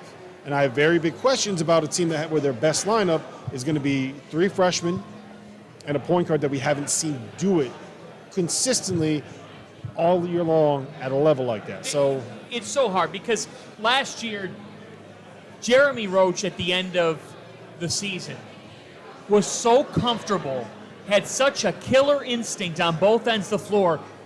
But when you are surrounded by guys that you know were going to go in the draft lottery that summer, not that he doesn't now, but by the end of the season, there was just such a comfortability with Duke, even when they were on offense. And Roach said, I'm going to take it myself. Like, if you look at the NCAA tournament, the reason why people are high on Jeremy Roach is because he played his best basketball during the time when everybody was watching the games. The fact is, Jeremy Roach in March Madness was the best Jeremy Roach we had seen. Right. You're now relying tonight not on Trevor Keels, not on Paolo Banchero, like on the perimeter to make things happen. You're looking at Tyrese Proctor, you're looking at Jalen Blakes, you're looking at Jaden Schutt to maybe hit a 3 like that. That, to me, is where I get concerned here tonight. I just don't know what weaponry is Roach able to find on the perimeter to make shots. That's a great point because I do think that Tyrese Proctor is somebody that got a bit of buzz in the offseason, right? Correct me if I'm wrong here, but like there were a bunch of people after going to Duke practices that came out of me like Tyrese Proctor's good, that kid's a hell of a shooter, blah, blah, blah, this, that, and the third. And he's shooting like 8%. What is it? 8%. 8% of the season. 8%. So when does that click? Because you don't just go from being a guy that can make shots in practice to someone that shoots 8%. If you're allowed to shoot during games, it's because the coach has seen you make shots in practice. Am I wrong? Like, so is that going to click? When will it click? And if it does and when it does, what does this team end up being? And are you concerned? Like, he reclassified, right? Is he 17? I'm not concerned about him because I was one of those guys. I went to their practice and I watched him shoot. He can shoot it. And I'm not saying he's going to be a 40% guy or anything, but his mechanics, he can be. Now, the problem is that he's not going to get anything easy to get him going. But when he starts getting the right looks and the opportunity comes, he'll get it. The question I have is, Rob, you're right, when Dariq Whitehead comes back, they have versatility. Right now, they got so many bigs on their front line, they're going to have to play big. Mm-hmm. The problem with their front line and scoring is, where is it coming from? They don't have a front line guy they can just give the ball to and go get a basket. So that Proctor will be allowed to make mistakes and play through it because they're going to need him. The reason he's playing a lot because they need his help along with Jeremy Roach to create shots for the other guys. And then what they're doing now is they're taking Roach plays with the ball. It's similar to the role he played last year, except this year he's starting and it's like, hey, he knows they need him now. Now it's like, look, when it matters, the ball's going to be in your hand. Whereas last year it was like, sit down, we got Wendell Moore will be our point guard, and then we'll bring you in. So by the end of the year, it was a little bit like, you know what, I'm better than this. Screw you guys. I'm going to go out here, I'm a ball, and then help them get to the Final Four. But this year, it's like, look, you're our guy. Don't look over your shoulders. You know the ball's going to be in your hand. This is the way we need you to play to help these other guys. It's the same role he had last year, but now he feels like he's the guy instead of being a guy that was told, take a back seat to these other guys. Is Jeremy Roach good enough to be an All-American? Oh, you're putting RC on the spot with that Wow. one. That's his DMV guy, I'd too. say this. That's his DMV guy. Oh boy. If he couldn't do it with last year's team, I don't know how you're going to expect him to do it with this year's team. That's just fair to him. Is he talented? I agree. Yes. I think the group of freshmen he played a year ago was better than this year. So agree to with say you. All-American, I don't know. That's a bit much. I think he's a really good player. He's a good player. Duke fans, I know you love your players, and I'm with you, but you're being unfair. You're being unfair To him. when you to him. He is a really good player. He's very talented. He is not one of the best Duke guards ever, and maybe he'll prove me wrong. But we talked about this all offseason, and T.O. and I disagreed on this on DTF. Subscribe, listen. I just don't know if Jeremy Roach is what Duke needs him to be to win a national championship this year. You know who they need him to be? They need him to be Trey Jones. I don't know. I don't think he's Trey Jones, and I'm agreeing with you there. He's not Trey Jones defensively. They need him to be better defensively, but he's offensively more talented than Trey Jones. He's not the defensive player, but they need more of that. They need what they've gotten, honestly, the first couple games. He's scored enough. Like He's assisted he enough, needs to be a and he's more importantly 16-4. taking care of the basketball. He needs to be 16-4-4. If he's 16-4-4. You mean tonight? No, I'm saying the year. Probably to for the win. year. He needs to be a 16-4-4. I don't think he's going to guy. average that much. Yeah, and that's my thing. Is like, can he do that on a nightly basis? Which is why I've been saying tonight is the prove it night. Tonight is a chance for us to see it. Because if he can do it against DeJuan Harris, then I'll stop questioning him. Which is why I'll we're all on apologize. Kansas, right? Which is Yes. terrifying from a betting perspective for Yes. all four of us to sit up here and say, yeah, we'll take Kansas. That's never a good sign. We when all say that four- too For- because for the in record- fairness, for the Lively's record- just coming back. And Yeah, Derek right. Spikes is Right still out. now Right. at Bet Rivers, 83% of the money is on Duke. So we are Oh, wow. we are fading the public. That shocks me. We are That fading the shocks public. All right, me. A lot of Jeremy Roach fans out there. 88%. What's that? 88% of the money is on the Duke money line. Wow. Now, if you ask me late January, when they're healthy and got reps, it could be a different conversation. Like, my only concern with Duke is Lively was out and he missed an extensive amount of time in preseason. Derek Whitehead, we know, is still out. That's the number 1 and number 2 ranked player coming in. That's the reason this class was number 1 in the country. Yeah. You know, so if you're going to get minimal minutes from Lively and you don't have Derek Whitehead, then it forces you to rely on so many other guys. And that's unfair early to judge these guys. All right, we're all on Kansas. We're on Kansas. I like Kansas. I like Kansas too. This is going to be like the SNF, the Sunday Night Football screenshot when they all take the same. We could get bit post game. We could. Hey, there's other action tonight. Gavitt games continue. Big Ten and Big East. They're even at a game apiece. DePaul throttling Minnesota by 16 last night.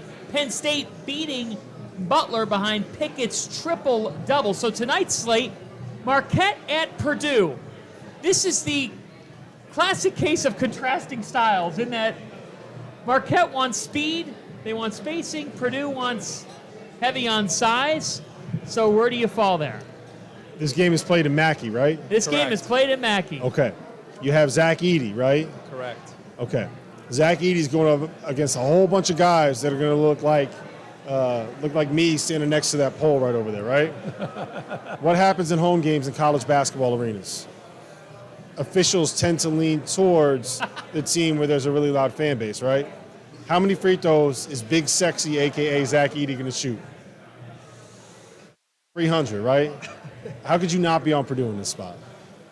I know it's 8. 8's a big number. I'll tell how could you not be on Purdue? I'll Yeah. tell you how. Freshman backcourt against the Shaka Smart team that can cause some problems. Yeah, but Shaka, they lost all their great defenders.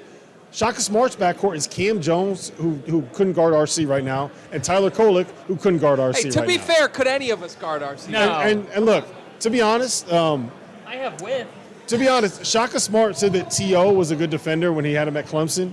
So, I don't know if I trust Shaka Smart. Yeah, he I know did what say a good that. defender. He did say we that. saw T.O. play. We know he wasn't a good defender.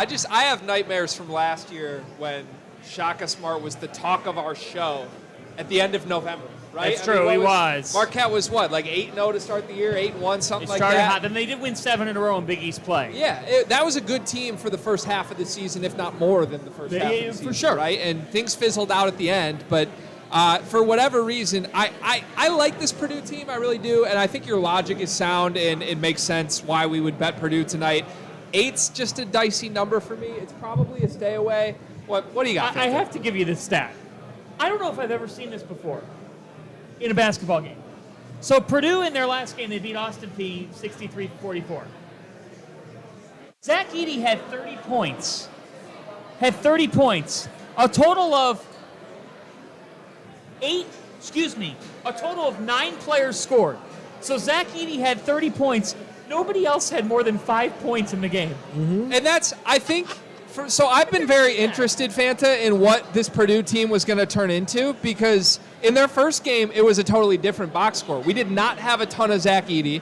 We had like 5 different guys in double figures, some of them being the freshmen in the backcourt, some of them being Caleb First, Trey Kaufman-Wren, who are very talented frontcourt guys that don't necessarily make sense with Zach Edey, but off the bench, that's a great combo.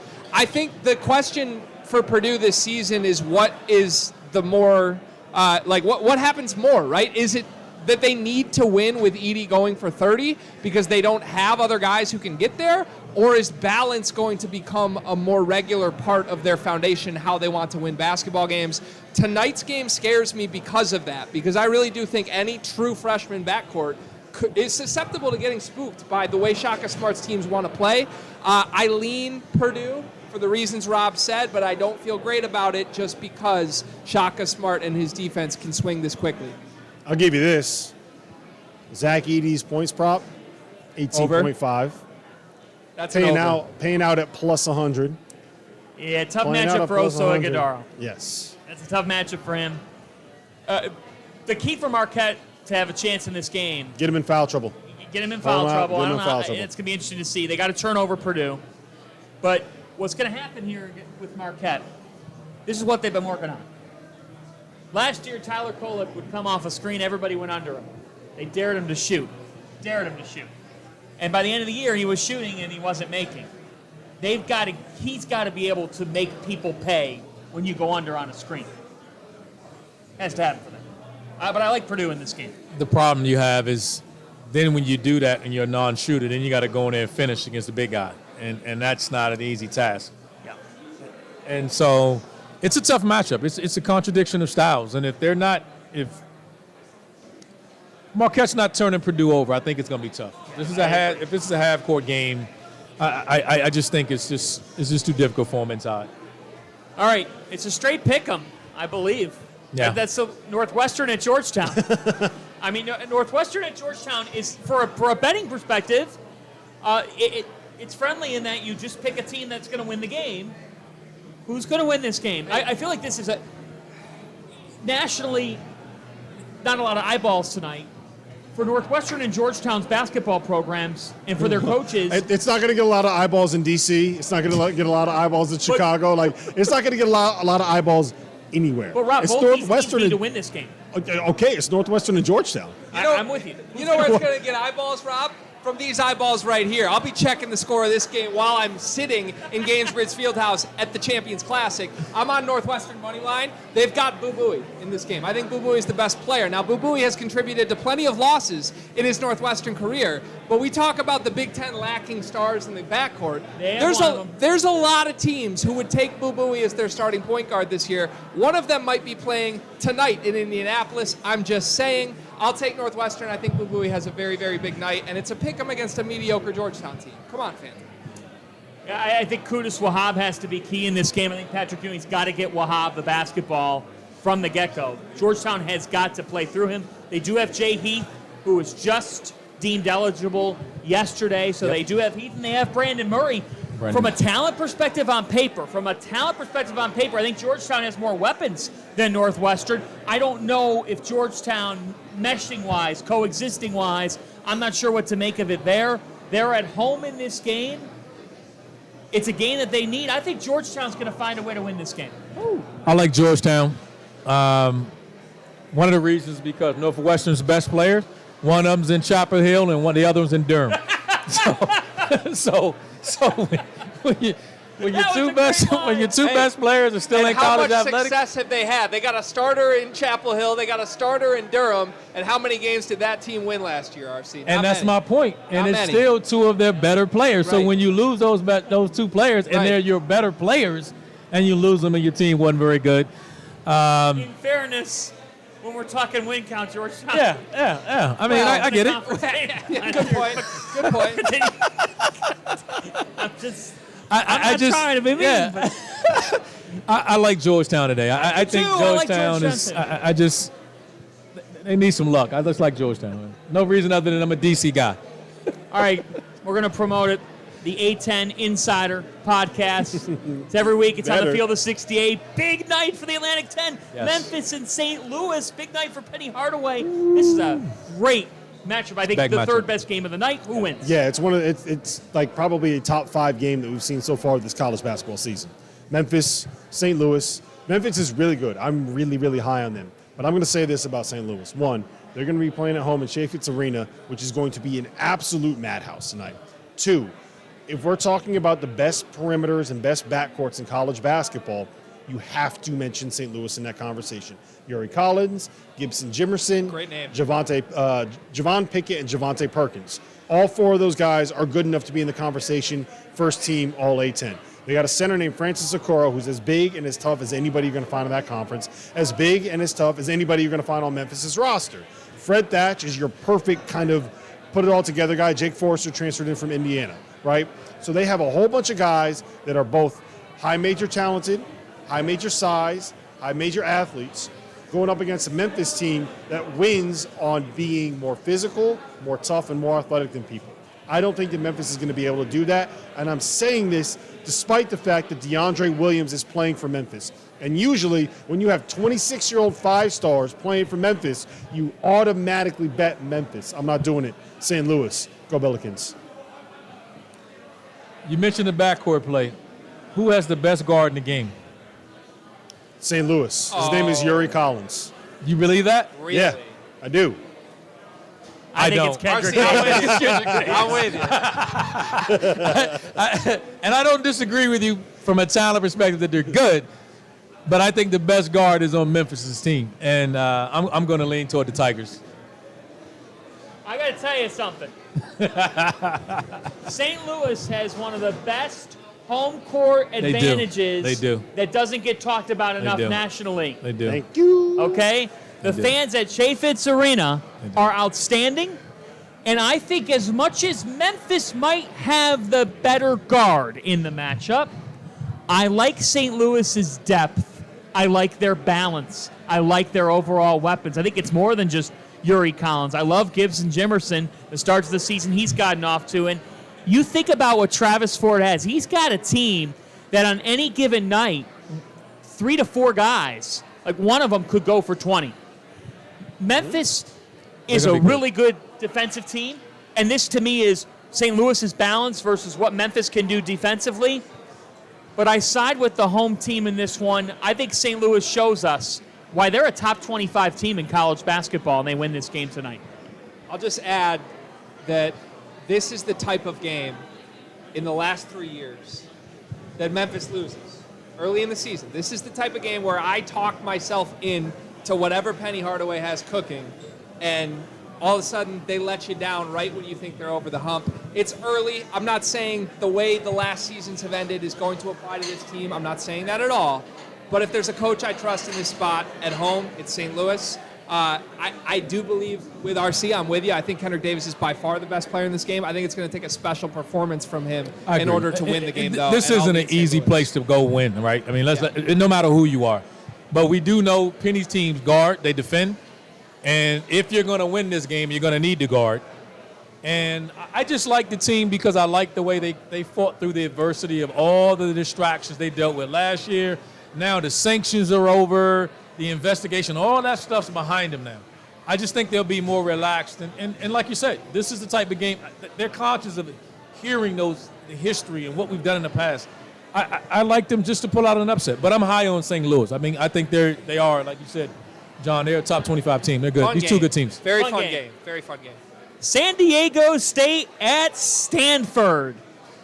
Is there a team that needs a game early in the season like this more than Jared Haas and the Cardinal? I mean, Stanford really, after a loss to Wisconsin. Why would you ever bet on Stanford? I wouldn't, but Why he's would you ever he's fighting for his job this year. That's fine. You got to win a game like That's this. fine. I'm betting on them. You're betting on them? I've been on record, because I know you guys are not. I've been on record. When we did the Pac-12, I think Stanford is going to surprise people. I expect them to win this game, and they will be a tournament team. I'm on record. I'm jumping out there. I think they're going to take a step and figure it out. So by principle, I can't do it because Let me ask you this. I can't do it. Did it surprise you when Stanford scored 50 points in a loss to Wisconsin? A Wisconsin team whose best player is named Chucky. Hey, we're not going to do that. No. Tyler Wall's his best player, by the way. Let's be very clear about that. Wins the game. San Diego State. I'm laying the 5.5. I don't just know how you can't can do pick it. Stanford. I love you, RC. I don't know I how you can't do can it. do it right now. It's just with my heart. They have 8 of their It's with my top. heart. I'm being honest with you. It's with my heart.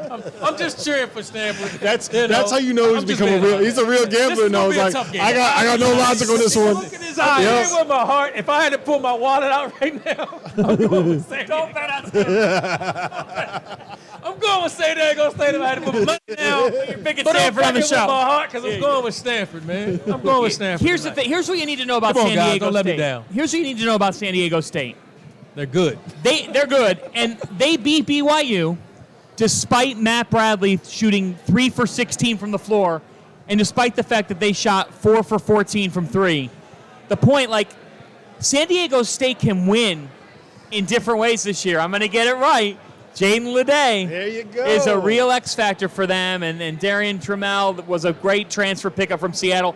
Brian Dutcher has a team they're always going to defend. They could score the ball. They are a real threat in March Madness. They are a dangerous team. We've got Dayton at UNLV. Now, the line that we have here, according to Bet Rivers on our spreadsheet, is at 5. The Running Rebels are a 5-point underdog at home. So, Dayton or UNLV? Dayton. I feel so. I've said 4 favorites tonight. It feels so uncomfortable because Right. 2 of them are on the road. It but feels trappy. It but feels like trappy. That game does, Craig. Yeah, It does. UNLV kind of stinks, right? It feels trappy. I think UNLV is not a good basketball team, not even an average basketball team. But I Dayton should win the game. I just am surprised by the line. Reminds me of the Michigan UNLV game last right? year. We saw it a year ago. It's like when you see a line that jumps out at you that way in the midst of the others, you just got to go the opposite route. That's what I'm doing as a bettor. I'm fading myself here. Give me UNLV plus the points. Running Rebels. UNLV too. You got Dayton. You got Dayton. Do we have anything else? No, we have nothing else. Take us home, Fanta. We want to Game time, thank baby. The Tap. The Tap here in Indianapolis. Big applause for them. Thank you guys for hosting us here. Thank you to our wonderful producer, Nuts Hangin', Dagan Hughes. The return of Dagan Hughes to the field of 68. Live on location. So good to be back with you on location. I'm glad to hear that you're in the green. Yeah. Let's stay there. He's going to download the Bet Rivers app. I You am. should too. Thanks to Bet Rivers. Thanks to Rob Doster, Greg Waddell, Megan McEwen, Jeff Goodman, and I'm No, John thanks. No, Fanta, don't thank Jeff Goodman. Don't thank Jeff Goodman. saying so long. And folks, tonight is a holiday for all of you college basketball fans. Yes, It's John Calipari returning to the scene of the crime at Gainbridge Fieldhouse. Will the Wildcats be able to make an opening statement and show that they are a national title contender? Will Tom Izzo and Michigan State show us that a game on a boat, it wasn't just a one-off, that they are a factor? Jon Scheyer's first big game, and the defending national champions hitting the floor against the Blue Devils. We will talk to you after the games. For now, for the Field of 68.